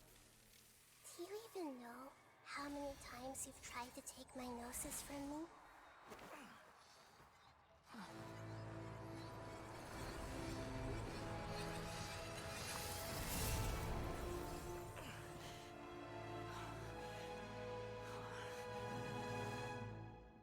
We just concluded the 168th loop. Did you know that in the effort to create you, the people of Sumeru were forced to live through the exact same number of Sabzeruz festivals and Samsara cycles? The power of dreams.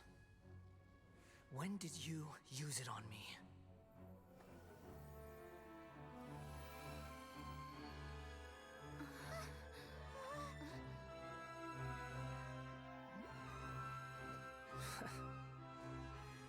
You can't even defeat me in a dream. What do you hope to achieve with this little trick? Come, Traveler. Just like before. Allow me to awaken the memories in your dreams. All that battle experience! It's more than that. Compile everyone's wisdom in the name of the Archon. That is the original function of the Akasha. I've sent everything that happened just now to the people of Sumeru in the form of knowledge. I've asked them to help you find a way to defeat the false god.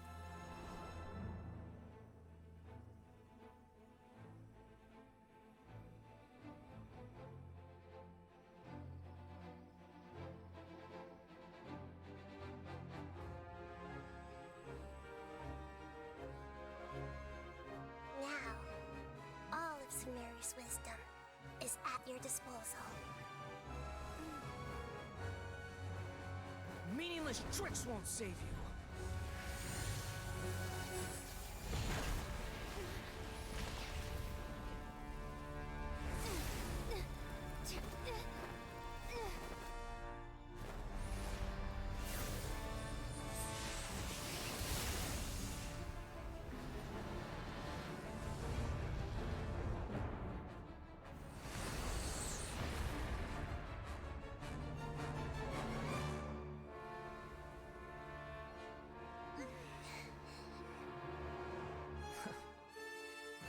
Are you done with your tricks? Can I finally take this as a real battle between gods? I'll leave this to you. The first sage of Boor.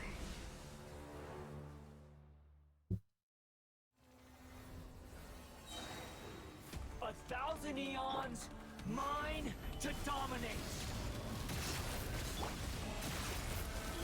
Right now, right here. Share my knowledge.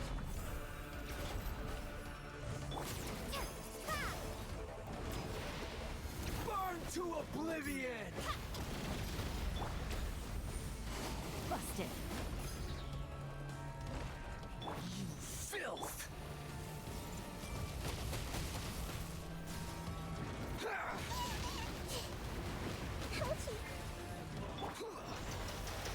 Stabilize. Kneel!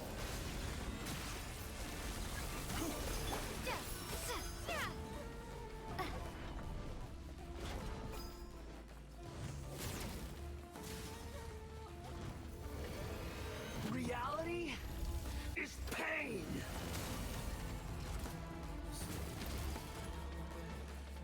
Good riddance, cruel world.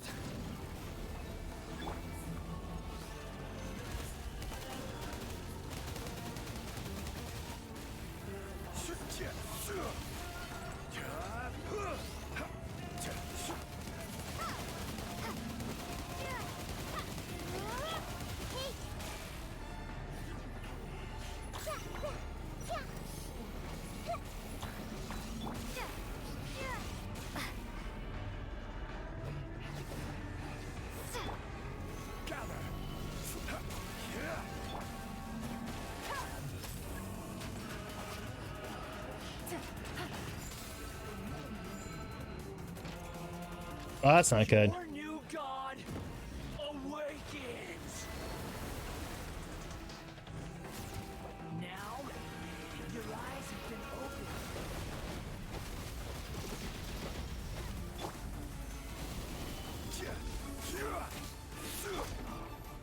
Right now, right here. Emerge. Grow, grow, grow!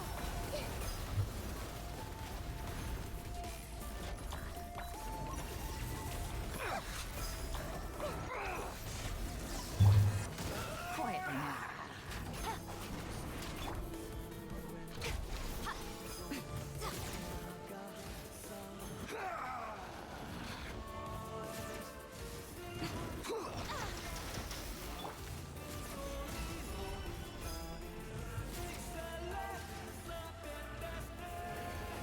Reality is pain.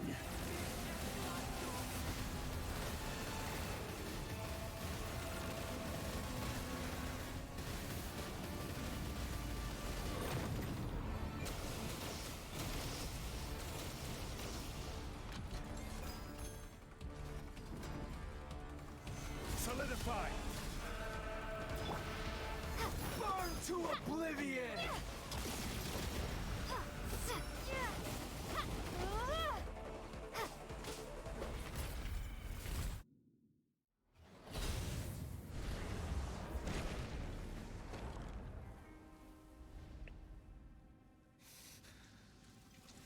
Humans.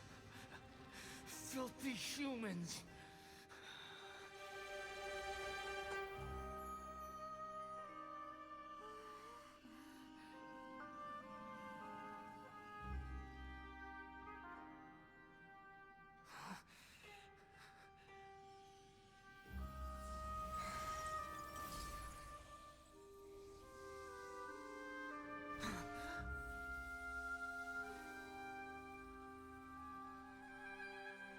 No! Wait! Please! Anything but the Gnosis!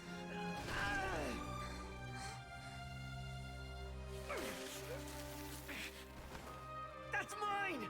Don't even try! I'll never go back!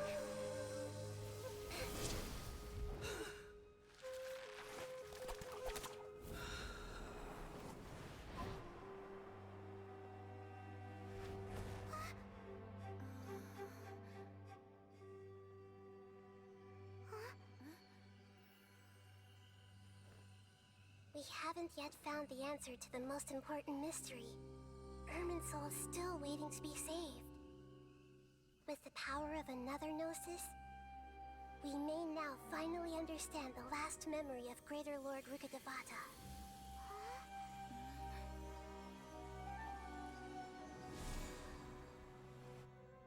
This is... That's right. This is the last memory of my predecessor. Ooh, this is gonna be interesting. This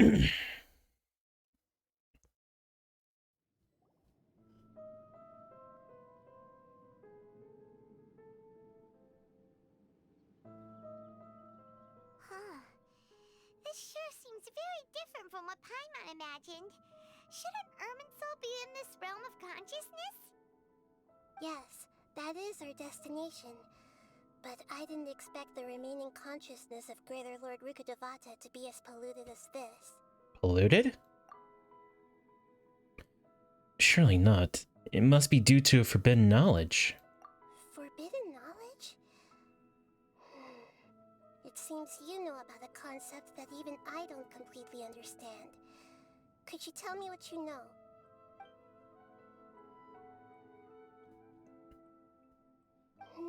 Your inference seems logical enough. Forbidden knowledge once polluted the desert thousands of years ago, but was successfully repelled thanks to King Deshret's self-sacrifice, and Greater Lord Rukkhadevata nearly exhausting her power.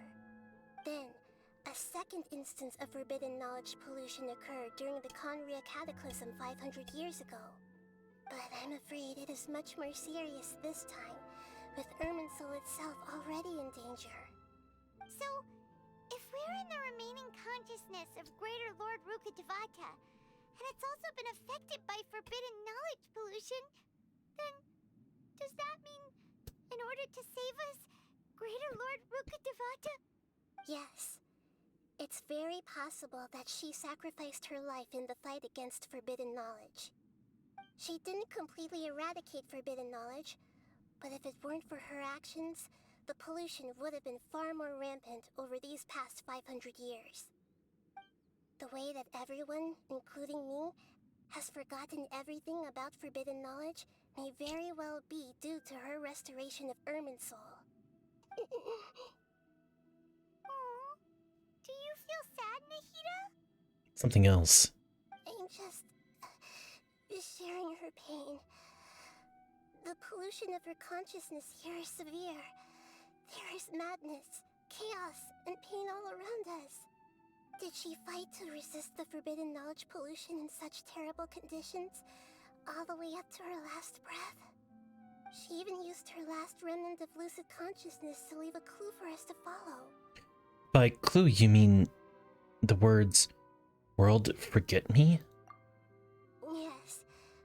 Her words were distorted by forbidden knowledge, so that's all we could hear. But now, we have a chance to find the answer to this mystery. We can cross the polluted consciousness until we found the right path to meet with her lucid consciousness. And then, we'll let Greater Lord Rukkhadevata tell us the truth in person. I hope we can use the truth to save everyone. Each of us need to be mindful of the state of our own consciousness while we are here. Even with the Gnosis' protection, we must always keep a clear mind. Otherwise, we could go mad at any moment. That's so scary. Don't worry, it should be easy enough for you to keep that mind of yours clear, Paimon. Let's go. Common slight.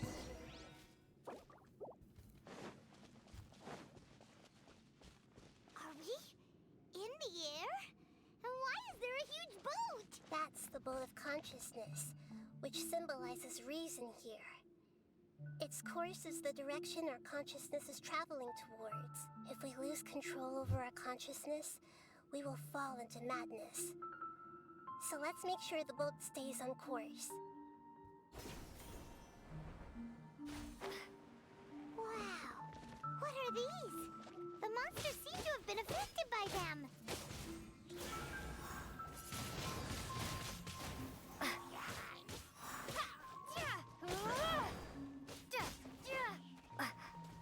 They're still hilly trolls at the end of the day. Windblade.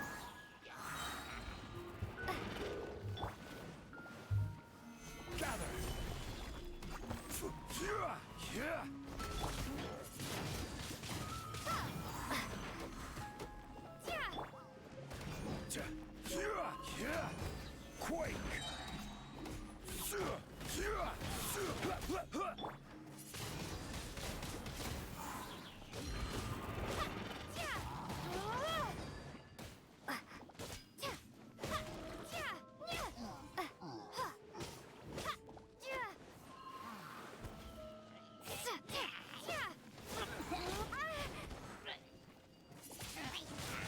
Windblade. Busted. Be gone.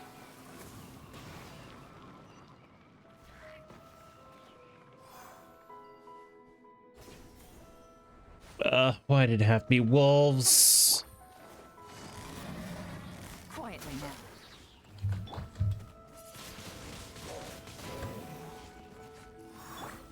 Order guide you. Solidify. Right now, right here. Emerge.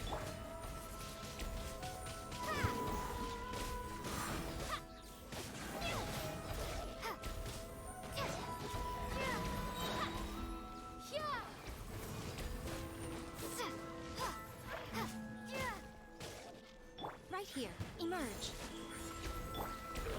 Stabilize. Gotcha. Windblade.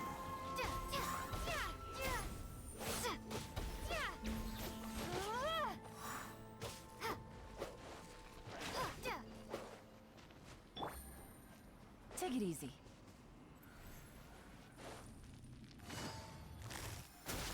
Right now. Right here.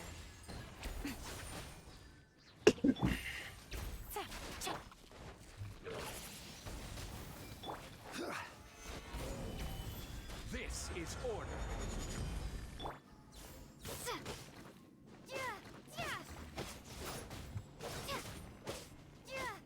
Look!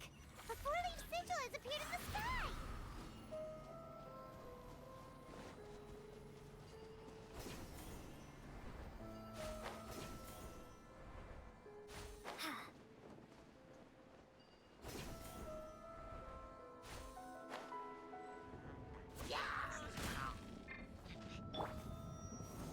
Solidify. Busted.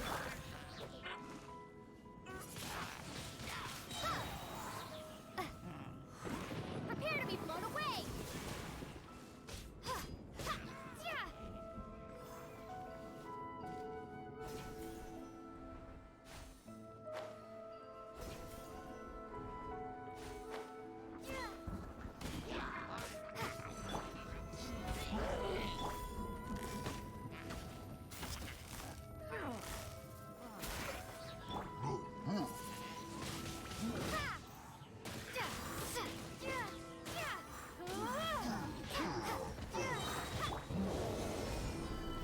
Order guide you.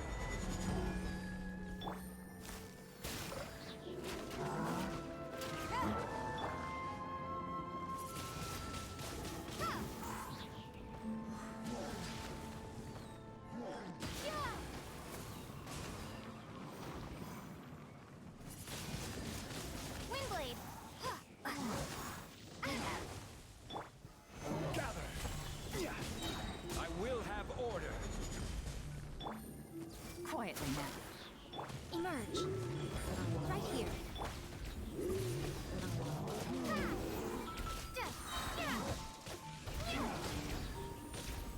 Be gone! Busted. Right now.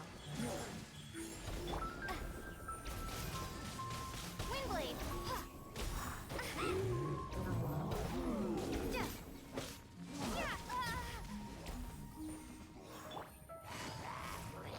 Gotcha. To control the boat of consciousness, we need to find the helm first.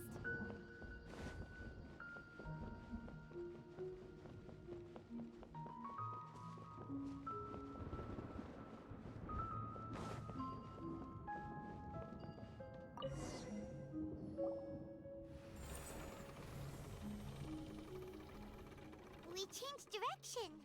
Are we still going the right way, Nahida? Mm-hmm. Judging from the current route, the bolt of consciousness will soon take us out of here.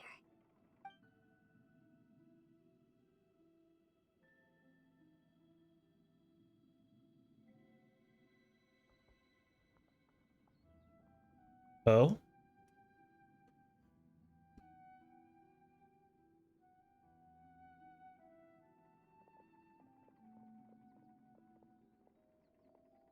We'll be arriving at our destination soon. How are you feeling? Are your minds still intact? Some strange thoughts come from time to time, but it seems to be okay. Huh? But everything's been completely normal for Paimon. Hopefully there won't be any more interruptions. This time, we should be able to meet Greater Lord Rukkhadevata. Are you saying you've never met Greater Lord Rukkhadevata before? No. It seems that my birth and her death took place at the same time. Otherwise, I think she would have given me a little more guidance, and I could have done a better job. Hey, you've done a great job, Nahida. Let's get out of this creepy place and go meet her.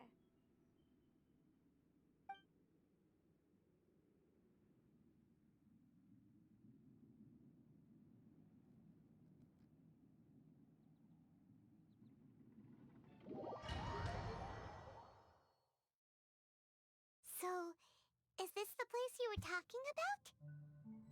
The base of Irminsul?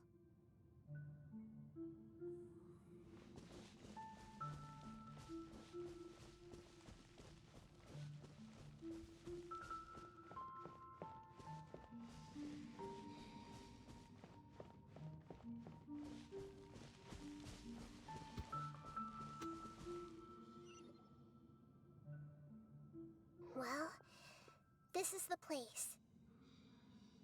Yes, it's the same place from my memories. We're here to find Greater Lord Rukkhadevata, right? But the one standing over there is... Is that... me? She looks exactly like me.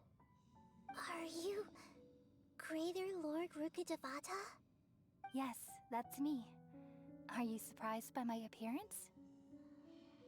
I can't believe my eyes. The two of you look almost exactly the same. Irminsul and the surrounding lands have been reproduced here as they were years ago. But this is just a realm of consciousness. We are manifestations of the same nature. Hence why we would appear exactly the same. We're of the same nature? Why? Because you are me, and I am you. You are me in the new Samsara. The new Samsara? As Greater Lord Rukkhadevata, I'm the avatar of Irminsul. And you are the purest branch snapped from Irminsul. Imagine it this way. Even if a tree dies, its branches will eventually take root and grow, continuing the tree's life in another form. I'm merely the remaining consciousness of Greater Lord Rukkhadevata. The real me has presumably died a long time ago.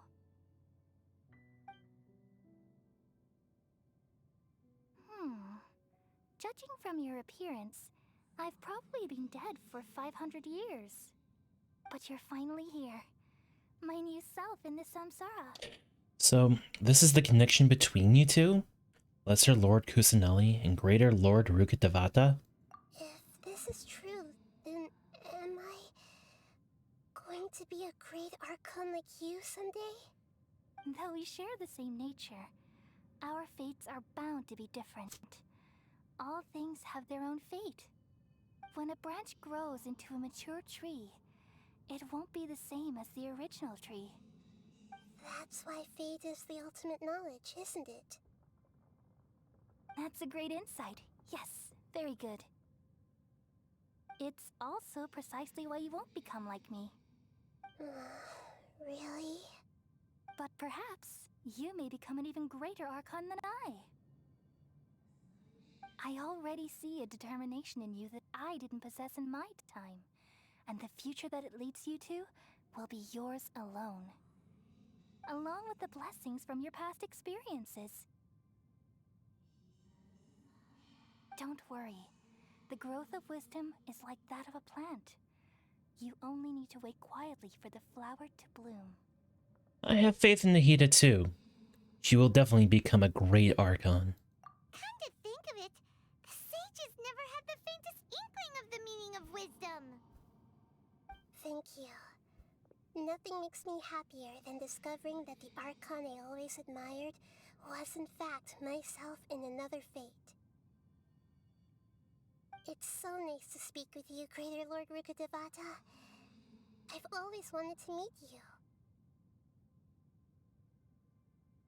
The feeling is mutual. From the moment I snapped the branch off Irminsul and created you, I've also looked forward to talking with you. Could you tell me why you wanted to create me? And what exactly happened when you died? Ah, I see. You're here seeking answers, right? Everything that day, even the sky itself, changed into a color like this. I knew it. The Conria cataclysm. At that time, the seven were all summoned to the nation of Conria. Except for me. I had a more important task to attend to. I had to protect Irminsul. The disaster occurred together with the pollution of forbidden knowledge. At that very moment, with my consciousness connected to Irminsul, I sensed something was wrong. The pain started to torment my mind. By the time I reached Irminsul, it was already displaying signs of corruption. Had I not repelled the pollution of forbidden knowledge with King Deshret thousands of years ago, I might have felt even more hopeless and lost. So what exactly is forbidden knowledge? It's a kind of knowledge that doesn't belong to this world, and a form of truth that can't be understood. It came from the very bottom of the abyss. Even I could never understand it. The world is constantly rejecting it, leading to all kinds of bad phenomena. If we allow forbidden knowledge to pollute Irminsul, I'm afraid the entirety of Teyvat could fall apart. So, there's knowledge that even the God of Wisdom can't understand? At that time, I knew I couldn't repel the forbidden knowledge with my strength alone. Which is why I created a device that compiled human wisdom and named it the Akasha. It's truly the world's most amazing invention. Thank you. For a long time, I thought dreams were the fruit of human wisdom. Though it was selfish to do so, I borrowed people's dreams using the Akasha. Then I compiled their wisdom and all of my own power. Well, did it work? Thanks to the wisdom of the people of Sumeru, almost all the forbidden knowledge was cleared from Irminsul. But things didn't go as smoothly as I thought. I had a terrible headache, which gave me an uneasy feeling. And then I remembered that my consciousness was also connected with Irminsul. It brought me knowledge and wisdom, but vile corruption as well. From the very beginning, my existence had been polluted by the forbidden knowledge. Oh no! How could that happen?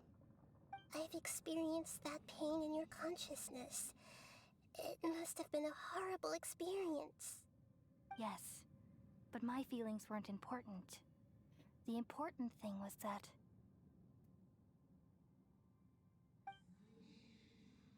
even if I died, my existence and everything related to me would continue to exist in Irminsul as memories and knowledge, meaning that the forbidden knowledge couldn't ever be permanently eradicated. And there's no way for me to eliminate myself. it would be a sort of paradox. So, I took the purest branch of Irminsul as my incarnation in the next samsara, and left a trail of clues, all in hopes that you would come here and remove me and my pollution from Irminsul forever. Wait, no, I can't.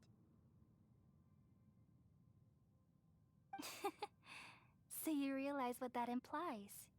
You are very smart indeed. Irminsul has all the knowledge and memories of this world.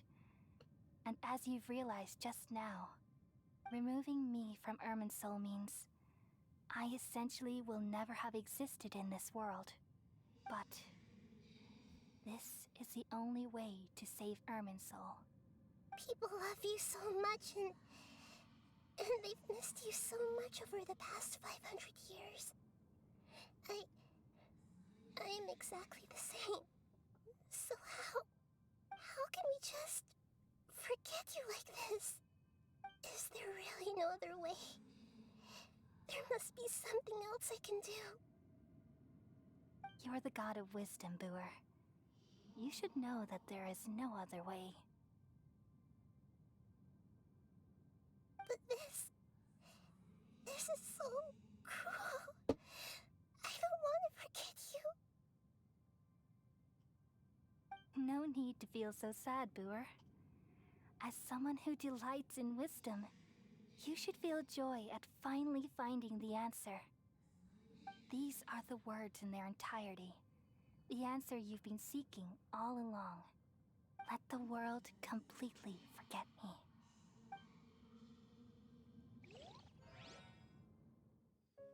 We all nestle under the great tree of wisdom, peering out to perceive the world. From the earth and from the rain, we perceive its wonders, until we become a white bird to perch atop a branch, and finally snap off the most important leaf. Once upon a time, I alone dreamed in this world. In my dreams, everybody would also dream after they fell asleep.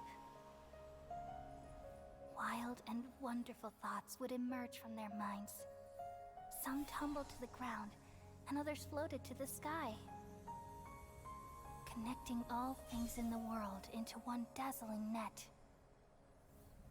Among a plethora of worlds were numerous smaller worlds, all of fate, finding within the tapestry their brilliant glow. I gradually understood that these indescribable and constantly changing things are the most profound things in the world. Only they can completely repel the madness. Only dreams can awaken consciousness from the deepest darkness.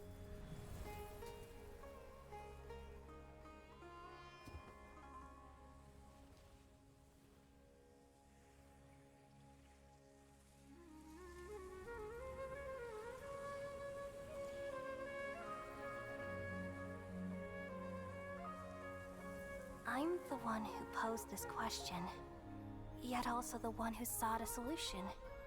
Saving the world with the dreams of the people used to be my answer.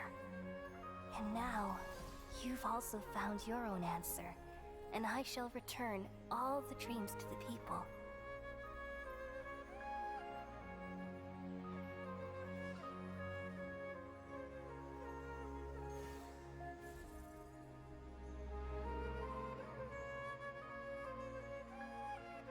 Goodbye, people of Sumeru. May you be blessed tonight with the sweetest of dreams.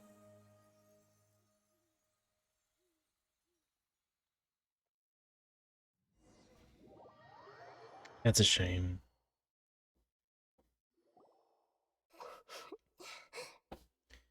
Nita, are you alright? I'm alright. I'm just a little confused. What are you confused about? We've just saved the world, right? So why am I crying? Don't tell me. I don't know where this feeling inside of me is coming from. but I feel very sad. Do you still remember what happened just now? Just now, we used the power of two Gnosis to successfully connect with the Irminsul consciousness from 500 years ago. Then, we removed the remaining pollution from Irminsul. Did I manage to remember because I'm not from this world? Yeah, what's wrong? Weren't you there just now? Paimon doesn't seem to remember either. Has everyone really forgotten Greater Lord Ruka Devata? Should I tell them the truth?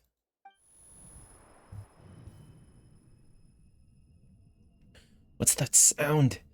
Feels super sleepy.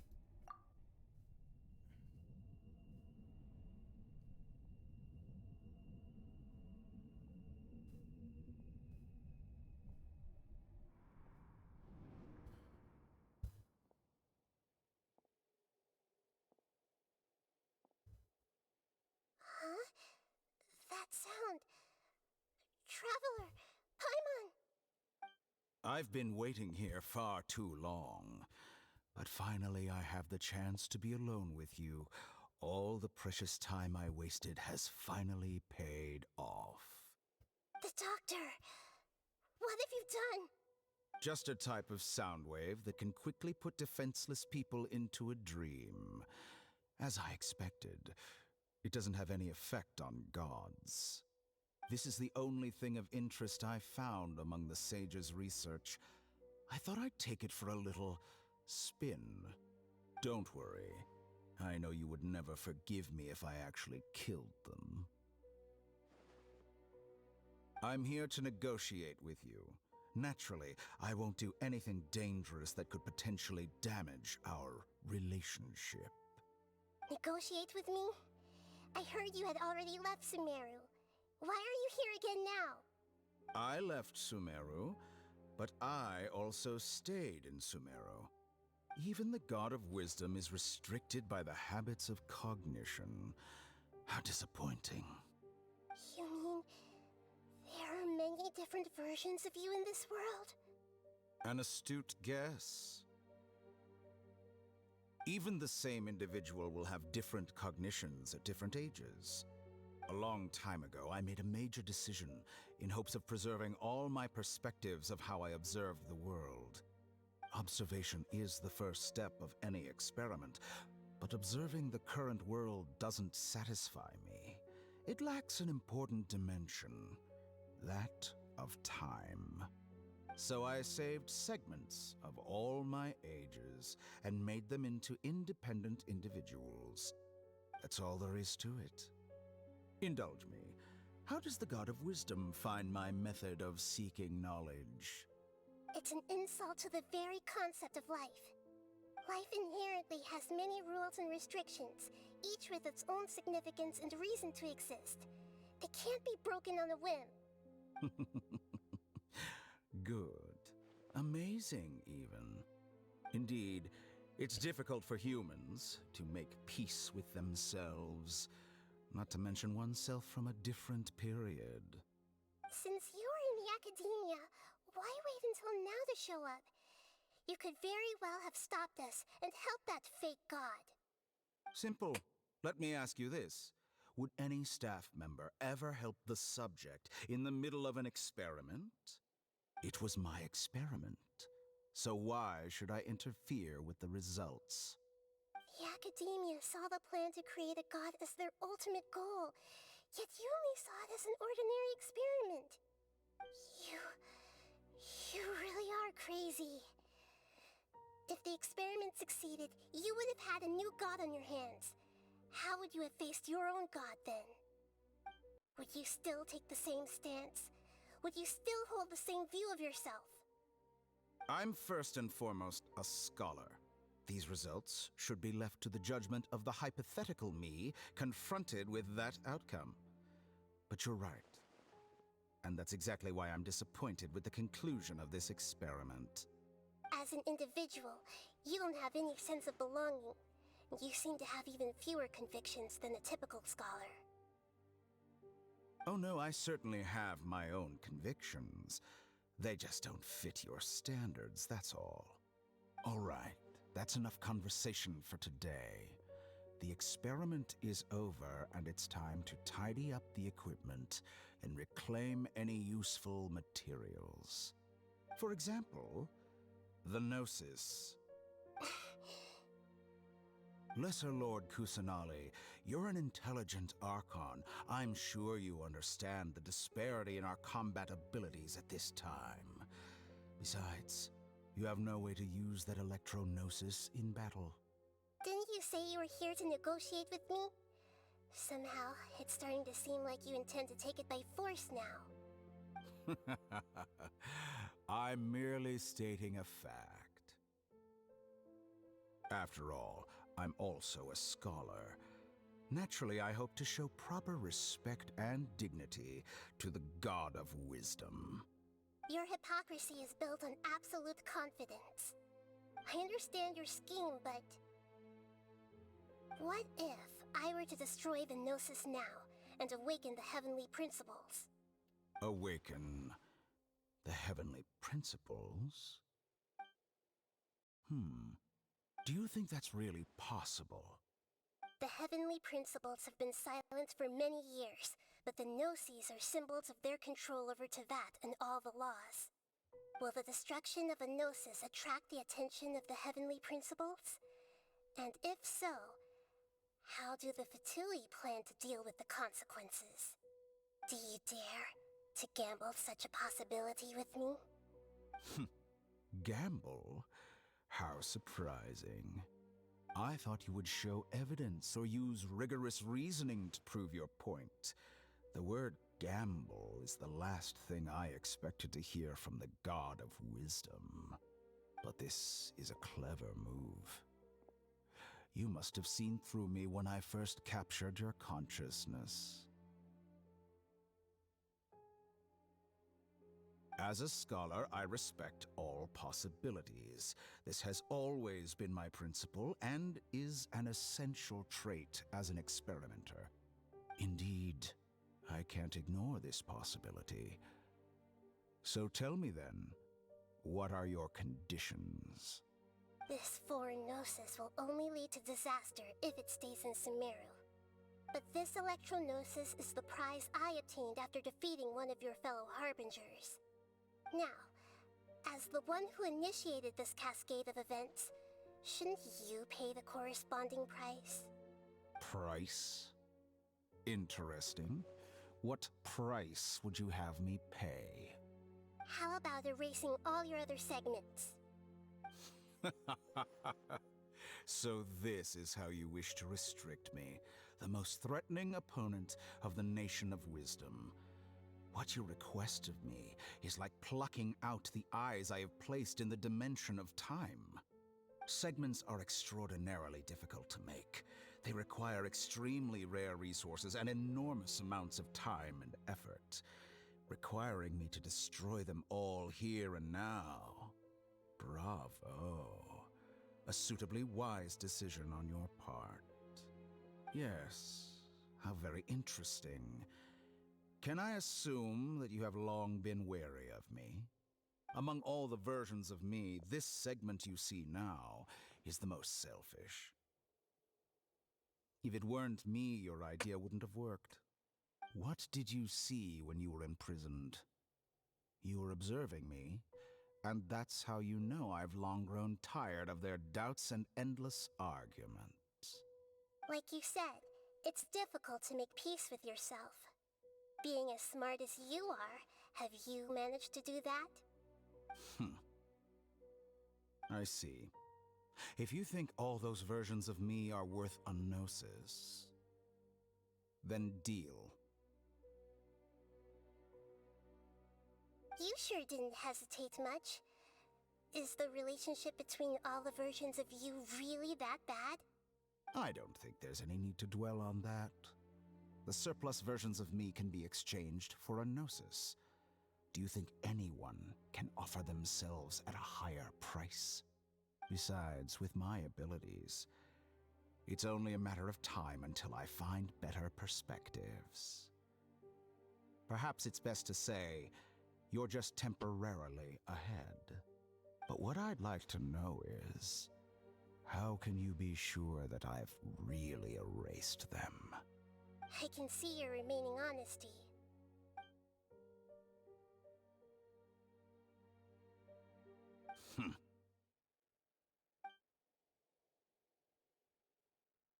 What a ridiculous decision! You can't be serious! How could I have been so short-sighted? You think this is the end? Wait, I'll have my revenge! You'll make this moment count.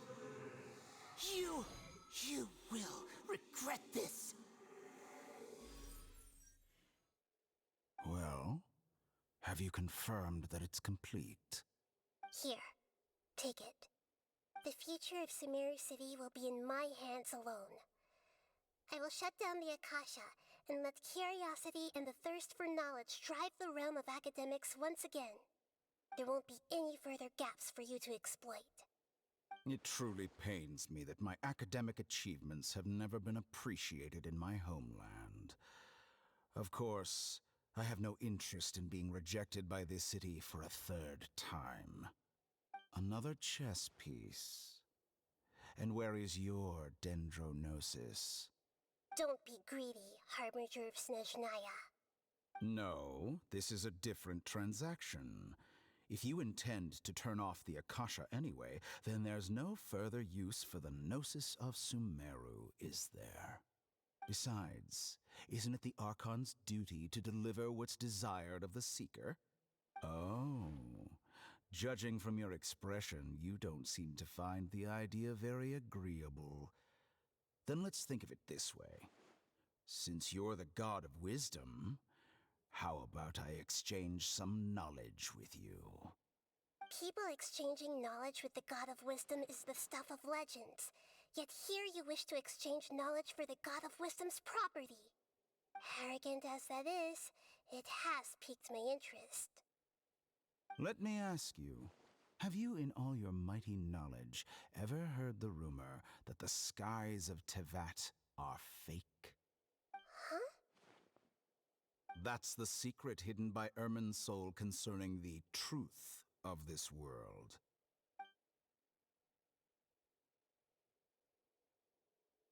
Once I finish telling you about this, it will be time for me to say goodbye.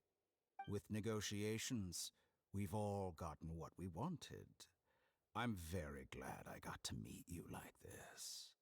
Your arrogance may know no bounds, and convictions may mean nothing to you. But I'll still listen to what you have to say.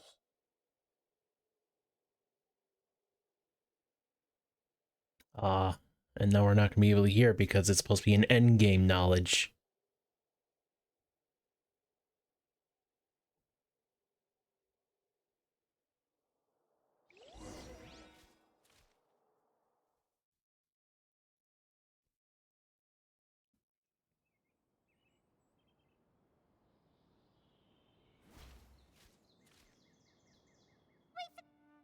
Together!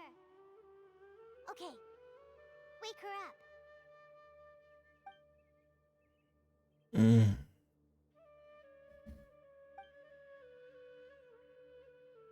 Are you awake? Kali says it's time for breakfast. Come on, get up! Good morning, Paimon. Good morning! How are you feeling today? Pretty good. Good to hear. It looks like we've recovered pretty well. Not even Tighnari could stop us from going out now, right? That's right. On the day we lost consciousness in battle, we woke up, we found ourselves in Gandharvaville, and Tighnari and Kali were looking after us. I heard that it was Cyno who brought us here. Tighnari complained that Cyno was always sending people to him, but he has taken great care of us. After completely exhausting ourselves, we had a good rest here. After a few days, we finally recovered enough to be able to get back out. From what Tighnari and Kali have said, the Akasha has been turned off completely. The people of Sumeru no longer rely on it. Such a big change will certainly affect people's lives, but It'll definitely be a good thing. Come on, Traveler, let's go.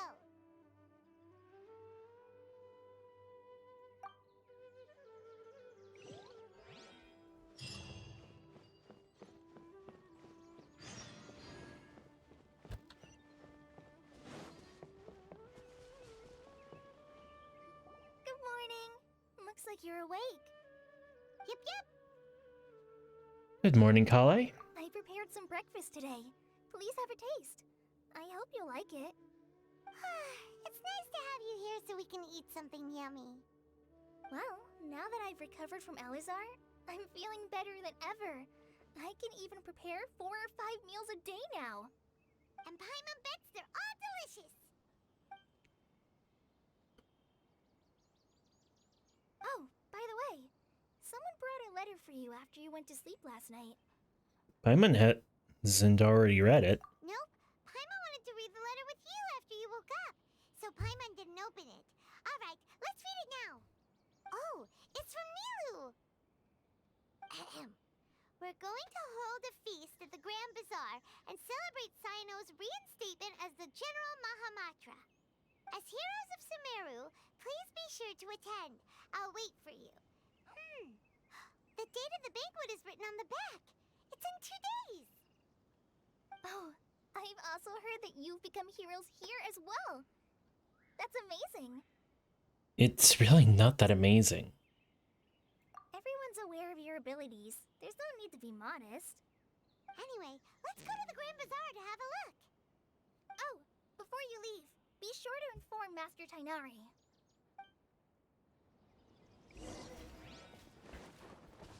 Wait, I can talk to you. Everything has been getting better lately, and my mood has been improving as well. You can come find me anytime if you need anything. Thanks. Thanks for looking after us. You're welcome. I was just doing my duty. Remember to talk to Master Tighnari before you leave.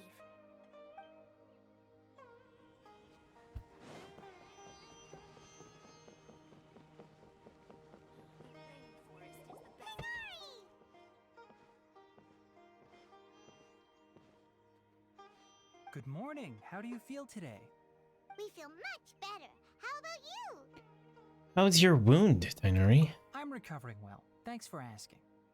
But from the looks of it, you seem to be already busy with work again. It's fine. I'm not that busy, really.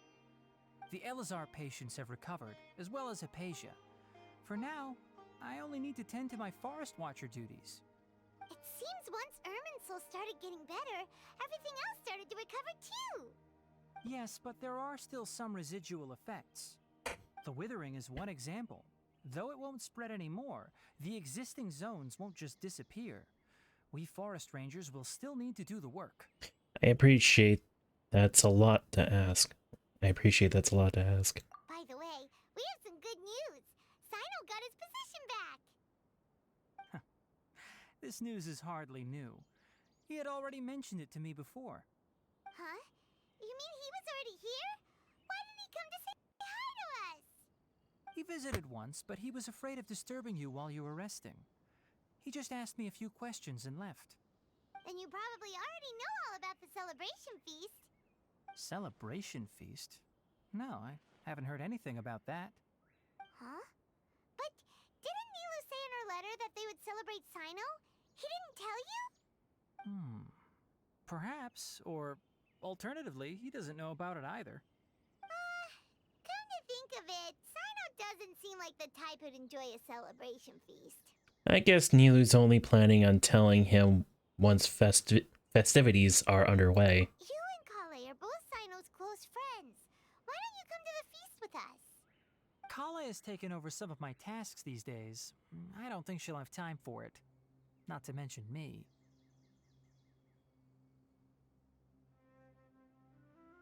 You see, some VIPs have come to the forest recently. Huh? VIPs? Very important Paimons? Well, technically speaking, they are former VIPs. The sages involved in recent incidents have begun their training in the Avidya forest, and the people they had previously imprisoned have all been released. Huh? Is your master alright? Yes, he's a little weak, but he isn't injured and his condition is stable. Lesser Lord Kusanali in her boundless mercy has decided to spare Azar and the other wrongdoers. Supposedly they were ashamed of their shallow ideologies and have decided to dedicate the rest of their lives to cultivating wisdom in the Avidya forest. When they learned that Lesser Lord Kusanali had defeated the Balladeer and saved Irminsul, they were shocked at first, but also became happy, feeling that the sacred light guiding them on the path of discovering wisdom had begun to shine once again. As a result, work has increased for the forest rangers. That sounds really exhausting. There's nothing we can do, really. But that's another topic. Back to the matter at hand. Are you two planning to head out? Ah, right! We're here to request permission to head out. Would that be okay? You've recovered well. You may go, but be careful. Yay! Will do! Is there anything else you'd like to ask about? How's Apecia? Ah, yes. Thanks for remembering her. She continued her training in the forest after she recovered. As a scholar, she never slacks off. Great. A lot has happened lately. Kale and I have been busy, but don't worry, we'll take care of ourselves. As for Sino's reinstatement, the more I think about it, the more I suspect that he just doesn't have a single clue about this feast. But this does remind me that Kale and I should find an opportunity to celebrate him as well. He has helped me a lot during this time. And you as well. Thank you. Don't mention it. Take care. Please, find me if you need anything.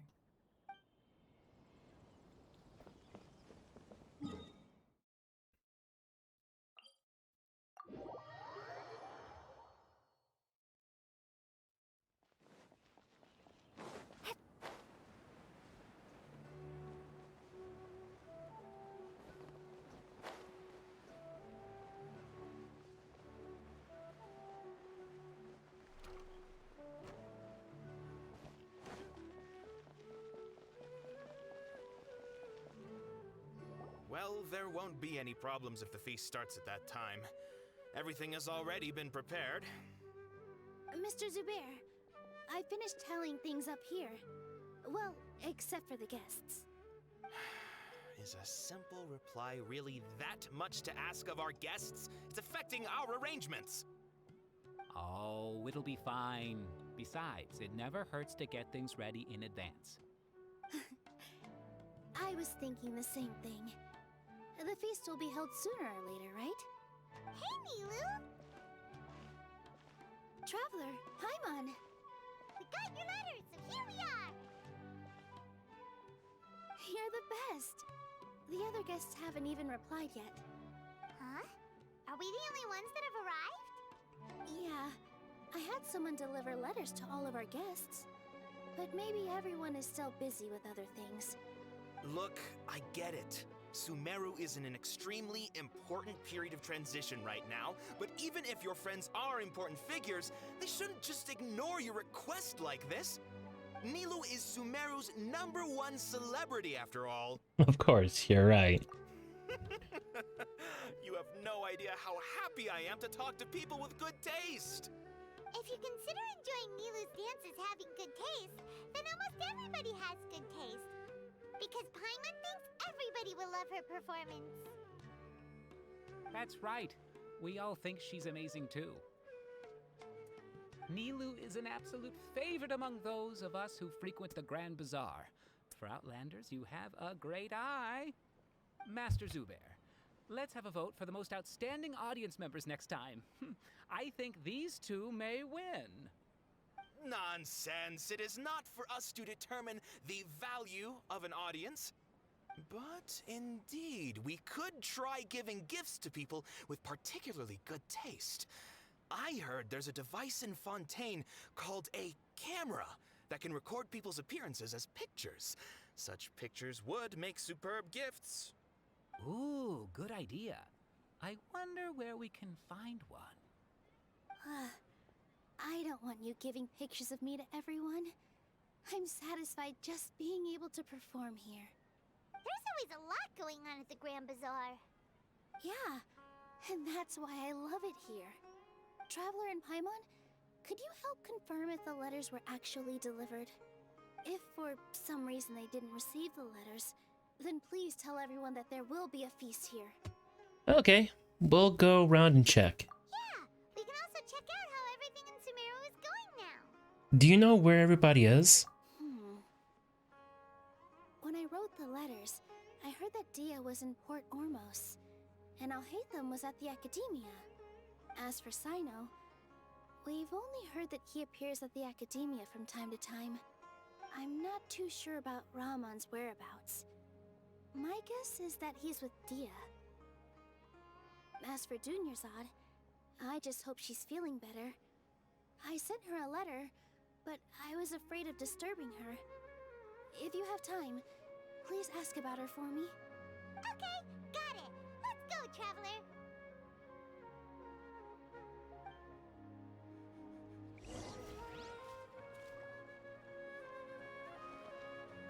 I'll go to the Adventurers Guild later and ask Miss Catherine if she knows how to get one of those cameras. Yes, please do. I'm sure the audience would be thrilled at the chance of receiving commemorative gifts. It could be our special surprise that we prepare for everyone. I think it's an amazing idea. Who knows? If we take more pictures, they might even become the signature souvenir of the Grand Bazaar. And Nilou will become even more famous. Ha! It won't be long till people are fighting for front row at your performances. I've heard that this camera is not just something anyone can use as they please.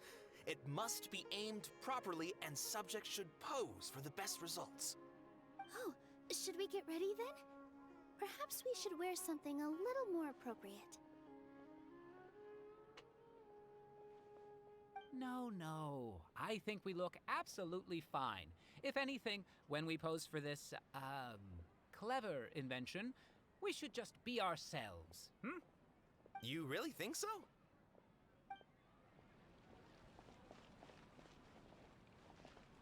Okay.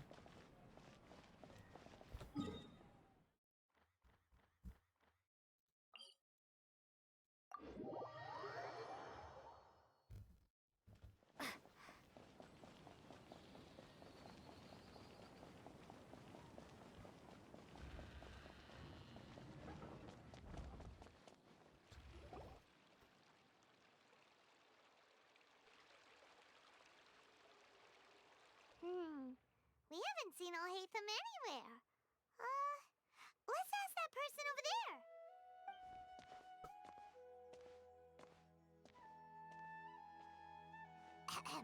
Hey there, have you seen Alhaitham around?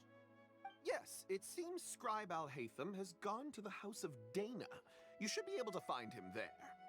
But you're already the second group of people I've seen looking for him today. He must be quite the busy man. Oh? Who else was looking for him? Mr. Cave was just here asking about him. You wouldn't believe how terrible their relationship is. And now you two are here. Don't tell me everyone's here looking for gossip about the sages. No, not at all. No way. We're strictly here on business.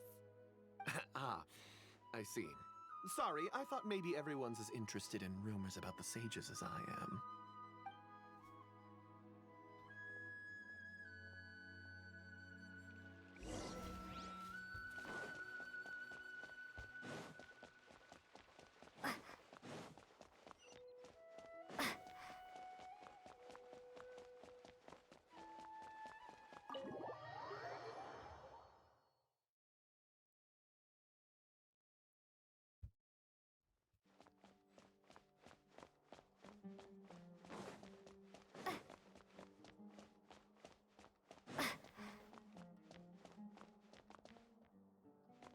Aha, I knew it.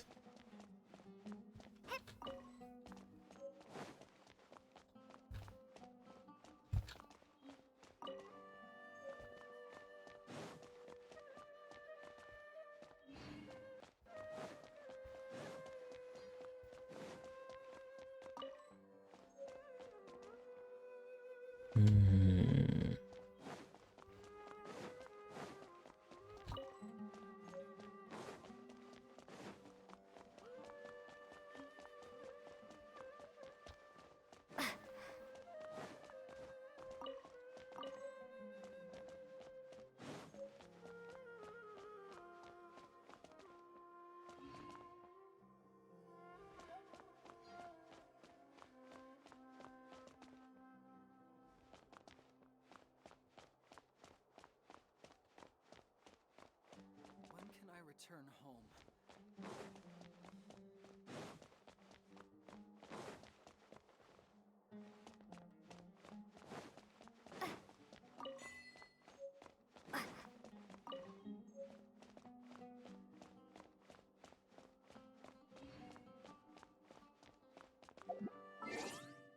Also, I got an achievement?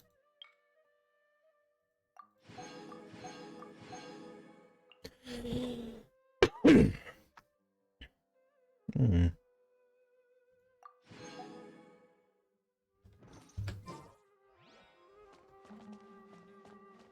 Aha!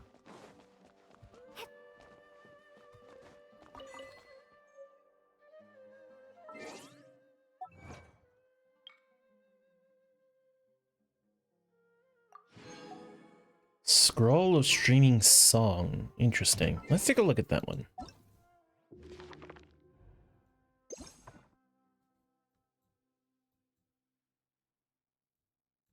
Let's see. Ah. I'm missing volume 1. Okay. Let's see if I missed it somewhere.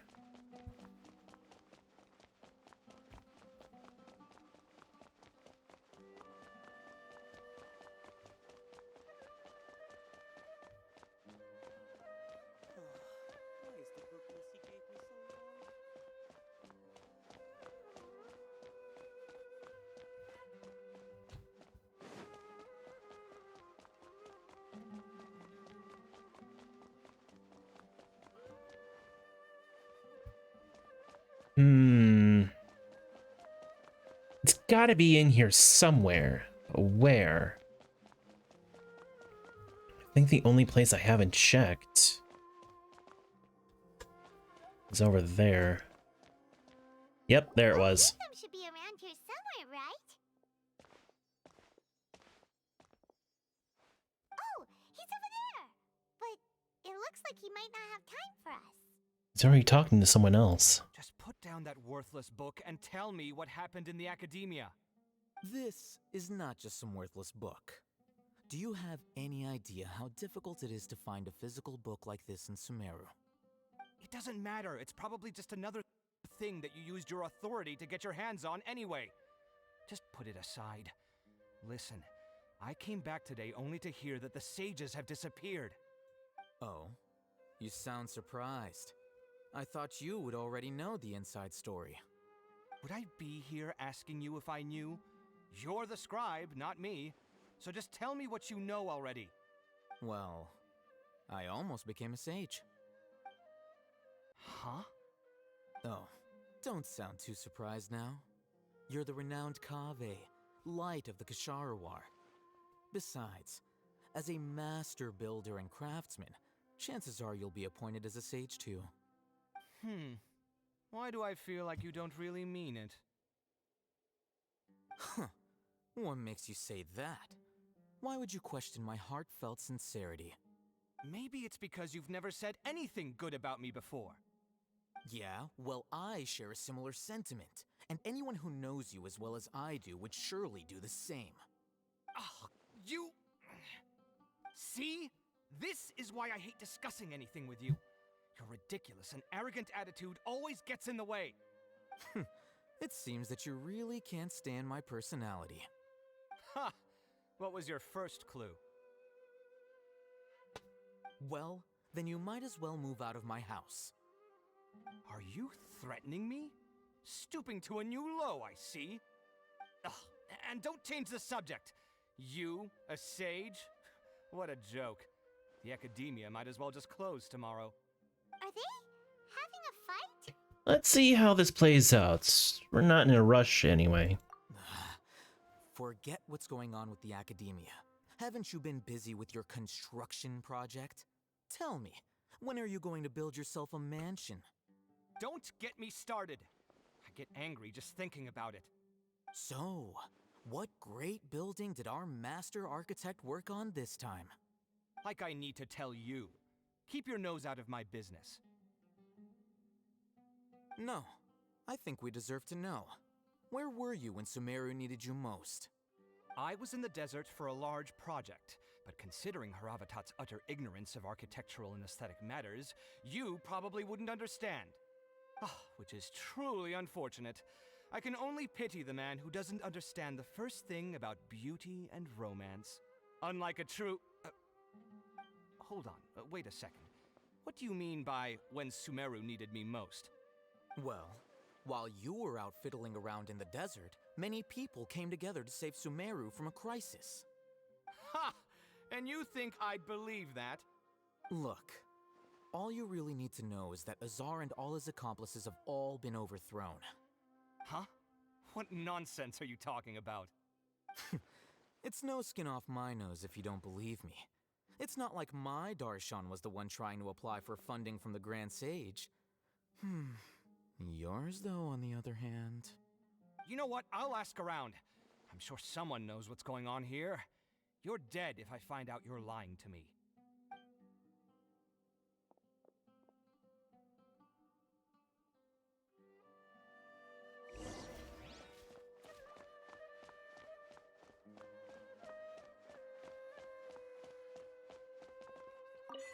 Aha! Did it.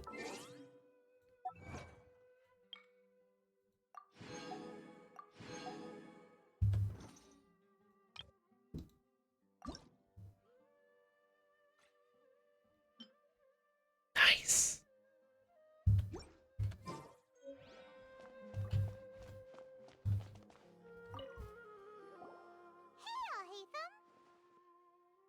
Oh, it's you two. What's the matter? We're running some errands for Nilu. Have you received her letter? Letter? Nilu said she sent out a letter inviting everyone to a celebration feast in 2 days at the Grand Bazaar.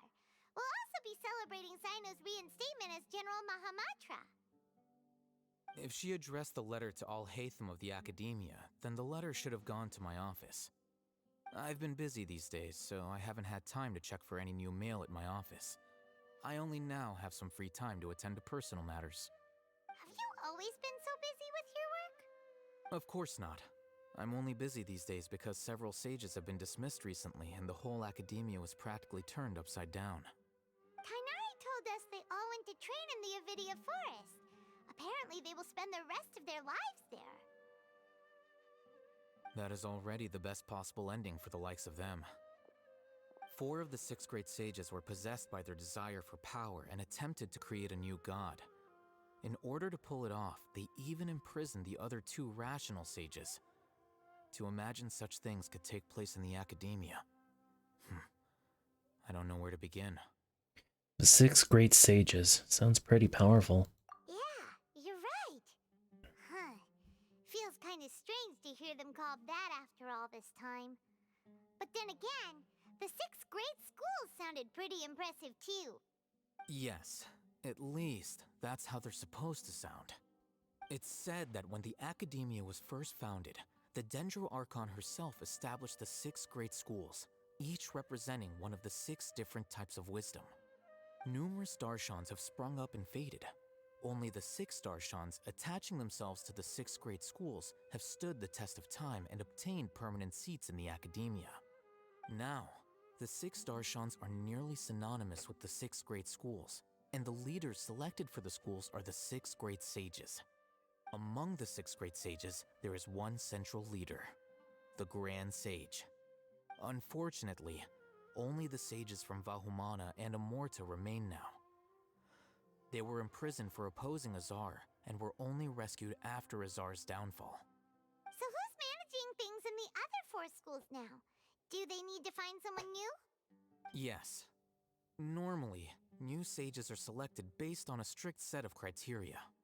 Oh, didn't you just say something about becoming a sage? If they pick you, then we'd have a huge connection in Sumeru. Emma has a point. Yes, about that. You didn't let me finish my sentence. The person in charge of personnel affairs nominated me to be the Grand Sage in place of Azar and help Lesser Lord Kusanali manage the academia. But I refused. Huh? But why? Can't you be a little more ambitious? I'm not even interested in being one of the 6 great sages. Like I said before, I don't like being a leader. Oh, alright. So are you busy these days trying to find others to take the job? That's not my job either. I'm only responsible for handling important affairs within the academia before the new sages take office. So you're still a leader now, even if it is just temporary. And the first thing I'll do is reject Kasharawar's application for funding. By the way, who was that other person just now? Is he your friend? Do we look like friends? Paimon doesn't know. That's why Paimon's asking. His name is Kaveh, my roommate. You could say he's the representative for Ksharawar scholars. He didn't seem to believe a word you told him. Which is exactly why he always has so many problems. So everything that's happened recently must be a huge change for the people of Sumeru. Thanks for your hard work these days. Such is the work of the Academia Scribe. Well, anyway, no matter how busy you are, since you are our planner, remember to attend the celebration feast in 2 days. Alright, I'll see you there.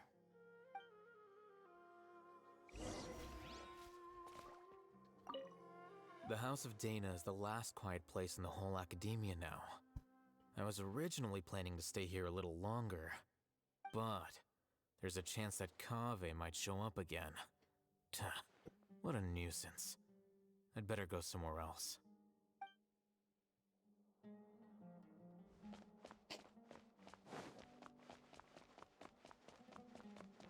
I just want to see.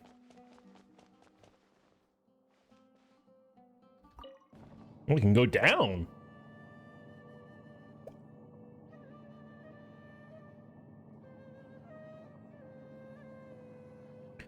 Ah, I see.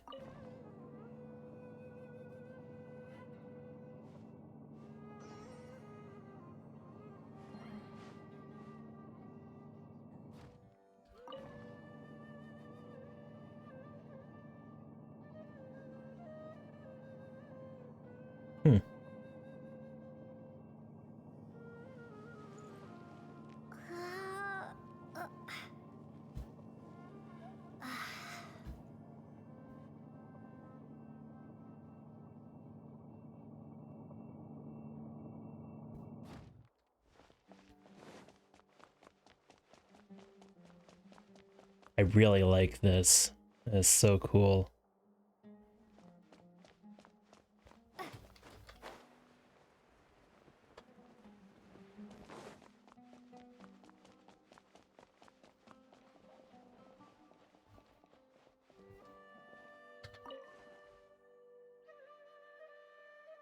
Now I am the great sage. I'm the one in control. Wait. No, wait. I have the perfect idea.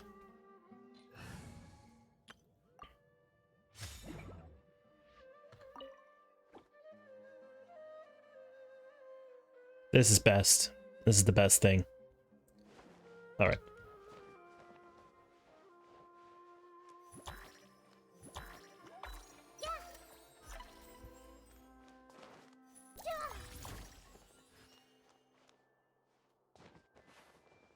Oh, those things are solid. Oh, I can't go. Fuck. Okay. Well, that's a shame. Although I like the look.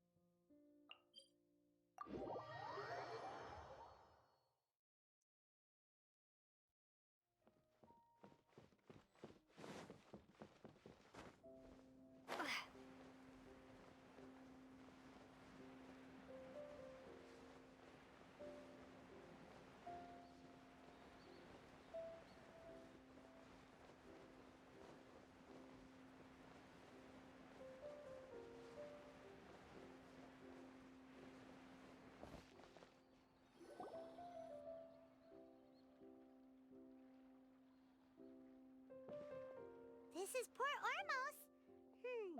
Now where could Diaby? Is that Paimon I hear? Huh? Oh, it's been a while. How are you doing? Dunyarzad! It's been so long since we've seen you!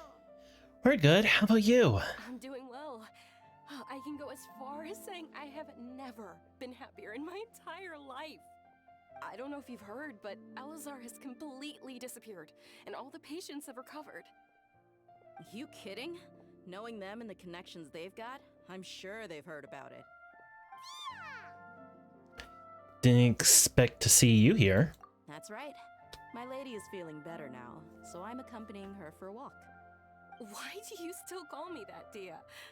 You've already informed my father of your resignation. I guess I'm just used to calling you my lady. Old habits die hard. Resignation? You mean you're quitting? Yeah, I might start losing my edge if I keep being a bodyguard for the Homayanis. You know that my parents and I are fond of you, and that we appreciate you very much. It wouldn't be a problem if you wish to continue to be our bodyguard.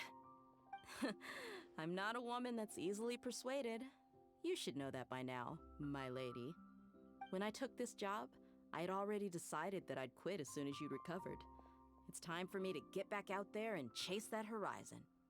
So what are you gonna do now if you're not gonna be a bodyguard anymore? I want to take a risky job and put my body to the test again. Huh?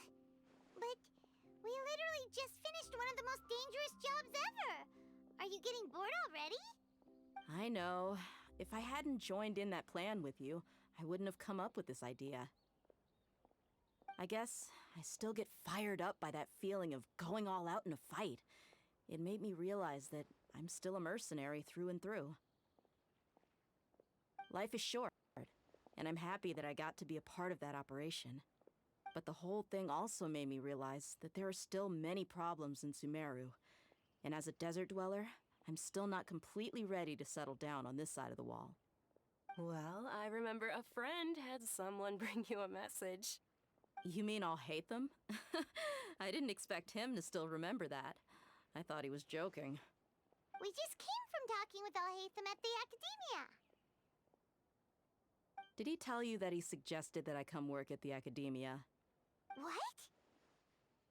We didn't hear anything about that. I heard that Azar and his cronies fell from power, and Alhaitham told me that now was a good time to find a job in the Academia, but only if I wanted to. Whoa. Paimon can't see you being anything other than a mercenary. Me neither. But I think Dia would look great dressed up as a scholar. Ugh, forget about it. I wouldn't last 10 seconds in there. Alhaitham probably just liked the way I worked and knew I'm good in a fight, so he suggested I find some work in the Academia. But you know, if you take him up on the offer, Sino might actually agree and let you become a Matra. Because you're super amazing! The Matra have all the talent they need as long as they have Sino. I prefer to be free to live however I choose.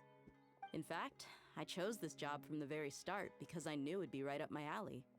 Even if being a mercenary means facing all kinds of danger. A lion has to return to the wild sooner or later. If anything, being your bodyguard has been unfamiliar territory for me.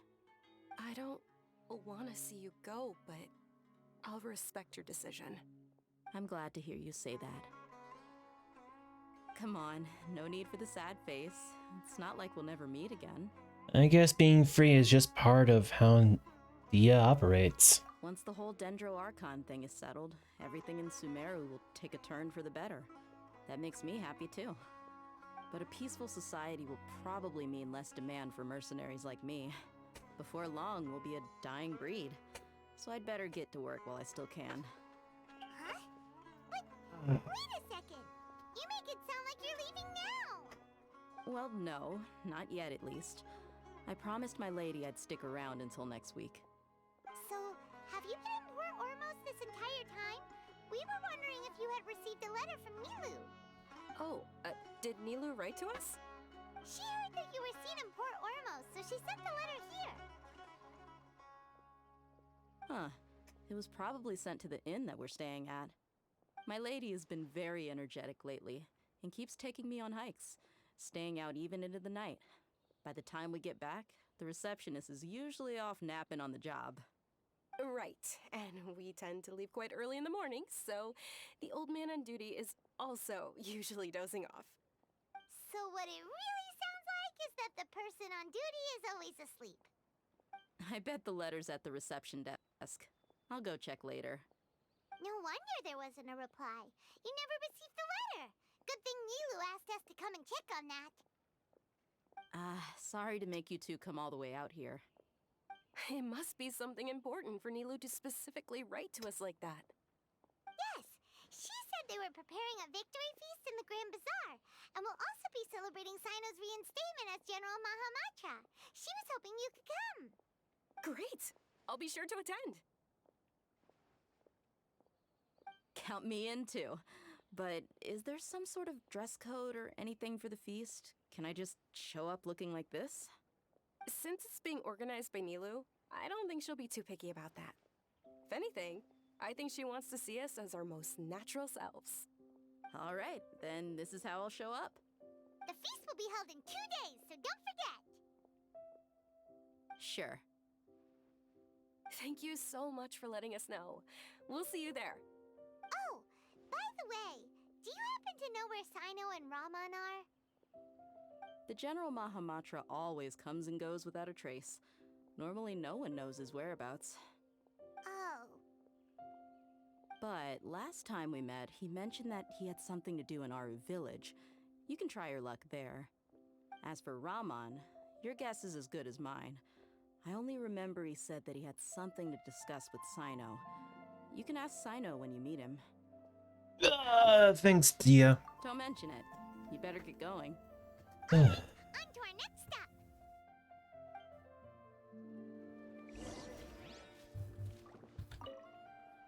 After recovering from Elazar, everything seems so different to me. When I look at the scenery I've visited before, it has a completely different feeling. Yeah, you need to be stronger than an ox to take life by the horns. I think I've heard you say something like that before. But today, I finally understand what you mean. Is there any place you'd like to go? I can accompany you. I've got time. What if I tell you that I want to go to the desert? Fine by me.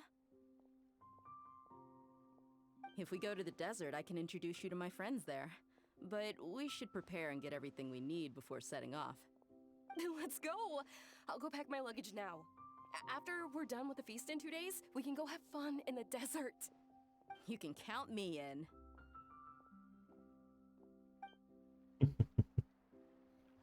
They're gonna make the biggest sand castle the world has ever seen.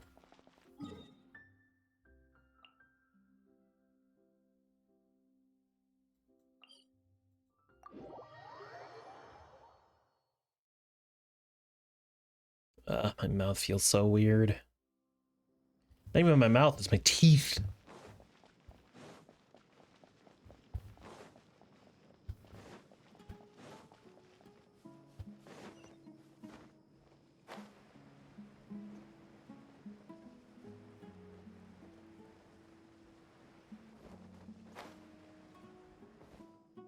She could pet cats. It's been a while since we last visited Aru Village. Ah, there's Sino! Been a while. What brings you here? We recovered well, and Tanari agreed to let us leave, so now we're out and about again. It seems Gandharvaville's medical treatment is still as good as ever. And Tanari is recovering well, too.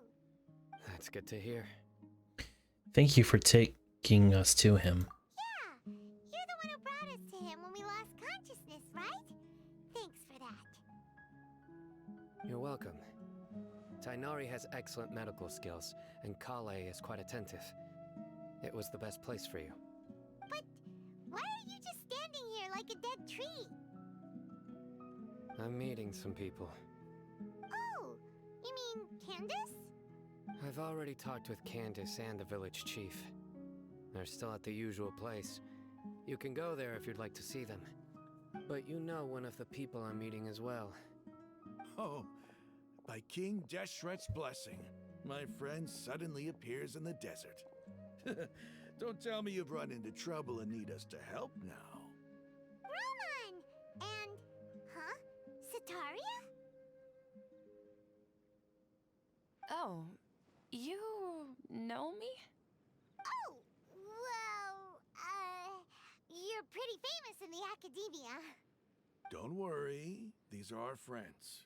No need to be so guarded. I see. How are you doing? How have you been doing lately? I'm doing well. Many good things have happened recently. Same here. Really, I feel that my whole life has started to shine after suddenly finding a new direction. Oh, tell us everything. Yeah, you go ahead. Alright, well, I suppose I should start by saying... I've decided to leave the academia. What? You're not going to be a scholar anymore? It's not that I've given up on being a scholar. Instead, you could say I've found a new identity. I will no longer pursue research like a typical scholar, but I have not completely given up on my relationship to knowledge either. I can see what you're saying now. What do you mean? I plan to leave the academia and return to teach here in the desert. Wow, so you want to become a teacher? Sataria will return to support education here and teach people from the desert. She can't teach everyone on her own, but there are many of us Eremites all over Sumeru. She came to discuss a collaboration with me and hoped that I could bring her ideas to the Eremites. Yes, it's my hope that the Eremites can help me select a group of smart people with the best aptitude for teaching. I'll teach them, and after they've finished learning from me, they can go educate more people. That is the true meaning of education and the spreading of knowledge. The people of King Deshret suffer from sandstorms, exile, and ignorance. Miss Sataria is more than welcome to come teach here.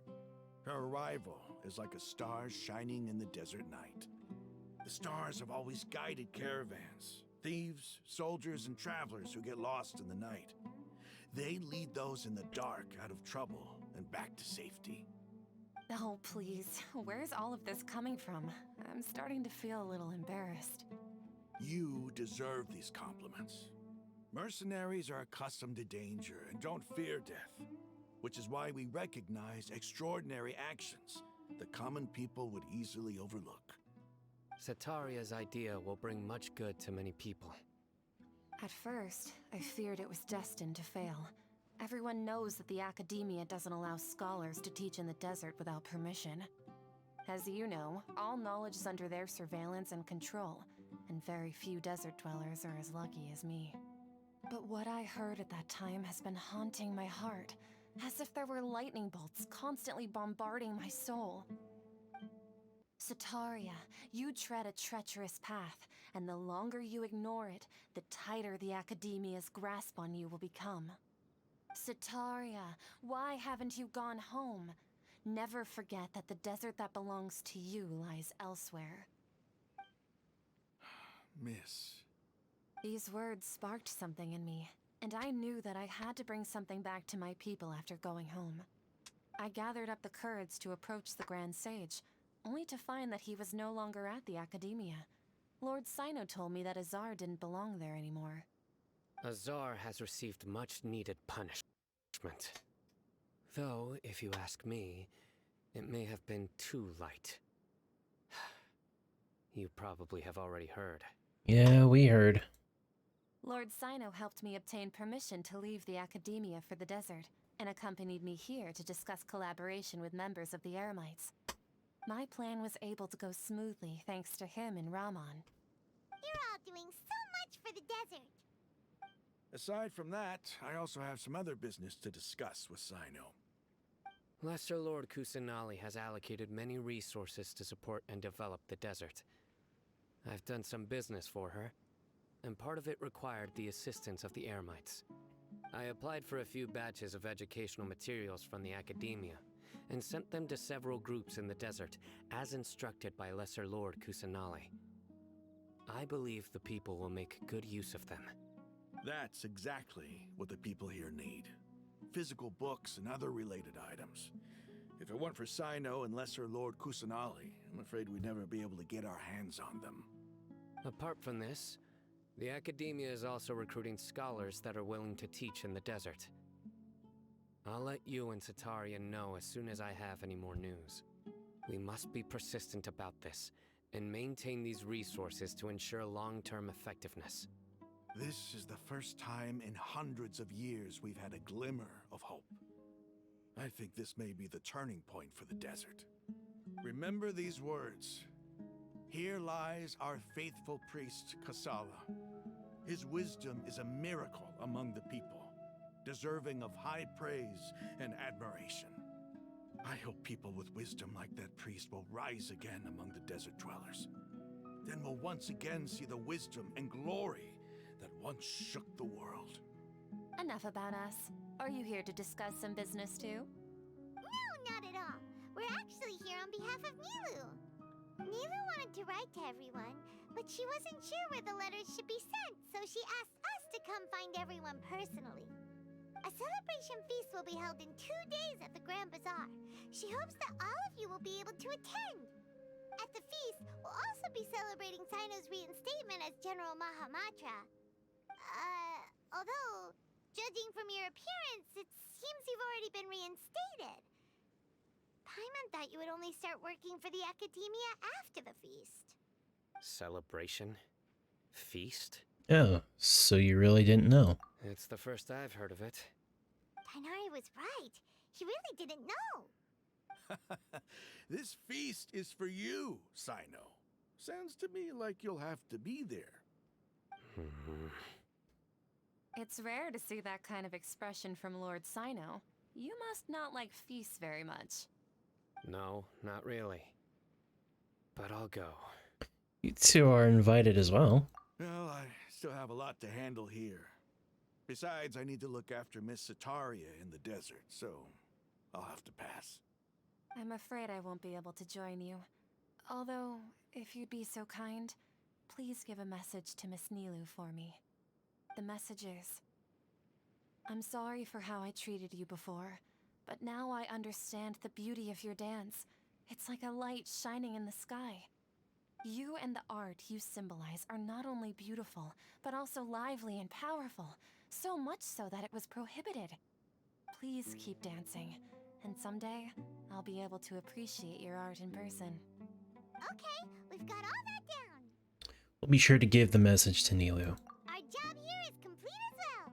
Oh, Sino, remember, party's in 2 days. Make sure you're there. Got it.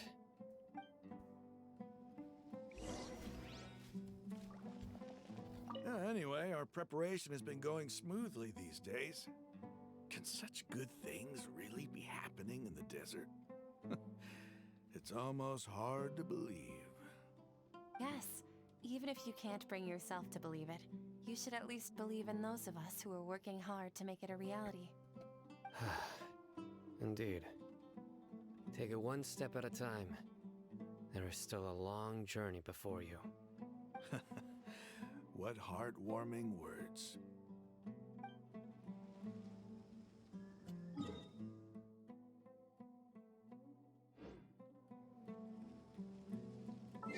Wait, is it?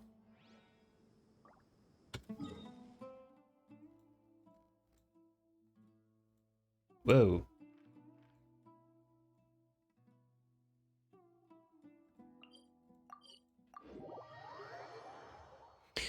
Okay. Let's see.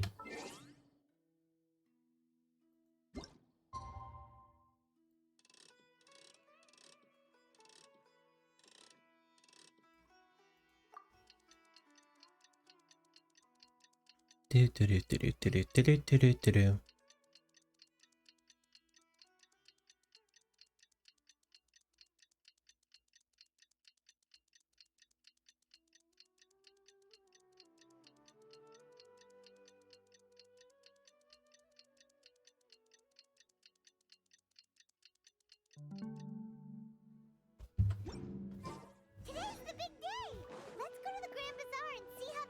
questions coming along.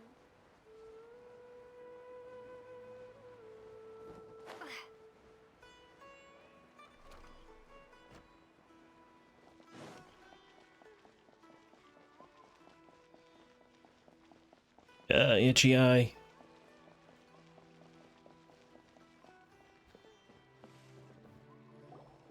Everybody's already here. Looks like we're the last ones to arrive. I'm here. I mean, you're here? Ah, there you are. Good evening. Well, look who finally decided to show up.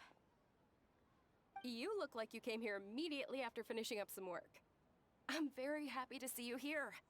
But we're not late, are we? It's just that everyone else arrived ahead of time. I propose that the last one who arrived be put in charge of today's speeches. Nah, there won't be any speeches today. Oh, really? Well, even better. Come join us over here. Let's share some great food and drinks, and chat about all sorts of fun things. Everything looks quite good. Wow! Paimon can't wait! Traveler, just look at all the delicious food here! Feasts and celebration in General Mahamatra in the Grand Bazaar goes as planned. Drinks are flowing, food is delicious. Everybody eats and drinks before enjoying the performance performed by Nilou and everyone in the Grand Bazaar. Time passes gradually in the wonderful atmosphere. Beautiful. Oh. It's so delicious! Oh, this grilled meat tastes amazing! The food was specially prepared for you by everyone in the Grand Bazaar. And we have gifts that were sent by the residents of Sumeru City when they heard we were holding a feast. Everyone that came said that you saved Sumeru and wanted me to thank you all on their behalf. Ah, feels kind of nice to be seen as a hero. I could get used to this. Being a bodyguard is also a hero's job. You've always been amazing, Dia. My lady sure has a way with words. Thanks. I'm glad to hear it. And I'm happy to meet everyone that participated in the great plan. Don't mention it. Come to think of it, we've really done something impressive together. It's unbelievable! We owe it to our abilities. And luck. Really? Why do I remember everybody thinking that luck was against us and feeling like we hardly had a chance of succeeding? That's how I remember it too. It's luck that brought us together, and it was luck that let us form a team. Then, it took even more luck for us to formulate a plan and implement it successfully. Moreover, judging from the results, everything worked out well. Yeah, everyone gave it their all when it mattered most. It was almost like a performance. We took the stage and put on our best show. Everyone played their part, and thanks to everyone's efforts, the performance was a great success. So, would you say we're good actors too? That's one more talent under our belt. It's such a blessing that Lesser Lord Kusanali was able to return to power at the Academia. Yes! Even after being abandoned and neglected so many times, she's finally returned. Returned to the Academia? Abandoned and neglected? Uh-huh. Lesser Lord Kusanali once used all her power in a great disaster, which resulted in her losing all her wisdom and memories of the past. The Academia basically abandoned her because of it. This should be something everybody should remember. Huh? You look surprised. I didn't say anything wrong, did I? No, everything you said is correct. That's good. Something wrong? Yeah, what's with that face? You knew all of this already. Don't mind me. My mind was elsewhere. Even if those two giants of the Academia are here, I still have to say it. Those sages really have some nerve. 500 years ago, Lesser Lord Kusanali used all her power for the people of Sumeru, and what did they do in return? It seems that after everyone forgot Greater Lord Rukkhadevata, their understanding of Sumeru's history also changed. Now everyone believes that Lesser Lord Kusanali's been Sumeru's Archon all along. Maybe I'm the only one in all of Teyvat who remembers Greater Lord Rukkhadevata ever existed. As the witness of all that happened, I shall respect her choice and keep the secret for her. If you bite the hand that feeds you, don't act surprised when it turns into a knuckle sandwich, right, Sino? Perhaps I shouldn't say this, but their treatment of Lesser Lord Kusanali calls for a more severe punishment. You could simply tell Lesser Lord Kusanali that you wish to have Azar and his accomplices severely punished. I respect our deity's decision and won't interfere in any way. While we're on this topic, why didn't you accept the Academia's invitation to become the Grand Sage? Are you trying to say that I'm fit to be a sage?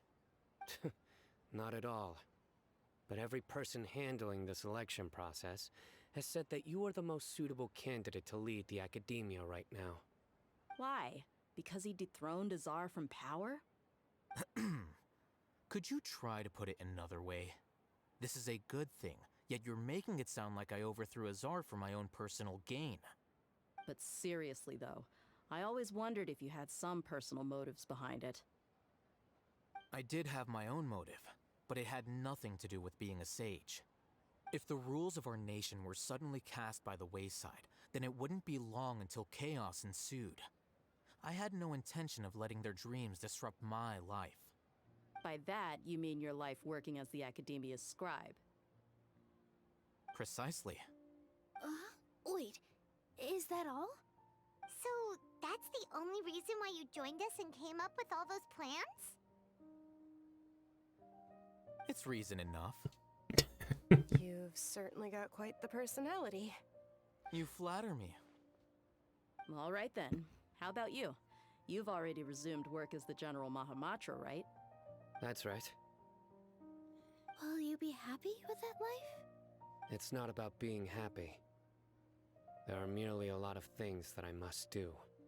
Even so, keep your spirits up and try to be happy, okay? And try to smile more every day, just like I'm doing now. Thank you. I'll keep that in mind.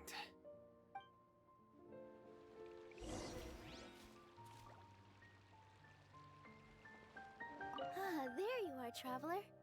Well, how is it? Are you enjoying the feast today? If there's anything you're unhappy with, just let me know. I'll be sure to take note of it. It's great. Thanks for inviting me. That's good. It's the first time I've ever invited so many exceptional people to one place. I was a little nervous myself. You see, every guest here is quite extraordinary. It's unbelievable that we've got everyone together here. Almost like a fairy tale.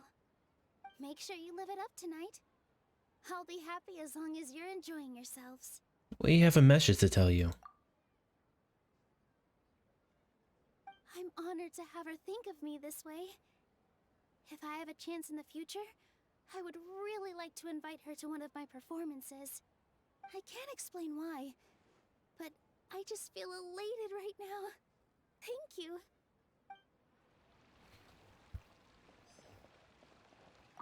I seldom participate in such lively gatherings, but the atmosphere here is quite good. I thought you might find it boring. No.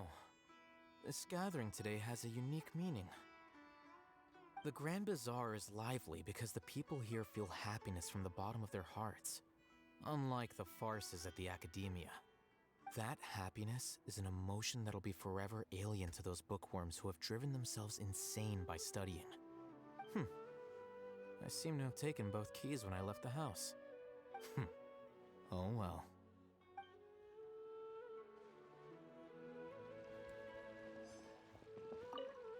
My lady, the grilled meat over there is delicious. Have you tried it? Yes, I also tried some fruit just now. Oh, they're very sweet. What an amazing place to relax. No wonder everybody likes to rest at the Grand Bazaar. You said it. Oh, look who else is here. Hello! Oh, I'm so happy Nilou invited everybody. Oh, now I have the chance to meet all the heroes. My pleasure. I'm glad we could come. Hey, less of that polite chit-chat and more eating and drinking. The feast is about having fun, not stuffy formalities.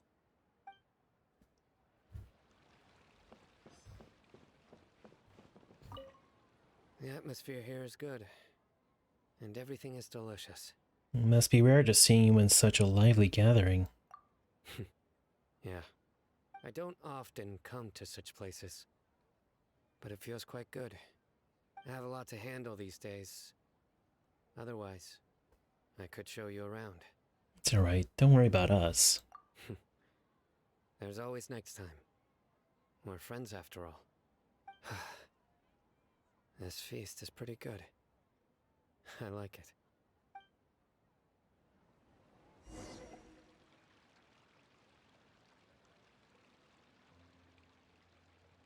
Hey, what's wrong? Your head is starting to droop. I suddenly feel a little sleepy. Feels like I'm about to nod off. Hey, you can't just fall asleep here. Paimon will go find something delicious for you to eat. You'll wake up once you put something yummy in your tummy. Really? Of course. Just wait here for Paimon.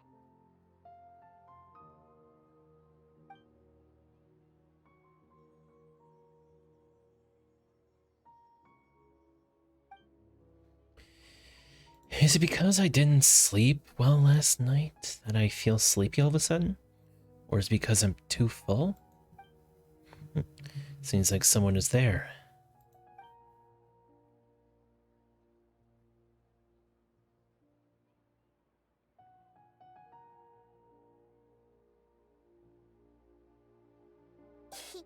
It's me.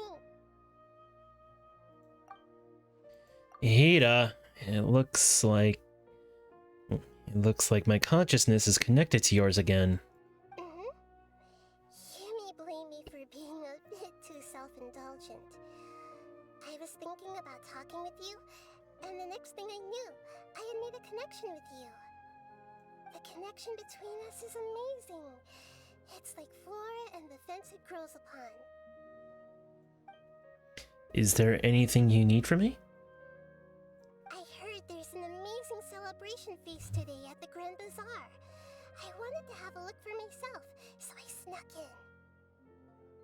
Lately, I've been so busy dealing with all the fallout from recent events, so I really haven't had any free time. Although you've already helped me with a lot, there's still one more thing I hope you can help me with. What is it? Please say thank you to everyone for me. So that's what this is about. Hida, it'd be better if you could do that yourself. Oh, is it not convenient for you to do that for me? Some things in this world must be done yourself. But if I just show up all of a sudden, people will become all quiet and stiff, won't they? What if I end up scaring them and ruining this wonderful feast? That'd be the last thing I want. It'll be fine. Please don't worry too much. Let me think about it. Okay. Have you made up your mind? Yes, I have. That's good. Wait, what? What? You said I should go thank everyone as myself, right? So... I've decided to borrow your body for the time being. Please don't blame me. The flora also climbs up to the fence to get closer to the sky. Then at least promise you won't say anything weird when in my body.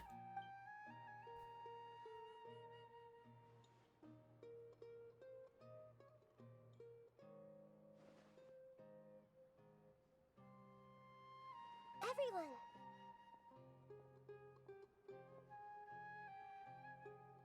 Are you awake now? Paimon was just about to bring you the food. It's me. Huh? That voice. Nahida? Hold up, what's going on? I didn't expect to have a conversation with the consciousness of Lesser Lord Kusanali in the Grand Bazaar. Interesting. Is this also a part of the feast? No, of course not. Are you Lesser Lord Kusanali?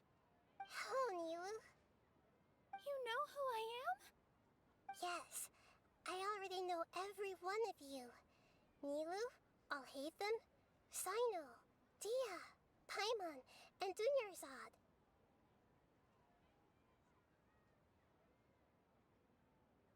Lesser Lord Kusanali?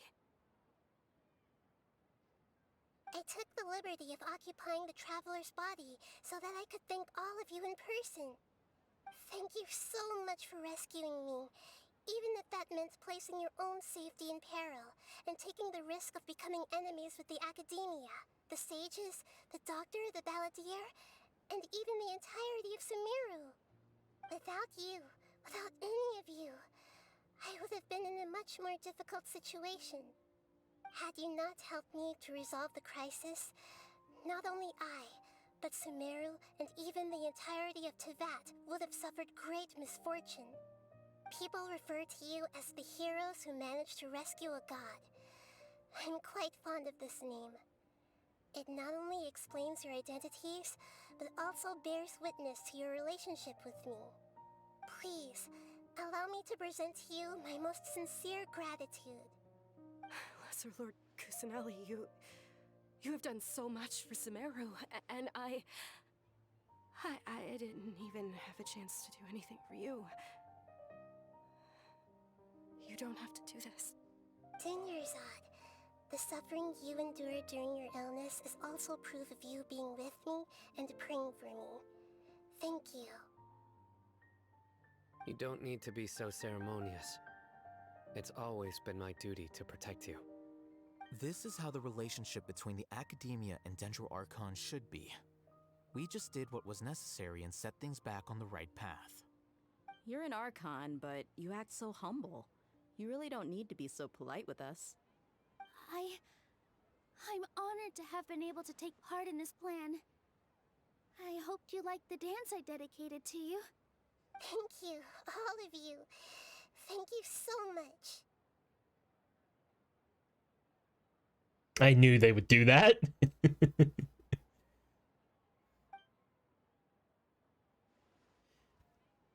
See, just like I said, everybody is very happy to meet you.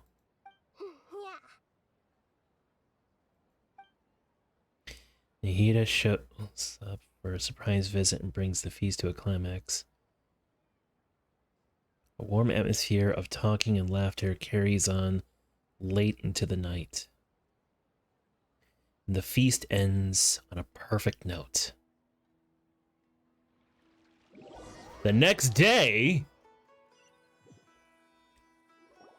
Are you awake? Did you rest well?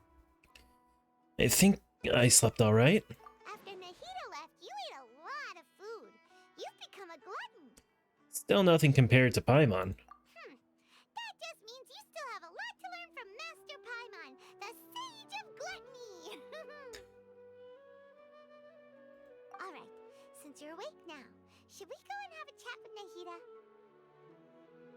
She should be in the Academia right about now. If you have any questions, now's your chance to ask.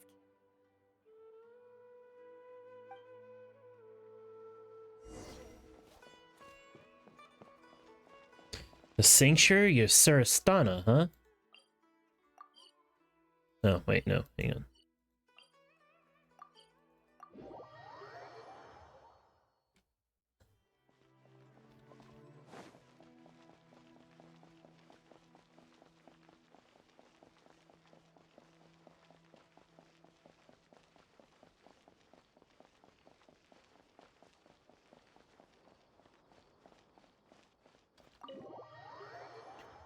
Hmm? When did I get a clip?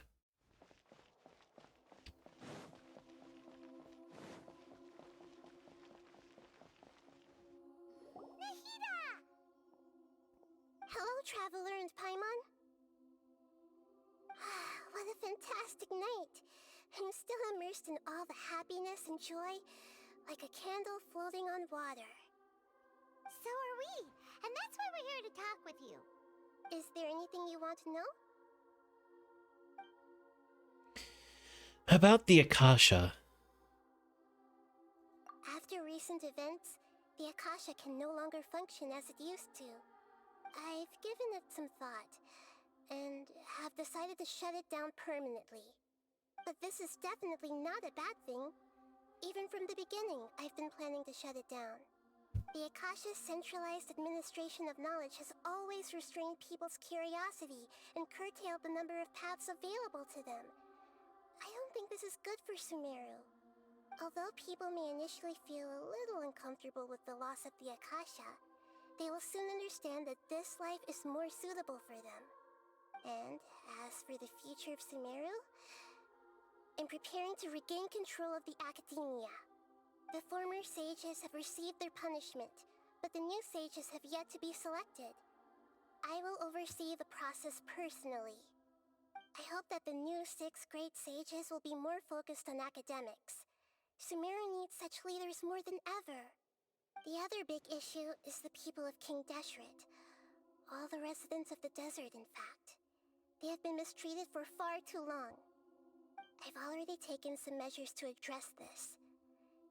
It will take some time to rebuild everything, but no matter if it's culture, friendship, or trust, we will rebuild it. About what happened after I fell asleep that day. You mean, what happened after the doctor put you to sleep? Did he take the Gnosis? Not exactly. The top-ranked Fatui Harbingers, up to number 3, possess power comparable to that of gods. I was no match for him in that kind of situation. However, in spite of the bad situation, I still managed to make a fair deal with the doctor. I'm sure you remember the entity that changed your fate, the Heavenly Principles. In fact, the Heavenly Principles has been quiet since the Conria disaster 500 years ago. I used this point as leverage against the doctor. I told him that the Heavenly Principles may be awakened if I destroy the Gnosis. Although it's just a bluff, he still fell for it. I assumed that the Heavenly Principles wouldn't just stand by and let such extensive damage to its laws take place. And as for what I exchanged for the Gnosis, the exchange served as both punishment for the doctor as well as a boon of new knowledge that I couldn't refuse as the God of Wisdom. About the Balladeer. He's still in a coma. I've hidden him like how one would hide a feather. I know you have many misgivings about him, but as someone who had become a god, he has retained a number of very useful features. Don't worry, I'll keep an eye on him and make sure he doesn't do any evil.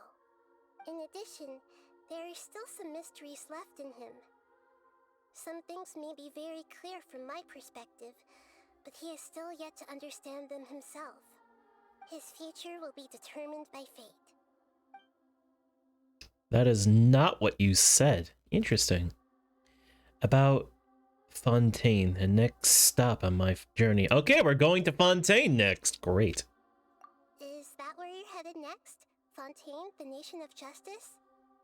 As far as I know, that nation operates in a judicial system. Does their Archon personally judge people? No, there's a Chief Justice in Fontaine. Generally speaking, the Hydra Archon, Focalor, won't preside over individual trials. However, even then, Focalor will still make herself present at just about every trial. It seems that she just likes to immerse herself in that sort of atmosphere. As Archon, she still reserves the right to influence the final verdict. Anyway, let's just say she's got, a very unique personality. Yeah, what else is new? I've got nothing else to say. Are you sure? Isn't there something else you haven't asked about yet? Huh? You mean... About your brother. While you were resting at Gandharvaville, I took some time to perform an Irminsul search for information on your brother. But we both came from beyond the Sea of Stars. There shouldn't be any information of him in Irminsul. Yeah! Isn't Irminsul a repository for all the information and memories of Teyvat? So there shouldn't be anything on her or her brother. This is true in your case. Irminsul indeed does not have any information on you. However, there must be something different about your brother. Because, as it turns out, the world has recorded information on him after all. What? There's only one possible explanation. He belongs to this world. How is that possible? We journeyed the Sea of Stars all our lives until we came here. How could he possibly hail from Teyvat? Things don't add up. Is there something wrong with my memories? Or is it this world? Or is it this world that has done something to him? But nothing about this makes any sense. Wasn't this your first trip to Teyvat? Do you have any further intel? According to the records I was able to access, your sibling suddenly appeared in Conria. After the Conria disaster, he began his journey through the 7 nations of Teyvat. But just as his journey was about to reach its conclusion, the Irminsul records on him suddenly become fuzzy. What do you mean, fuzzy? Did something happen to him? All I know for sure is that somebody, for reasons only they can know, is deliberately obfuscating his fate. And whoever it is, if they can do that, who knows what else they're capable of. Could it be related to the Abyss? But even that wouldn't explain how he somehow comes from this world. Something else I noticed was that according to these records, the Fatui have not classified your sibling as one of the Descenders. Descenders? What's a Descender? Paimon's never heard of it. Look, I'm sure you must be curious about the information I received from the Fatui in return for my gnosis, right? A very important part of the intel was about this world's Descenders. External beings, ones that don't belong to this world. Traveler, you are Teyvat's 4th Descender. 4th? Huh? So the Fatui count 3 other Descenders before the Traveler, and her brother isn't even one of them? That's right. My current hypothesis is that the first Descender was likely what we now call the Heavenly Principles. As for the other Descenders, I still need to verify their existence. It could take me some time. Paimon's head's about to burst from all this crazy new information. And yet, even knowing all this, I'm sure you must still have a lot of unanswered questions. I must say, I truly regret that I can't help you more as the God of Wisdom. There are many questions in my heart as well. I will need some time to go through each one of them. Same here. I'll need some time to reflect on what you said. And soon, you'll also begin your journey anew and depart from Sumeru. I'm very interested in your future. It's a journey that can't be observed or recorded by this world. If fate is the ultimate knowledge, then your future will be the ultimate fate. Paimon's sure glad we got to meet you, Nahida. The pleasure is all mine. I can't thank you enough. Alright, that's enough talk for today. If you ever miss me, just close your eyes, and maybe I'll appear in your dreams.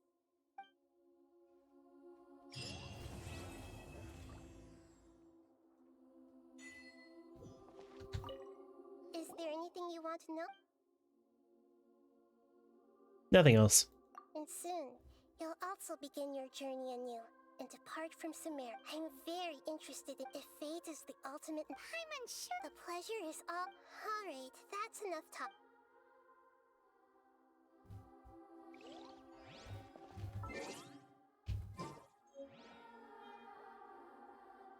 Oh. Silver twig.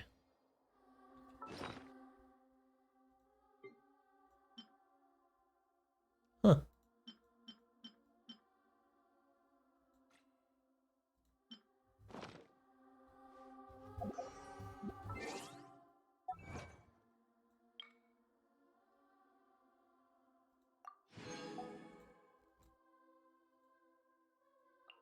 Surprised I didn't get anything for completing the Archon quests. Upgrade the statue to 7. Reach max level to Tree of Dreams. Unlock all the shrines of depth in the following areas. Unlock all teleport. Wait, hang on. There are 2 missing? I know of 1. Huh.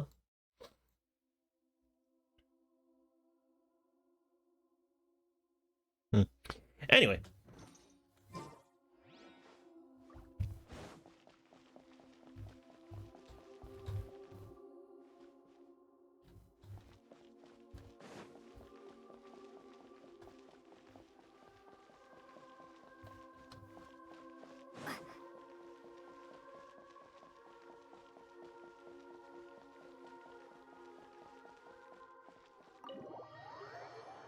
Question, though.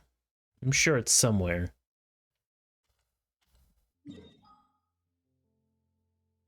Aha! There it is. What do you get from it? Puppet strings. Mirror of Mushin. Daka's ball. Interesting. And Midlander sword. Midlander bow billet. Midlander claymore billet. Midlander catalyst billet. And Midlander polearm billet.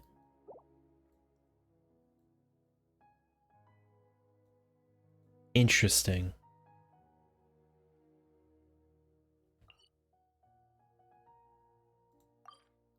Let's teleport there, get that, and then I think that'll be it for the night.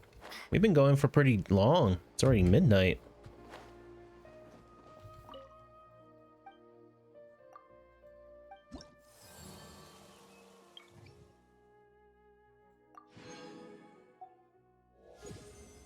Yay! What did I get? Ah! New recipe, too.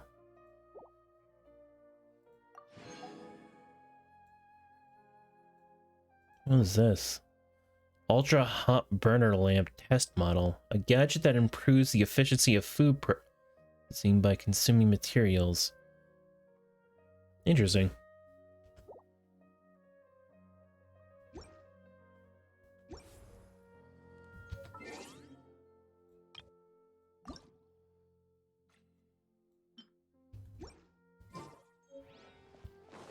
Let's try and cook this.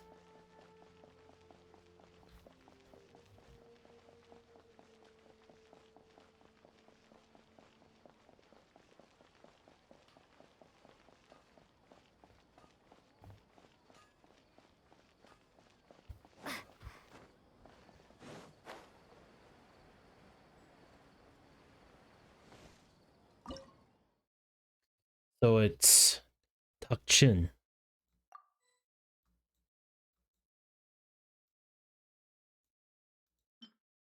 That's it? Interesting. It seems like it's basically a cake of poultry and fish. Fascinating.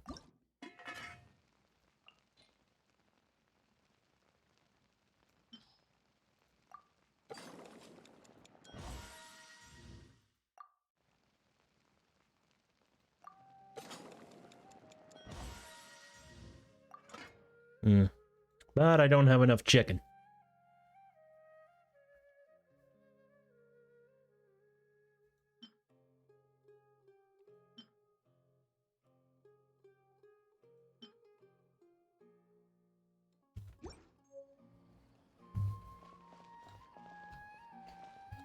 All right. I think we're finally done for the night after 6 hours and 11 minutes. Hell yeah. Oh, that is a good record.